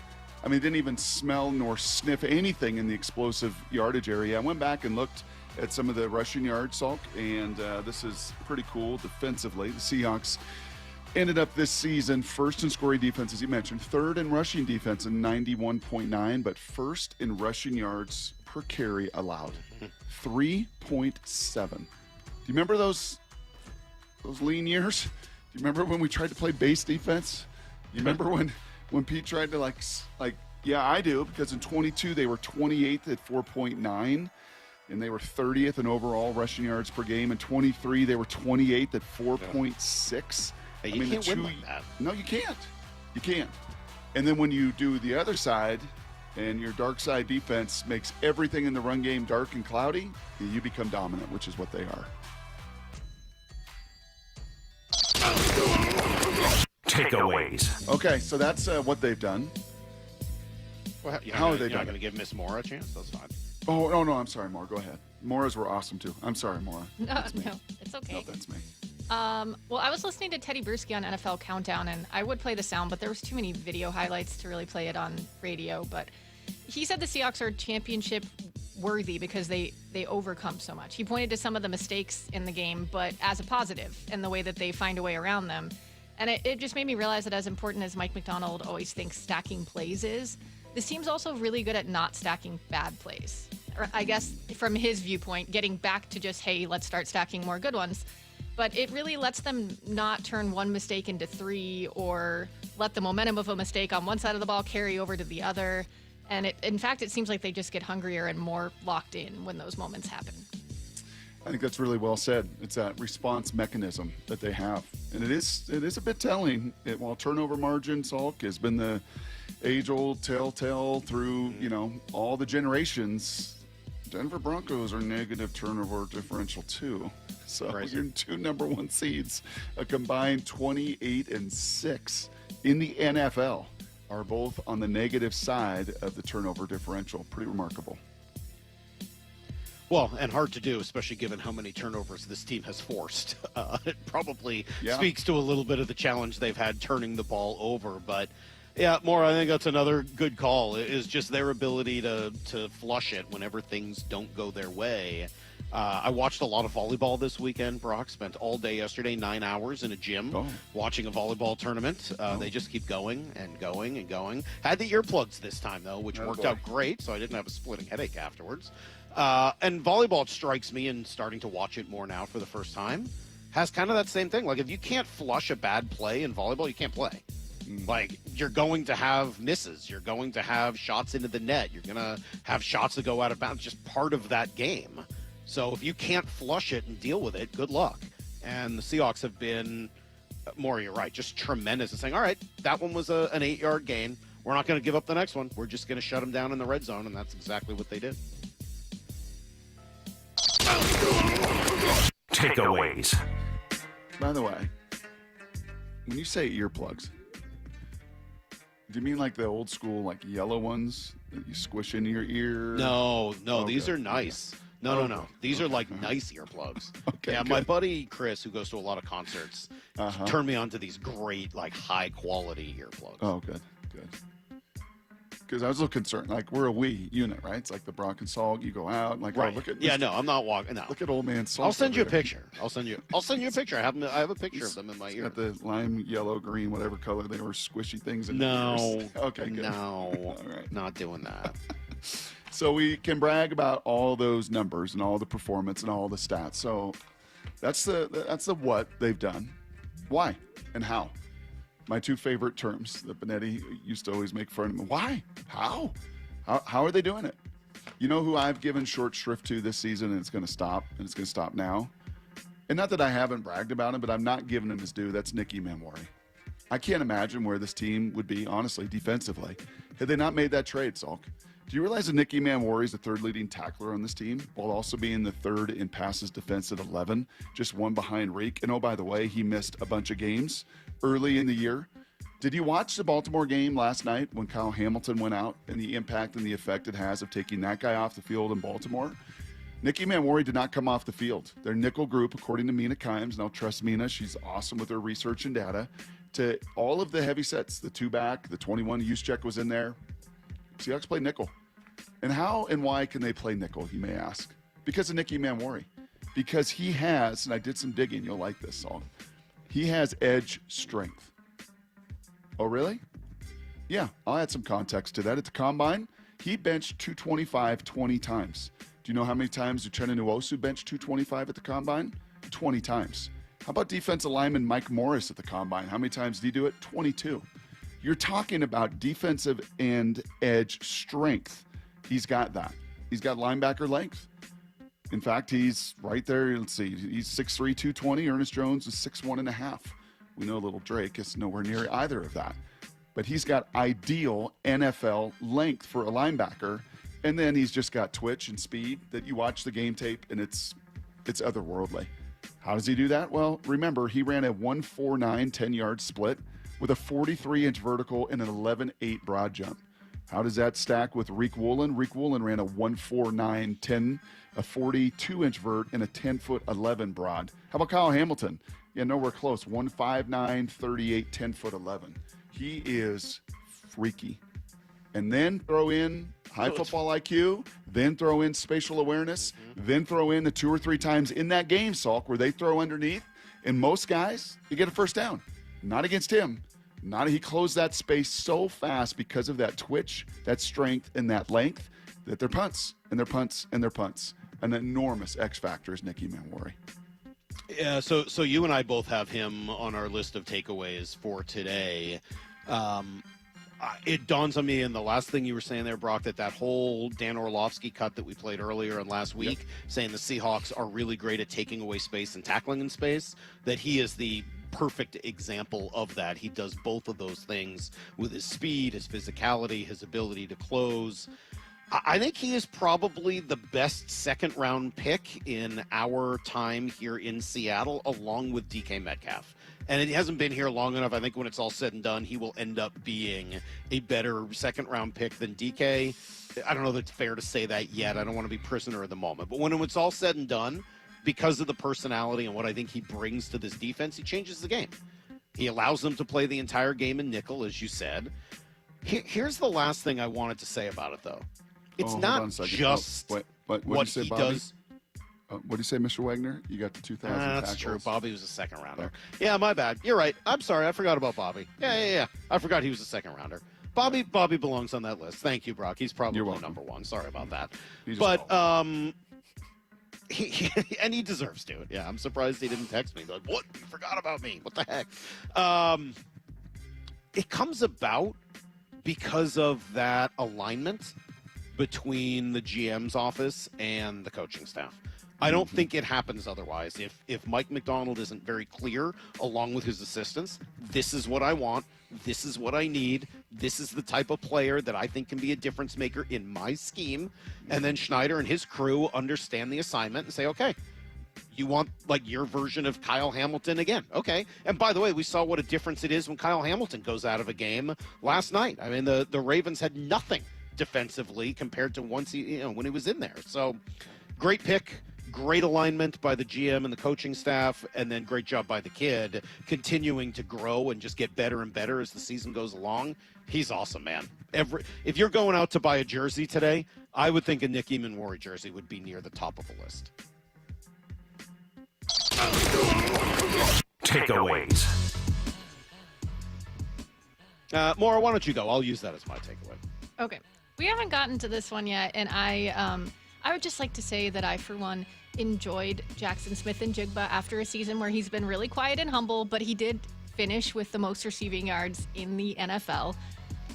He had a little edge and took a shot when asked if he had seen what Deommodore Lenoir had said about wanting to go one-on-one and lock him down throughout the week.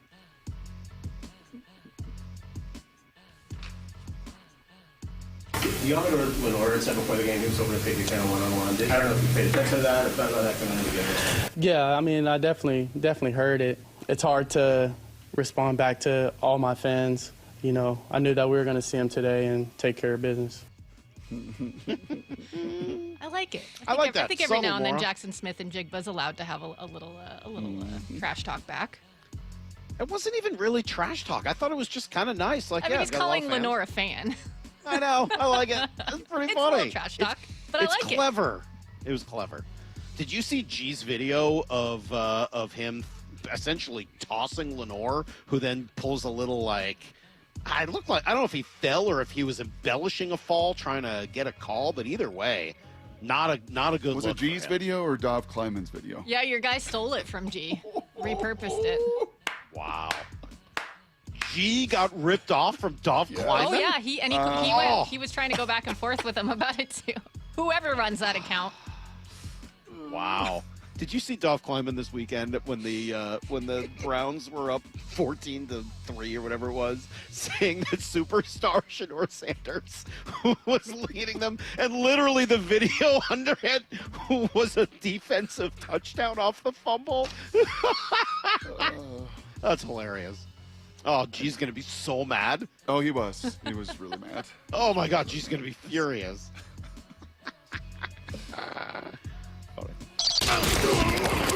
Takeaways.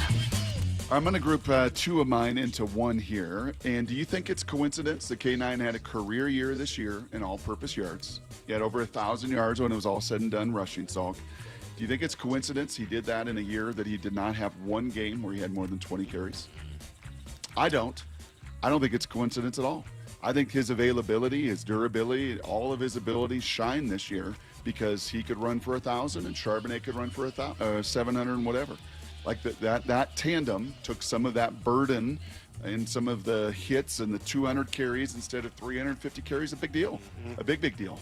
So I don't think that's coincidence. I would also say, and I'm going to trust Nate Tice on this one. There were four called designed run plays in the NFL this year on 3rd and 15 plus that gained first downs. There were 4 of them in the NFL this year that were designed, called run plays on 3rd and 15 plus that actually netted a first down. The Seahawks He had had 2 of them.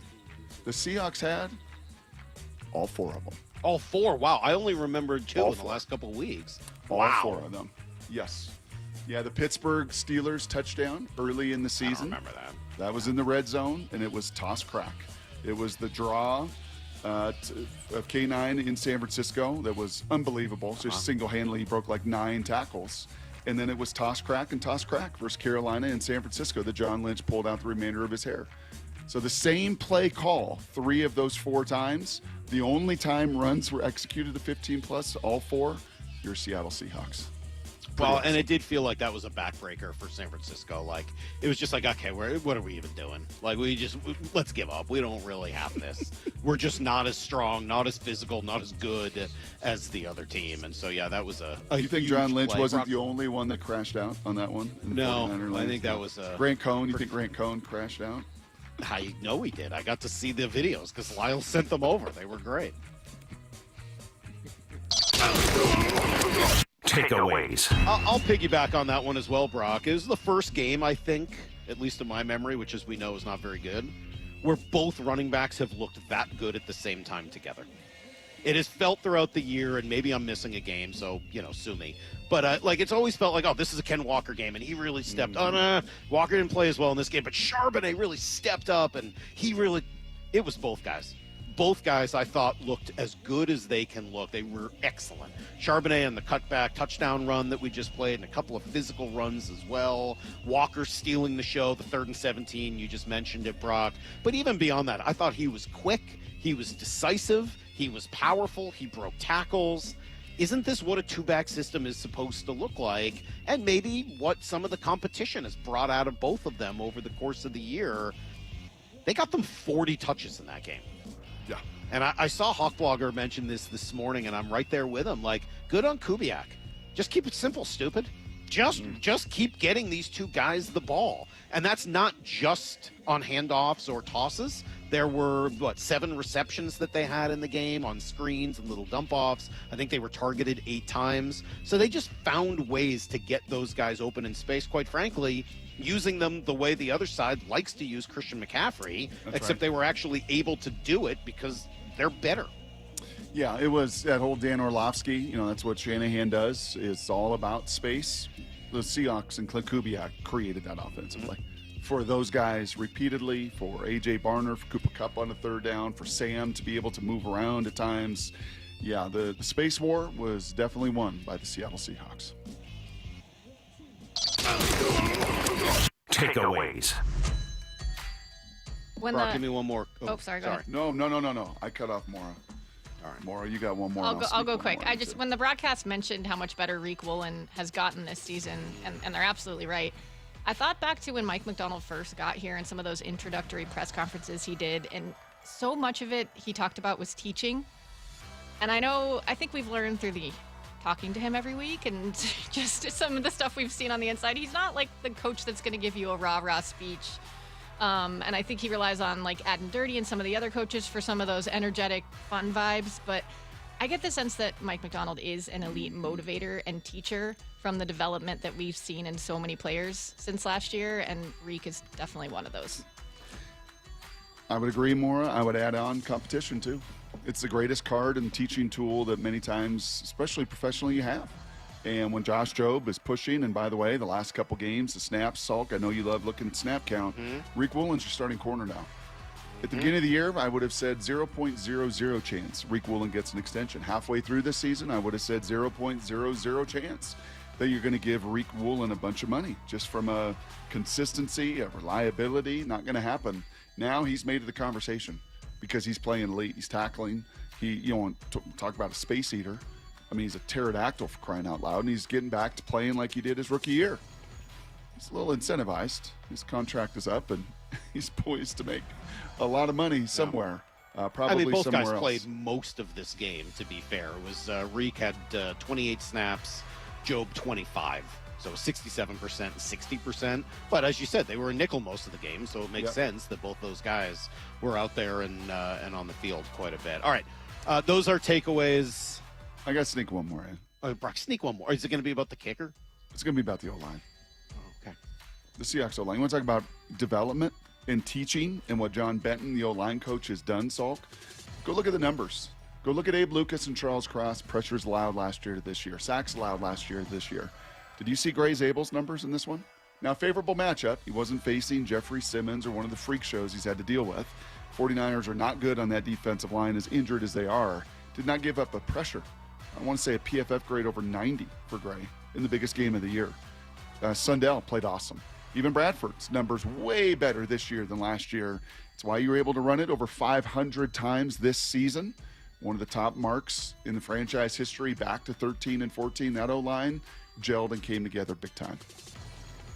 All right, there you go. Those are takeaways for the day. I was going to throw a little love at poor Jason Myers because it was a tough day for him. He's had a really good year. I thought at least the kickoffs got better in the second half, so he was able to at least kind of fix that element after a tough first half. They're going to need him. You know what I love? You got me looking at the snap count again. Mm-hmm. I'd forgotten to do it this morning. What? How about this balance? You do that every morning. I know, I forgot. How about this? How about the 4 outside linebacker, rusher, defensive ends, whatever you want to call them? DeMarcus Lawrence, 26 snaps. Chenna, 23 snaps. Hall, 21, and Mafe, 16. So not quite as many, although I thought he actually had a pretty good game. I mean, just the similarity in those 4 guys and the ability to rotate them through, keep them fresh, allow them to get after the quarterback. Man, you see the difference between that and what you were watching last night in Baltimore, where they just had, or in Pittsburgh, where Baltimore had no ability to get to Aaron Rodgers at all. Night and day difference, just night and day difference. All right, the news came out about a half hour ago, 45 minutes ago. Pete Carroll is out in Vegas. It stands in sharp contrast, Brock, to where the Seahawks are at this morning, and it probably deserves a little attention and conversation. That's next on Brock and Salk.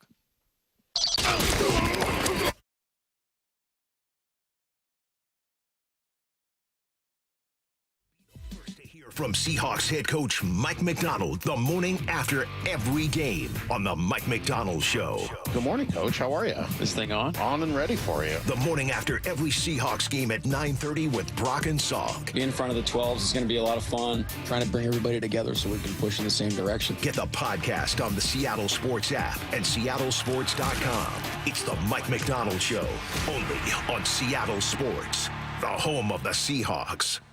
Good Dog Auto Glass. When your windshield breaks, the national brands say their fix is safe, but the quality is light. Instead, trust Good Dog Auto Glass for the best in quality auto glass. Don't let the insurance company bully you. When you call, we answer the phone. Visit us online and get more bang for your buck. Running a business means wearing multiple hats. So if you're like me, you probably started out using your personal phone, taking client calls and texts nonstop.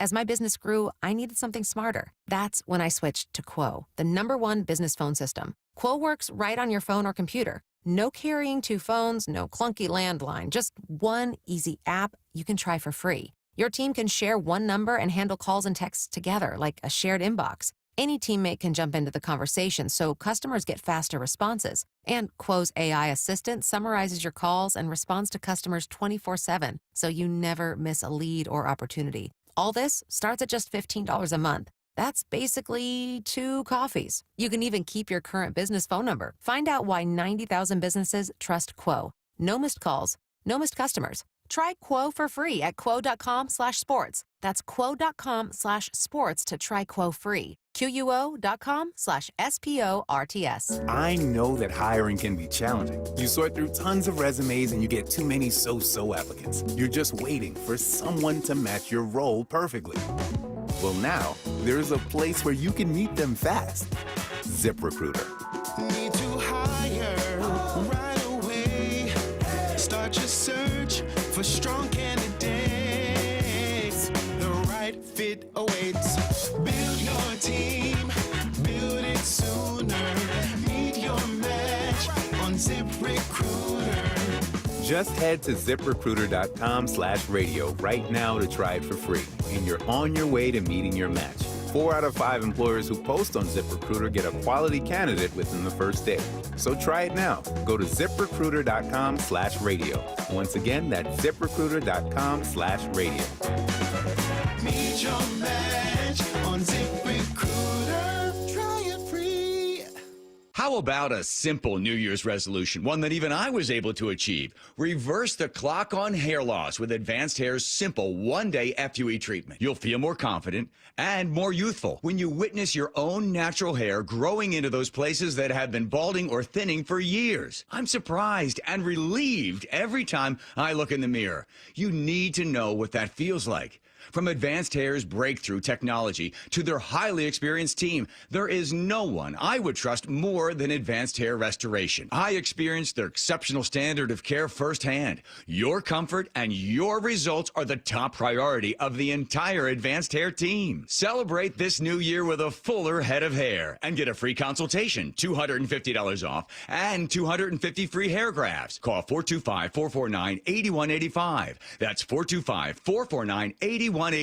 Discover what meeting your resolutions could look like with the before and after pictures at advancedhair.com. Cliff Aver here, giving a shout out to the biggest and the best in the Northwest, Muckleshoot Casino Resort. Time and time again, they've been voted the best resort and best casino with the best chicken wings. Muckleshoot is in a league of its own. It's all here at Muckleshoot Casino Resort. Breast cancer is a tough battle for anyone to fight. But when you can't work, care for your kids, or even put food on the table, that diagnosis can be devastating. I'm Dr. Suzette Miranda, a plastic surgeon who is proud to support Northwest Hope and Healing. Our mission is to provide a lifeline for breast and gynecologic cancer patients. We cover essentials like food, utilities, and childcare, so patients can focus on healing. For more than 25 years, Northwest Hope and Healing has distributed over $3 million to thousands of local cancer patients, and you can help make a difference in our community. Join us on Saturday, January 31st for Cork, Fork, and Support, an afternoon of fine wine, gourmet cuisine, and inspiration at Mary Hill Winery in the heart of Woodinville wine country. Get your tickets now for Cork, Fork, and Support on January 31st. Go to nwhopeandhealing.org to learn more. That's nwhopeandhealing.org. For over 113 years, Pacific Lamp and Supply Company has been your #1 lighting specialist in Washington, from the Space Needle in Seattle all the way to the Riverwalk in Spokane. With the largest lighting inventory in Washington, Pacific Lamp's knowledgeable and experienced staff can assist with any lighting issue, including intricate lighting and control designs. Plus, they work with all utilities in Washington to get you the best available lighting rebates. Pacific Lamp and Supply Company, Washington's lighting experts since 1912. Visit pacificlamp.com.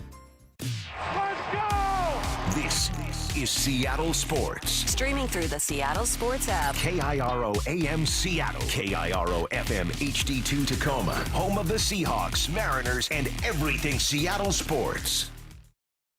Give me a freaking auto! From the Quantum Fiber Studio, this is Brock and Salk on Seattle Sports. Brock Ewart is my hero. Jay Buhner just punched me in the kidney. We're going to accuse you of minute. Doesn't really work that way, Sherm. This is a show that has my name on it. It kind of does, though. Now, here are your hosts, Brock Ewart and Mike Salk.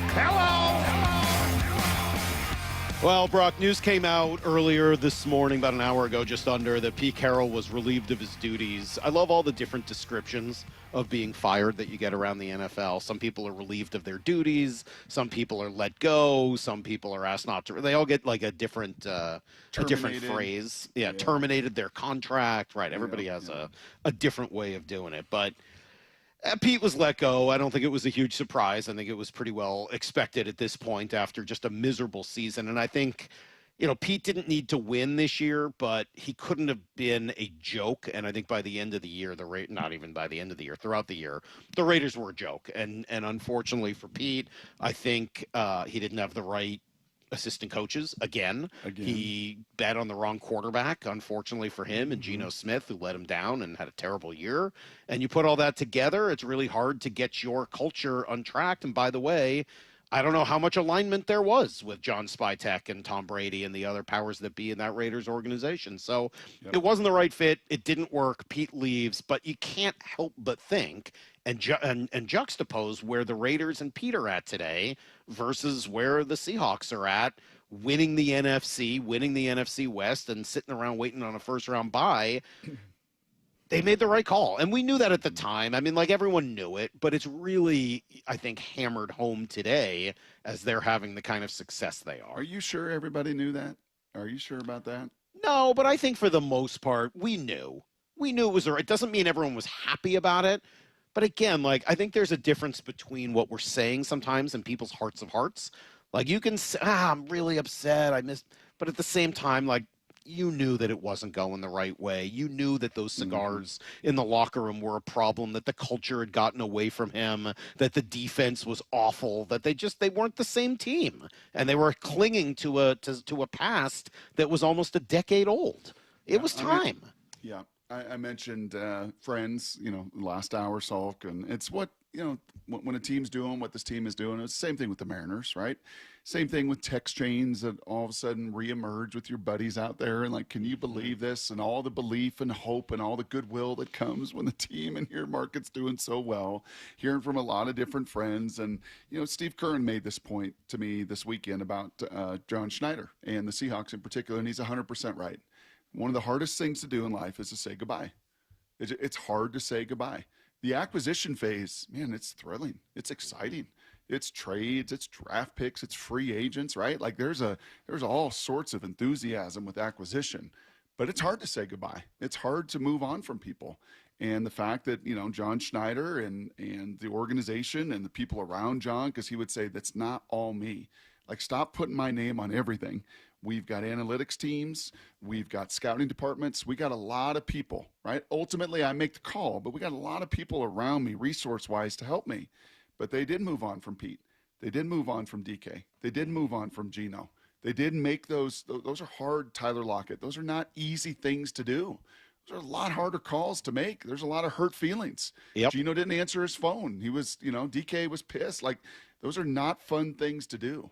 But your ability to not just acquire, but your ability to move on at the right time, Salk, which I think you said in your demo tape with me way back when, 17 years ago.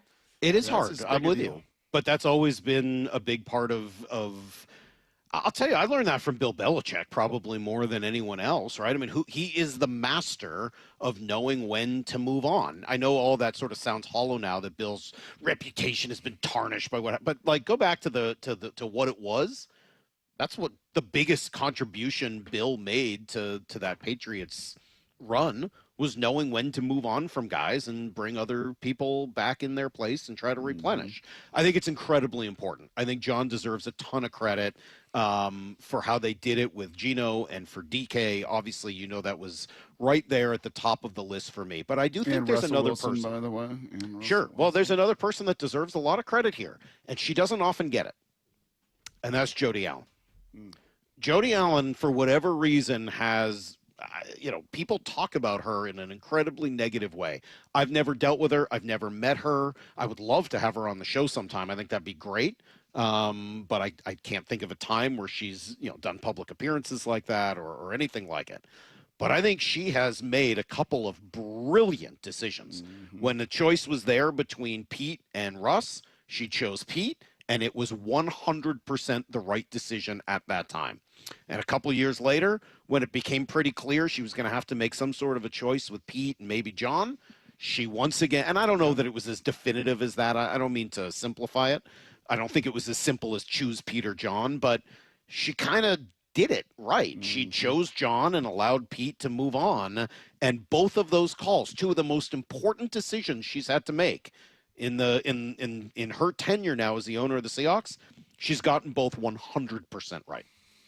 Yep, and because of that, you have alignment and continuity that none of these other organizations have, and they're striving for. And by the way, breaking news: our sister station down in Arizona. Pew, pew, pew. Oh, he's done. That's too bad. Yeah. Sad news. Poor Jonathan Gannon. Jonathan Gannon. Shot plays. Shocker that didn't work down there. Yeah. Shocker.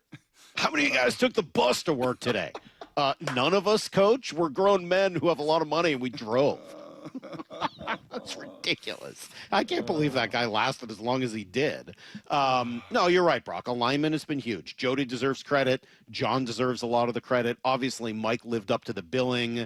And it just is really, I don't know, that image of the cigars really stuck with me, of seeing these guys smoking their cigars, having a great time because of everything they worked and accomplished together. versus a few years ago with the cigars, and whether, we got multiple stories, and maybe it was for the baby and maybe it was for the whatever.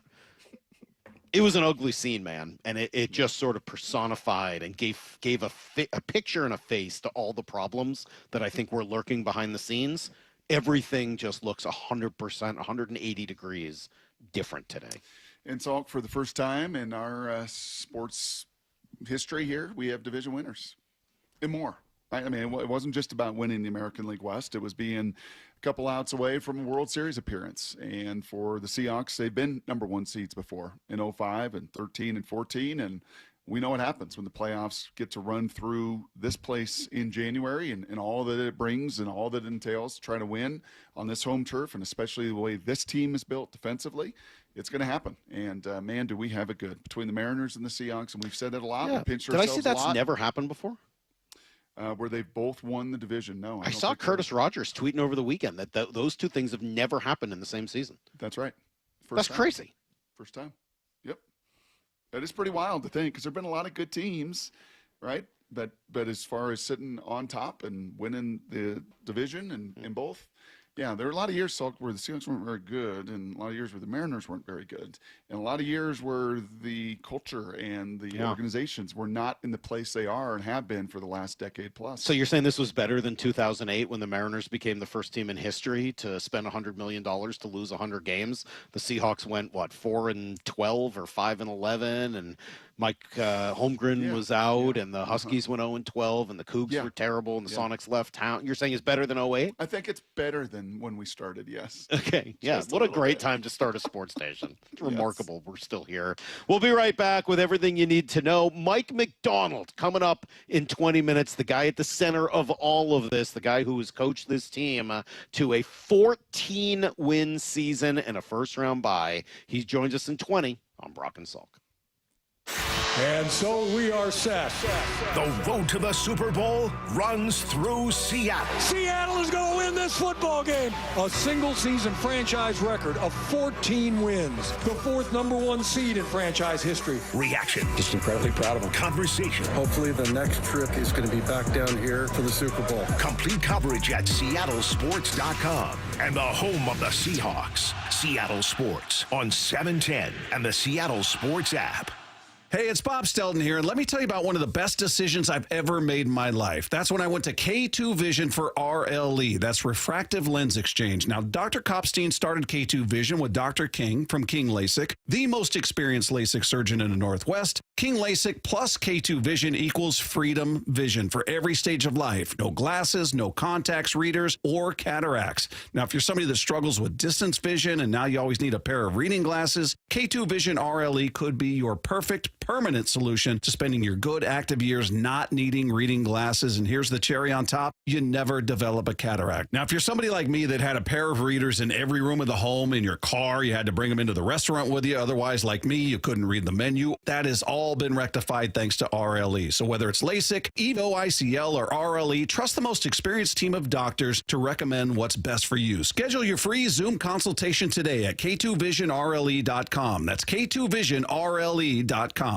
Winter's here, Seattle. Is your roof ready? Get $500 off by scheduling your free estimate at 3treeroofing.com. Let us make your roofing project easy this winter. Our certified crews deliver worry-free installations backed by industry-leading warranties, even in the rainy season. 3Tree Roofing, your Puget Sound roofing experts. It's the best time of the year. Toyota-thon. Toyota of Kirkland and Toyota of Renton are providing you with large savings and the widest selection of inventory on Toyota favorites like the 2025 Tacoma, leasing at just $259 a month with $39.99 due at signing. The 2026 Tundra, financing at 2.99% APR, up to 72 months, and $1,000 bonus cash. The gas and hybrid RAV4s and the Corolla Cross. It's Toyota-thon. Whether you're in the north or the south, they got you covered. Visit ToyotaofKirkland.com and ToyotaofRenton.com. Offers valid until January 5th, 2026. Excludes taxes, titles, license, dealer accessories, and a $200 negotiable dealer documentation fee. Model 7540.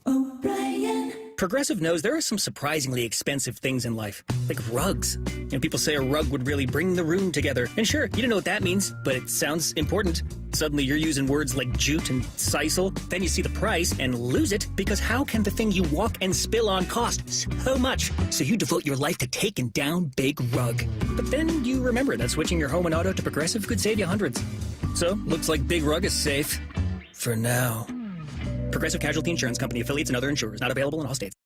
Wesley Financial Group is not a law firm. I'm Chuck McDowell, founder of Wesley Financial Group. Did you buy a timeshare because they told you it was a great investment? That's a lie. Most timeshares can be bought online for $1. To find out what your timeshare is worth and to cancel it, call us today and we'll send you our timeshare exit kit free with all your options for cancellation. Call Wesley for your free exit info guide. 800-897-4400. That's 800-897-4400. Guys, low energy, low drive, or strength not what it used to be? For many men, it's low testosterone. At Revive Men's Health Washington, start with a free T-check exam and consultation to get real answers. And this month only, qualified patients may receive 25% off testosterone replacement therapy. Call 206-529-1111 or visit ReviveMen'sHealth.com. Terms apply. Must medically qualify. Don't waste time trying to get rid of your old or broken car. Cars for Kids is the easiest and fastest way to donate your car and get a tax deduction. Go to carsforkids.org today. That's cars with a K.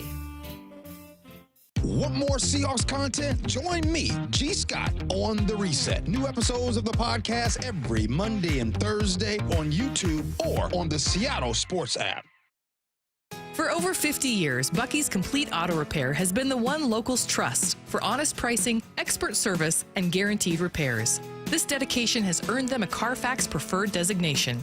At Bucky's, every customer gets detailed Carfax updates, timely service reminders, and a full service history, all at your fingertips. With 16 family-owned locations, no appointment needed, and easy financing, Bucky's makes auto care simple. Visit Bucky's.com today and drive with confidence. Bucky's.com. My perfect day has sand, salt water, and friends. But my moderate to severe plaque psoriasis can take me out of the moment. Now I'm all in with clearer skin thanks to Skyrizi. Risankizumab Riza, a prescription-only 150 milligram injection for adults who are candidates for systemic or phototherapy. With Skyrizi, most people saw 90% clearer skin, and many were even 100% plaque-free at 4 months. Skyrizi is just 4 doses a year after 2 starter doses. Don't use if allergic to Skyrizi. Serious allergic reactions, increased infections, or lower ability to fight them may occur. Before treatment, get checked for infections and tuberculosis. Tell your doctor about any flu-like symptoms or vaccines. Thanks to Skyrizi, there's nothing on my skin, and that means everything. Ask your doctor about Skyrizi, the #1 dermatologist-prescribed biologic in psoriasis. Visit Skyrizi.com or call 1-866-SKYRIZI to learn more. As a quarterback, you cannot run a winning play with a messy playbook. And most companies' data, well, it's a mess. AI is changing the game, but if your data is scattered, you're stuck on the sidelines. Brock Heward here, and this is where my friends at Marquee Data come in. They get your data in shape, clean, connected, ready to perform, so you can finally put AI to work for your business. Whether sales, finance, or operations, every smart move starts with the right data. So head to mydataqb.com to draw up your game-winning data play today. That's Marquee Data or mydataqb.com. Need to know. 15 minutes past every hour with Brock and Salk. Here's what you need to know. Up first. Oh, NFC West champions, Brock. That was the way you start, right? You look for winning your division as the first goal. The Seahawks do that. But in accomplishing it on Saturday night, they also end up with the #1 seed in the NFC playoffs and a first-round bye. Just incredible. The defense at the center of all of it. I could talk about this defense all day. We've talked about them a lot today, and it still isn't enough for what they did, not just this year, but certainly on Saturday night. They demolished Christian McCaffrey. He could not do anything. He never got untracked in that game, and they just shut him down. What'd you say, no run longer than 5 yards? I mean, just no chance. They hit him hard, they hit everybody hard, they closed up space. The number of guys I counted who had a big hit in that game, Drake Thomas, Reek Woolen? What? I mean, Leonard Williams, Jaron Reed, obviously Ernest Jones. I mean, it was just Boye Mafe. It was one person after another, and obviously Nicky Manwari as well. It was awesome. But they still needed the offense to play a complementary role, and late in the game, Sam Darnold had the biggest throw of this game. The shotgun snap goes to Sam. He's going to look. He's going to step up. Now he's going to scramble right side. Still looking. Throws back inside. It's Cooper Kupp. Inside the 20. Inside the 15. Down to the 11-yard line. What a dart. Big time pocket awareness. Great job by that offensive line that protected very well compared to really the last 10 to 12 years, Salk.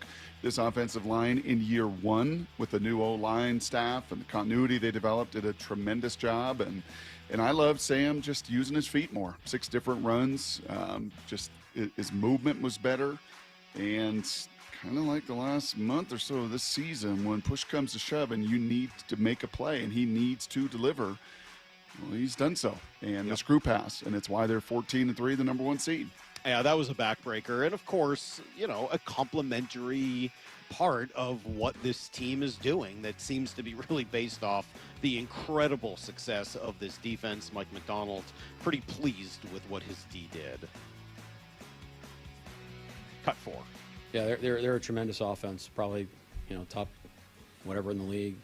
Been doing it for a long time. They got great players. They got great coaches. Man, numbers back it up. Our guys played great complementary football today. They really did. And I can't say enough. I can't wait to watch the tape to see. There's a lot of assists going on in there. Guys rushing unselfishly to free somebody else up or to let somebody else have a two-way go so they can cover for them. How we played in the back end. It felt like we were ahead of plays. These guys did a great job. So I'm looking forward to watching it. I won't watch it on the plane, but I'll watch it tomorrow. And he'll have watched it when he joins us here in about 10 minutes or so. We'll get even further takeaways from what he saw with that unbelievably vintage effort defensively. Here's the second thing you need to know. So they finished 14-3, Brock. As we said, they have a week off, and everyone else in the NFC going to have to play. So who comes in here next? In order, depending on who wins, Green Bay is here if they win. If San Francisco wins and Green Bay loses, it'll be the Niners. Next up would be LA, and then Carolina after that. So those are your options for the divisional round of the playoffs. The Packers play in Chicago. The Niners will be in Philly. Rams and Panthers play each other in Carolina. Who do you think is going to be? What's your gut tell you? My gut wants to say Green Bay, just because Chicago's lost now back-to-back games, and Caleb's not been there. Jordan Love has. They've got enough, but they're also on fumes. 49ers are on fumes. I mean, that's the other component here. Not only are you the number 1 seed, Salk, look at the defensive snaps the last couple weeks. You reference those with D-Law and those guys, Leonard. I mean, this should be, if John Schneider was right in talking to Rabes before the game on Saturday, saying, hey, yeah, there's a good chance Cross and Kobe could both play this upcoming weekend in the divisional rounds. Well, you would then think, wild card, then you would think for the divisional they'll be more than ready and may have everybody ready, rested, and full tilt for divisional round. You got to imagine, though. I mean, the team I'd sure love to avoid is still the Rams, just because they're the one team that has had success against this defense this year. But what they've accomplished already shouldn't be ignored. They get that number 1 seed. They win the division. Cooper Kupp afterwards pretty emotional about all of that. It's pretty exciting.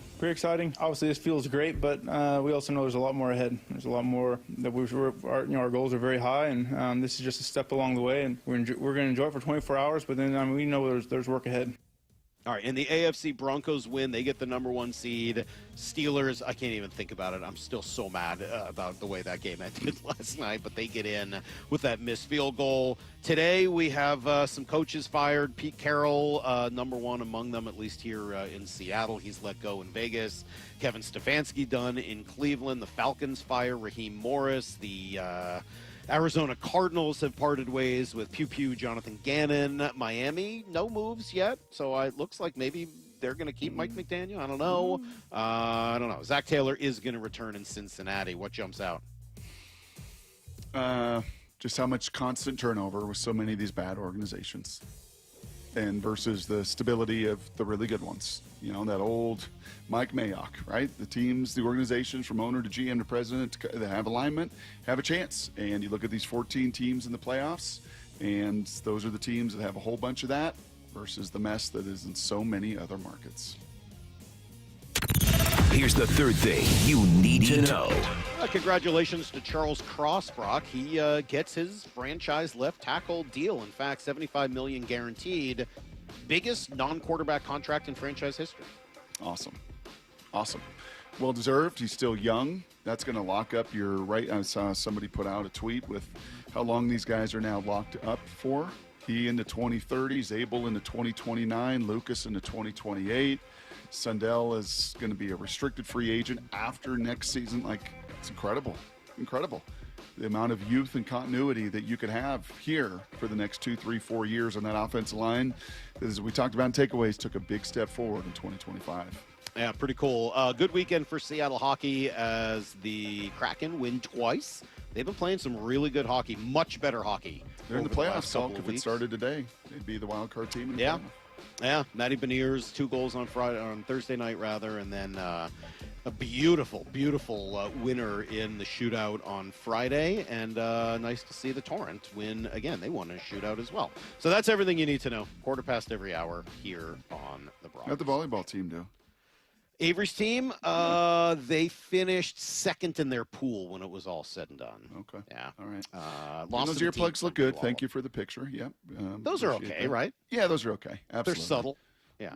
Exactly. And you got very precious ears, Salk. Precious? You become very, very brittle dude. at this No, age. you can't. You could not make it through. The whistles, the screeching, the squealing, all of it. Like, nobody could. I don't know how anybody could make it through an entire. I was in the gym for 9 hours. 9 hours, Brock. Trust me. Percentage of those under 50. Okay, not wearing hearing aids, but those under 50 that had earplugs. Well, percentage in the Salk family, 3 for 3, 100%. I can tell you that. Cecily, Heather, and I all had our earplugs in as we watched the entirety of that volleyball tournament. Mike Macdonald is going to join us next. That's why I'm here, Brock, at Virginia Mason Athletic Center. I've been waiting for this all morning long. Can't wait to talk to the coach. The NFC West champs, the #1 seed. He's next on Brock and Salk. And so we are set. The road to the Super Bowl runs through Seattle. Seattle is going to win this football game. A single-season franchise record of 14 wins. The 4th #1 seed in franchise history. Reaction. Just incredibly proud of them. Conversation. Hopefully the next trip is going to be back down here for the Super Bowl. Complete coverage at seattlesports.com. And the home of the Seahawks. Seattle Sports on 710 and the Seattle Sports app. Yeah, Mike Salk here, and I did used to wonder, right? Do I have enough money to retire? Am I missing something? And then I got a second opinion. I met with Trajan Wealth, and now I have real answers and a real plan. Trajan Wealth's great. Not just advisors, they're actually fiduciaries, and they treated me like I was family, asked me a ton of questions so they could individualize my plan.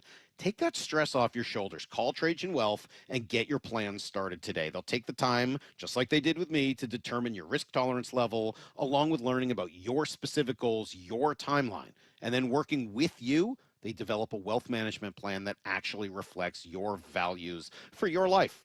Call Trajan Wealth today, 206-656-3300. That's 206-656-3300, or go to TrajanWealth.com. Advisory services offered through Trajan Wealth LLC, an SEC registered investment advisor. Client paid advertisement. My name is Whitney Allen. I am a widow. My husband, Ryan, died. We never thought in a million years we'd have to use life insurance. The unexpected happened. With Ethos, it is so fast and easy. It's 100% online. You can get a quote in seconds, apply in minutes, and get same-day coverage. No medical exams, and you can get up to $3 million worth of coverage through Ethos. Get your free quote at ethos.com/game. That's ethos.com/game. Time spent on application may vary. Online health questions required. Avatar Fire and Ash has arrived. I am the fire! Get your 3D tickets now for the greatest chapter of the biggest saga in history. Whatever happens, protect his family. Critics rave it's by far the best Avatar movie. If your father and I do not return, you go as far and as fast as you can. Movies don't get any bigger than this.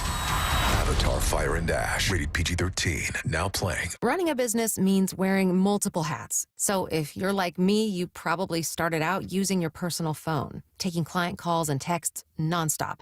As my business grew, I needed something smarter. That's when I switched to Quo, the #1 business phone system. Quo works right on your phone or computer. No carrying 2 phones, no clunky landline, just one easy app you can try for free. Your team can share one number and handle calls and texts together like a shared inbox. Any teammate can jump into the conversation, so customers get faster responses. And Quo's AI assistant summarizes your calls and responds to customers 24/7, so you never miss a lead or opportunity. All this starts at just $15 a month. That's basically 2 coffees. You can even keep your current business phone number. Find out why 90,000 businesses trust Quo. No missed calls, no missed customers. Try Quo for free at quo.com/sports. That's quo.com/sports to try Quo free. QUO.com/SPORTS. Ooh, that face. Quantum fiber internet loves that face. That's Jamila. Yay to Jamila. She's thinking outside the box from inside the box. Quantum fiber Wi-Fi keeps her meeting game strong. From the back door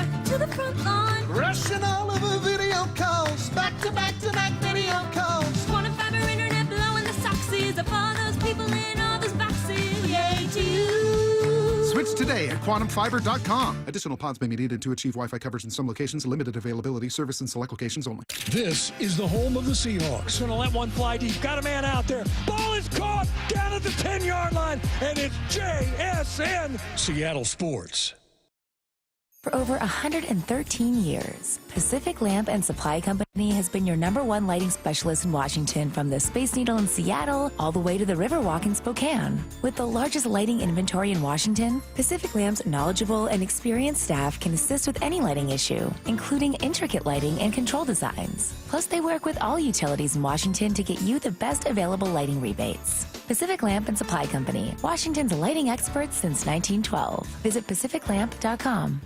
What does VA mean to me? A place for my daughter to call home, thanks to the VA home loan. A new lease on life. The best healthcare team I've ever had is here at VA.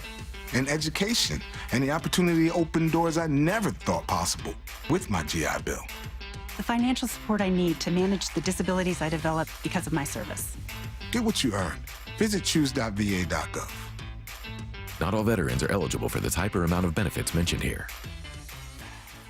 It's Toyota-thon. Toyota of Kirkland and Toyota Renton are providing you with large savings and the widest selection of inventory on Toyota favorites like the 2026 Corolla LE, leasing at $219 a month for 39 months with $29.99 due at signing. The Camry LE at 4.99% APR for 72 months, and the Prius leasing at $305 a month for 36 months with $29.99 due at signing. It's Toyota-thon at ToyotaofKirkland.com and ToyotaofRenton.com. Whether you're in the north or the south, they got you covered. Offers valid till January 5th, 2026. Excludes taxes, titles, licenses, dealer accessories, and a $200 negotiable dealer documentation fee. Models 1-852-255-2163. O'Brien. We meet by accident, fixing every last bit. Accurate Auto Body. If you've been in an auto accident, you have the right to take your vehicle to any repair facility. Accurate Auto Body has been family owned and operated since 1994, and they work for you, not your insurance company. Your insurance company may not love them, but you will, because We meet by accident, fixing every last bit. Accurate Auto Body. This is the Mike Macdonald Show, presented by your local 76 and Conoco stations, exclusively on the home of the Seahawks, Seattle Sports. Good morning, Coach. Congratulations. Morning. How cool was Saturday night? You know, it's funny. Well, one, it was great. It was awesome. It was a great day. It's actually just finished watching the tape, and it feels like a long time ago already, which is kind of crazy. But, yeah, it was a great day. It's awesome. I like the word that came out a lot afterwards was love. I love this team. I love the love that's in that locker room together. I was wondering if you could just expand on that a little bit. What does it mean to love this team and for this group to love each other? Like, what does it look like, or like, what does it do for us? Sure. What does it look like? Both. Yes, all of the above. Yeah, I just think that this is the vision that we had for our team. You know, this is what we felt like we wanted to build and what we could build, and it's really rewarding knowing that, like, we're well on our way. You know, and I guess you're probably, it's you see it through, like, everyone's excited for everybody else's success. You know, it's just everybody's happy for one another. You know, you're excited for guys that have earned that, and that's kind of every cross section of the room, even staff, you realize what everybody's done to have what hand they've put in to kind of make it all, create all, grow it all, make it all come to life, however you want to put it. And it's really exciting. It's awesome. So we got to hear so much of the post-game celebration, all the press conferences and everything else, and then you guys get to come on the plane home. You said you didn't watch any of it, either Saturday night or all day yesterday. So it was yesterday. So there's something wrong with me because I can't watch it on the plane, and then I think it's one of those things, and I'm a procrastinator.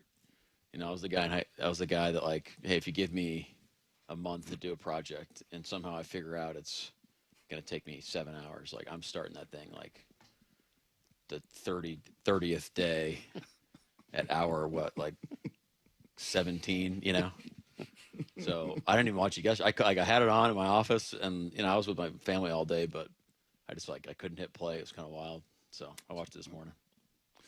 Were you actually close? There was a story out over the weekend in 2015. Was it actually a close decision whether or not to go work at KPMG or to go work with the Baltimore Ravens? 2015.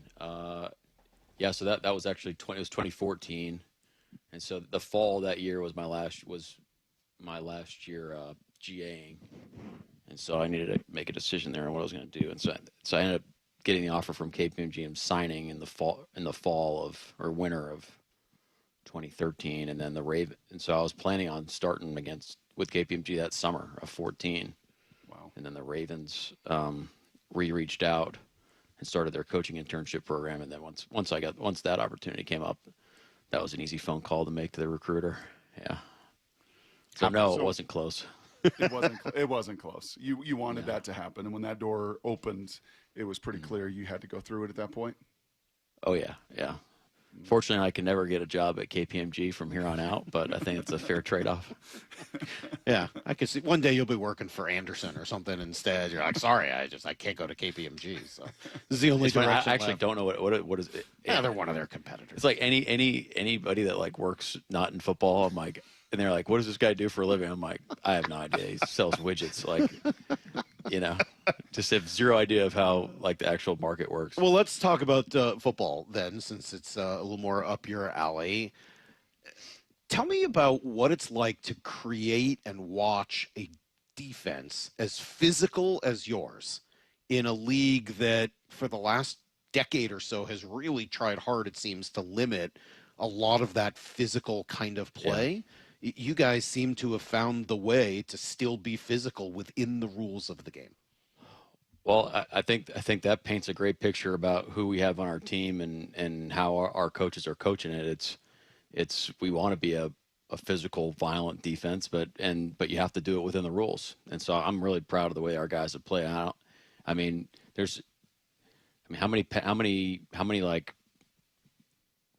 knock on wood, but the penalties that we've had, I felt have been, for the most part, cost of doing business penalties that are right on the line, but it's not unsportsmanlike or anything like that. It's just the guys are playing really hard, and I'm having a hard time thinking of penalties that were man, that was a really selfish penalty.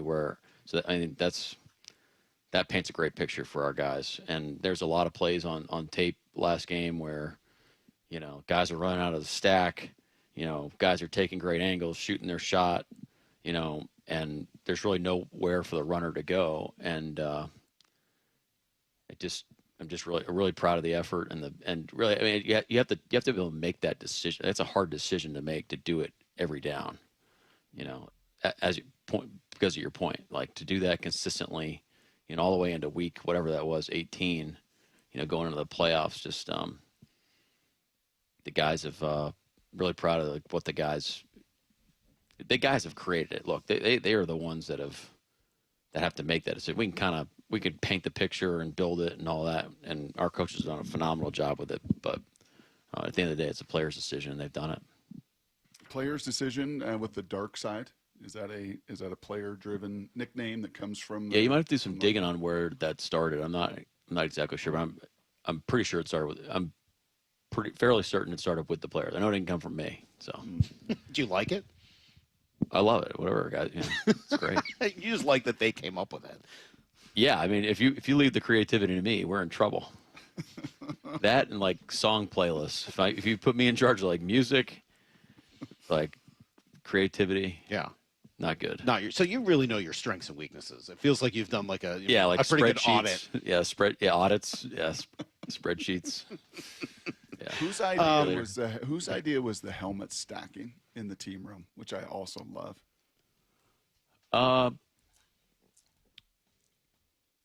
It might have been mine actually. Like I think. Hey, okay. I think we just wanted. I think it was probably the leadership council too, but we just wanted like a visual every day of what we're chasing, and it was really just like, hey, we're trying to get the next one. That's all we're trying to do, and so it was like a visual, like physical representation of what we're chasing every day, rather than, we joke about this, but all the stuff out there, all the stories, and what's the meaning behind, and what does this game mean, and what do you think of, what does it mean when the sky's blue and it's 3:00 outside and it's a little wind? It's like, what? No, we're just trying to win. We're just trying to get the next win. So that's where it came from. Well, maybe I'll ask another meaning question anyway, just to drive you crazy. But what did you expect in January? Like, I don't even remember yesterday. Come back then to the love and the camaraderie and chemistry of this team. Can you help, Brock and every sports radio host in history has argued over the years about which came first on that, the chicken or the egg? Does it beget winning, or does it come after the winning? What's your philosophy on that? Like, what do you think? What is the reason for creating such great chemistry, and how does it help with the winning? I think it's pretty clear. I think you have to have those habits and those connections in order to win. It's just it's a function of time before that's going to show up. I don't know if I don't know if I would agree with an argument if it's the opposite.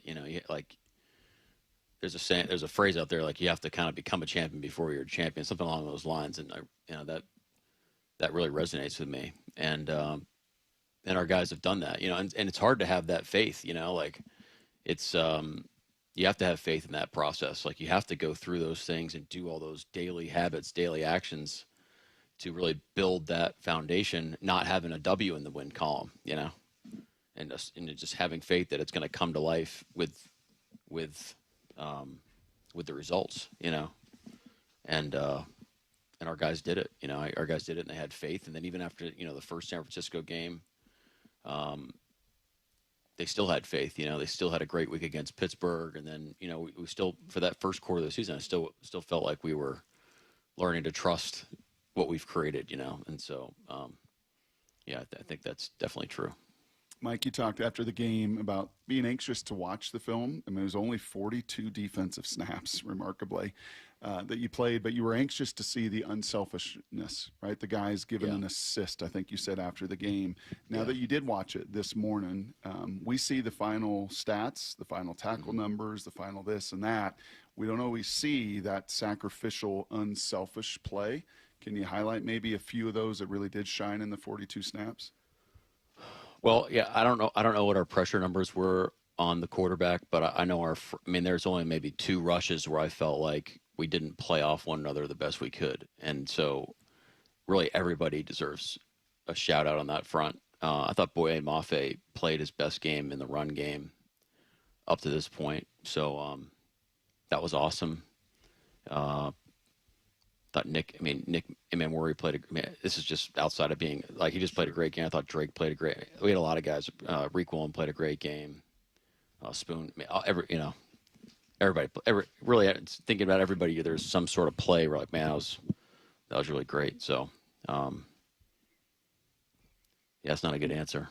Well, you know what's remarkable about that, though? Like, in the beauty of this, and the beauty of the game, is on one end of the spectrum, you have Nicky Memori, 6'3", 220.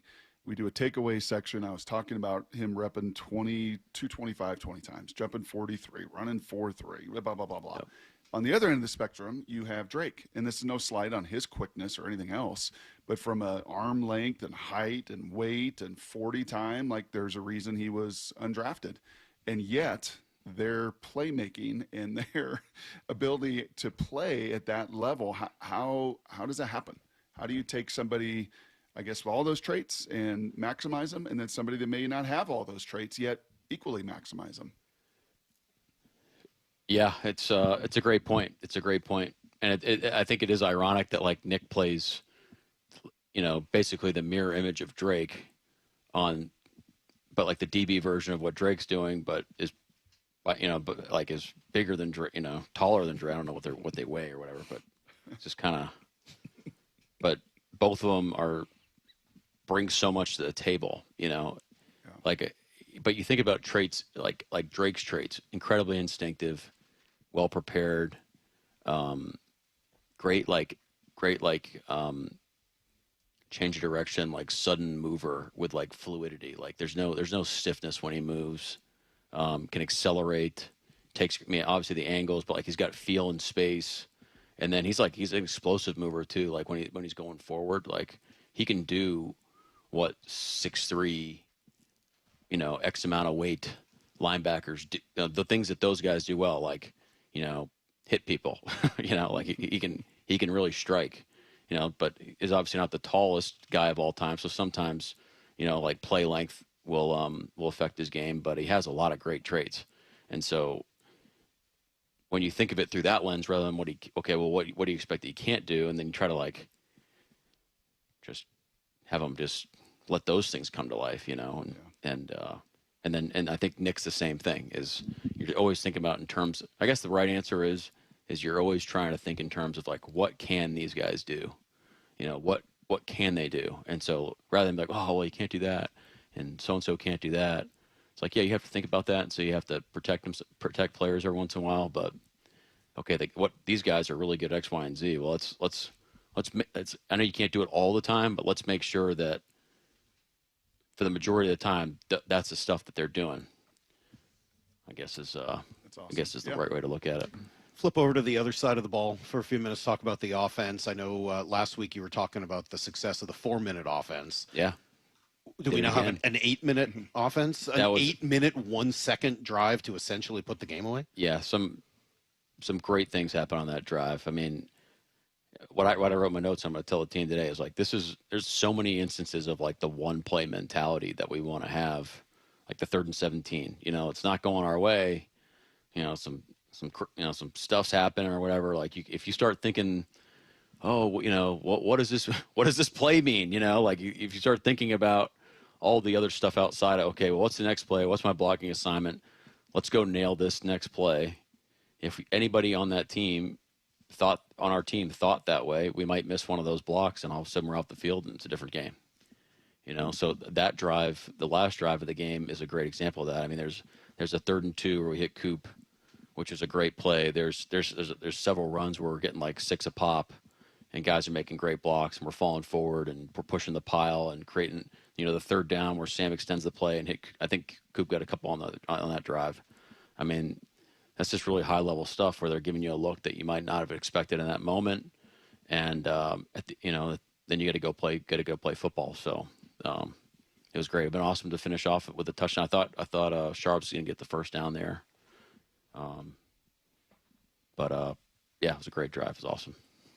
Sam had 6 rushes on the stat sheet. He's pretty active movement-wise, as you referenced there, stepping up and making some big plays, extending the plays. Was that a point of emphasis, or just kind of how the game declared itself for this one? I think it's just this more of the same message we've had for Sam, is keep being decisive and trust your athletic ability at the end of the day and your playmaking ability. Like the stats back it up, the film backs it up. I think Sam realizes it too. So I think that's been a constant messaging throughout the year. Maybe there were some opportunities maybe earlier in the year where we felt like, hey man, like you're go make it happen late in the down if it ain't there, and he's done that consistently throughout the year, but he definitely made it happen Saturday night. So I know Dave Pearson gives you all the stats, so I'm sure you've already seen this one. Nate Tice had it on the old Social Realms. There have been 4 plays, designed run plays this year in the NFL. 4 of them designed run calls on 3rd and 15 plus that have been converted. The Yeah, all of Seattle them are ours, Seahawks converted all 4 of those. And I believe 3 of those were kind of a crack toss concept, including the one Saturday night there. How have you been so effective and owned that down in distance in a way that nobody else in the league even has one conversion? Yeah, well, we're definitely not going to run any of those plays ever again. So thanks for bringing that up.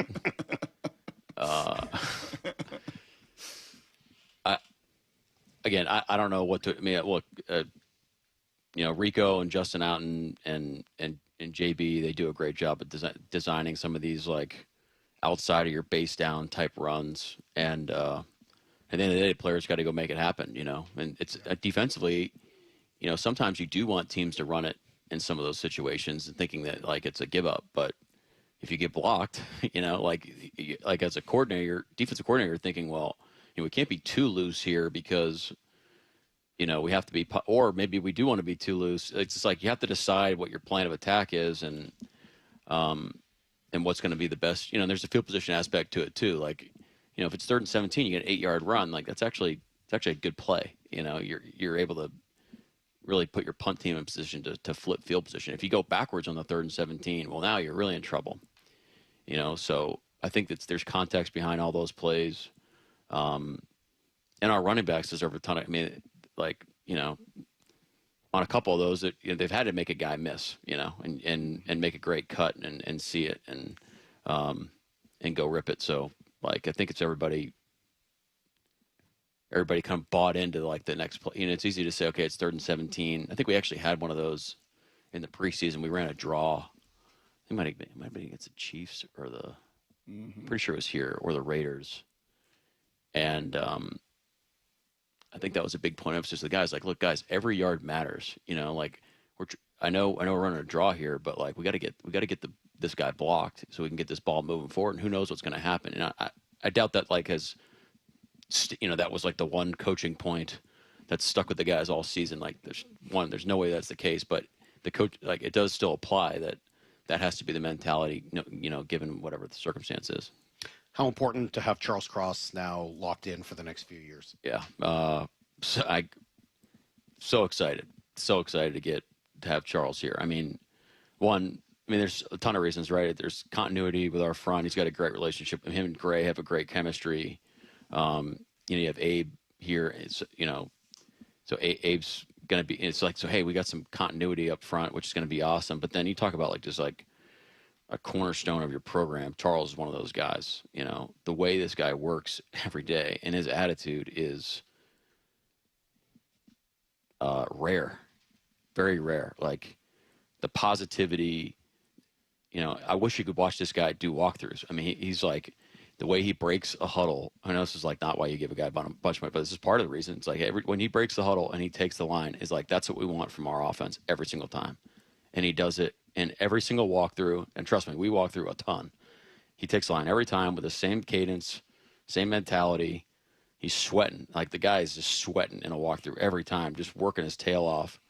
And but it's that mentality, and it's always positive, and it's always trying to make it right, trying to do it the right way, trying to help out his teammate. On top of that, he's an incredibly talented player. It's big time for our team. So and excited for Charles. He's really, really earned it, and he deserves it. It's awesome.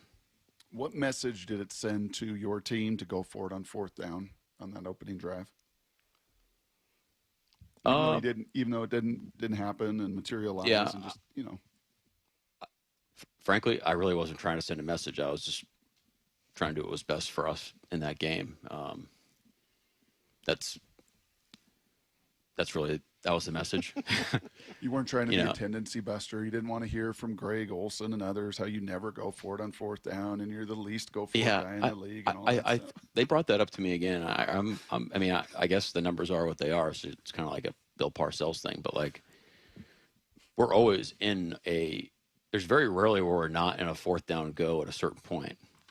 So it just so happens we haven't been in them, So it's not like, there's maybe a couple times I can think of off the top of my head where it's been a really strong go, but the way the game was going, we decided to not go for it. But I'm not worried about that. It's just, we have our model, we have our strategy, and really every decision is an independent decision of another one.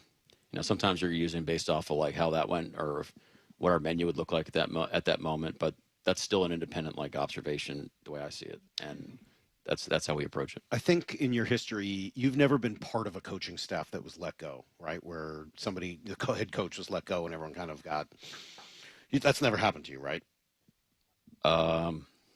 Fortunately, that's correct. Yeah. Well, I was thinking about it today as coaches around the league often get let go on this first Monday after the season. And I don't know, just kind of a thought or two from you about, you know, what that feels like as a head coach, just looking around and knowing the responsibility you have for all of the other coaches underneath you in your system. Yeah. This is a humbling day. You know, this is a really tough time of year for the NFL. You know, this is the life we chose, but it doesn't escape the fact that this is the reality that we live in, that there's a lot of turnover and it's a lot of great people that their lives are getting affected, you know, and what people don't realize is how many people outside of, you know, it's like, I don't want to sound like like this is not authentic, but it's like, look, if they decided I wasn't the guy here, it's like, I'm going to be okay.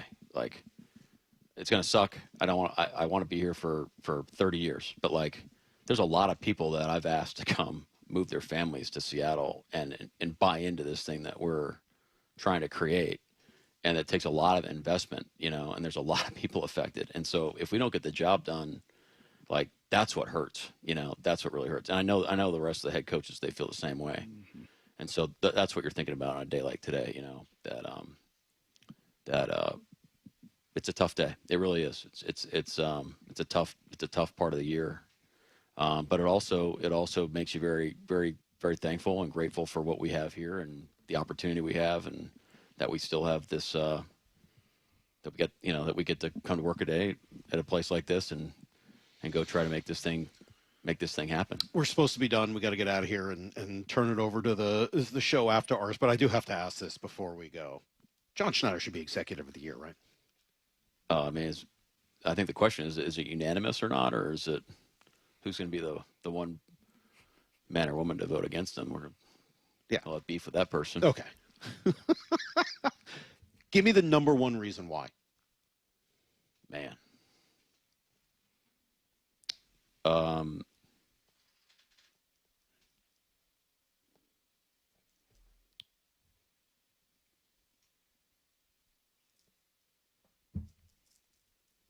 Conviction.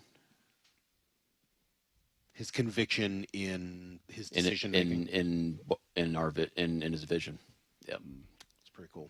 Coach, we got to go, and we've already eaten into the next show. I took half the segment on that answer. Yeah, that was a long pause. That's like right up there with Vita Vea, the longest pause. We're going to time that tomorrow. By the way, we'll time that out tomorrow. We'll time it out. Okay, we'll see if I can beat it next week. Well, you won't have to. You won't even be on with us next. Nope. That's a bummer. You get a bye. Yeah. That's why I'm so excited to have earned the bye, Brock. It's not that they don't have to play; it's that they doesn't have to do a radio interview next week.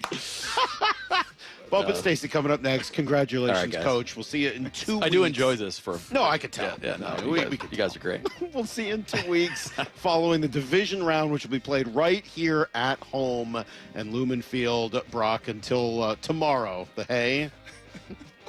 It's in the barn. Right. See everybody. All right. Thanks, guys. Get to the chopper!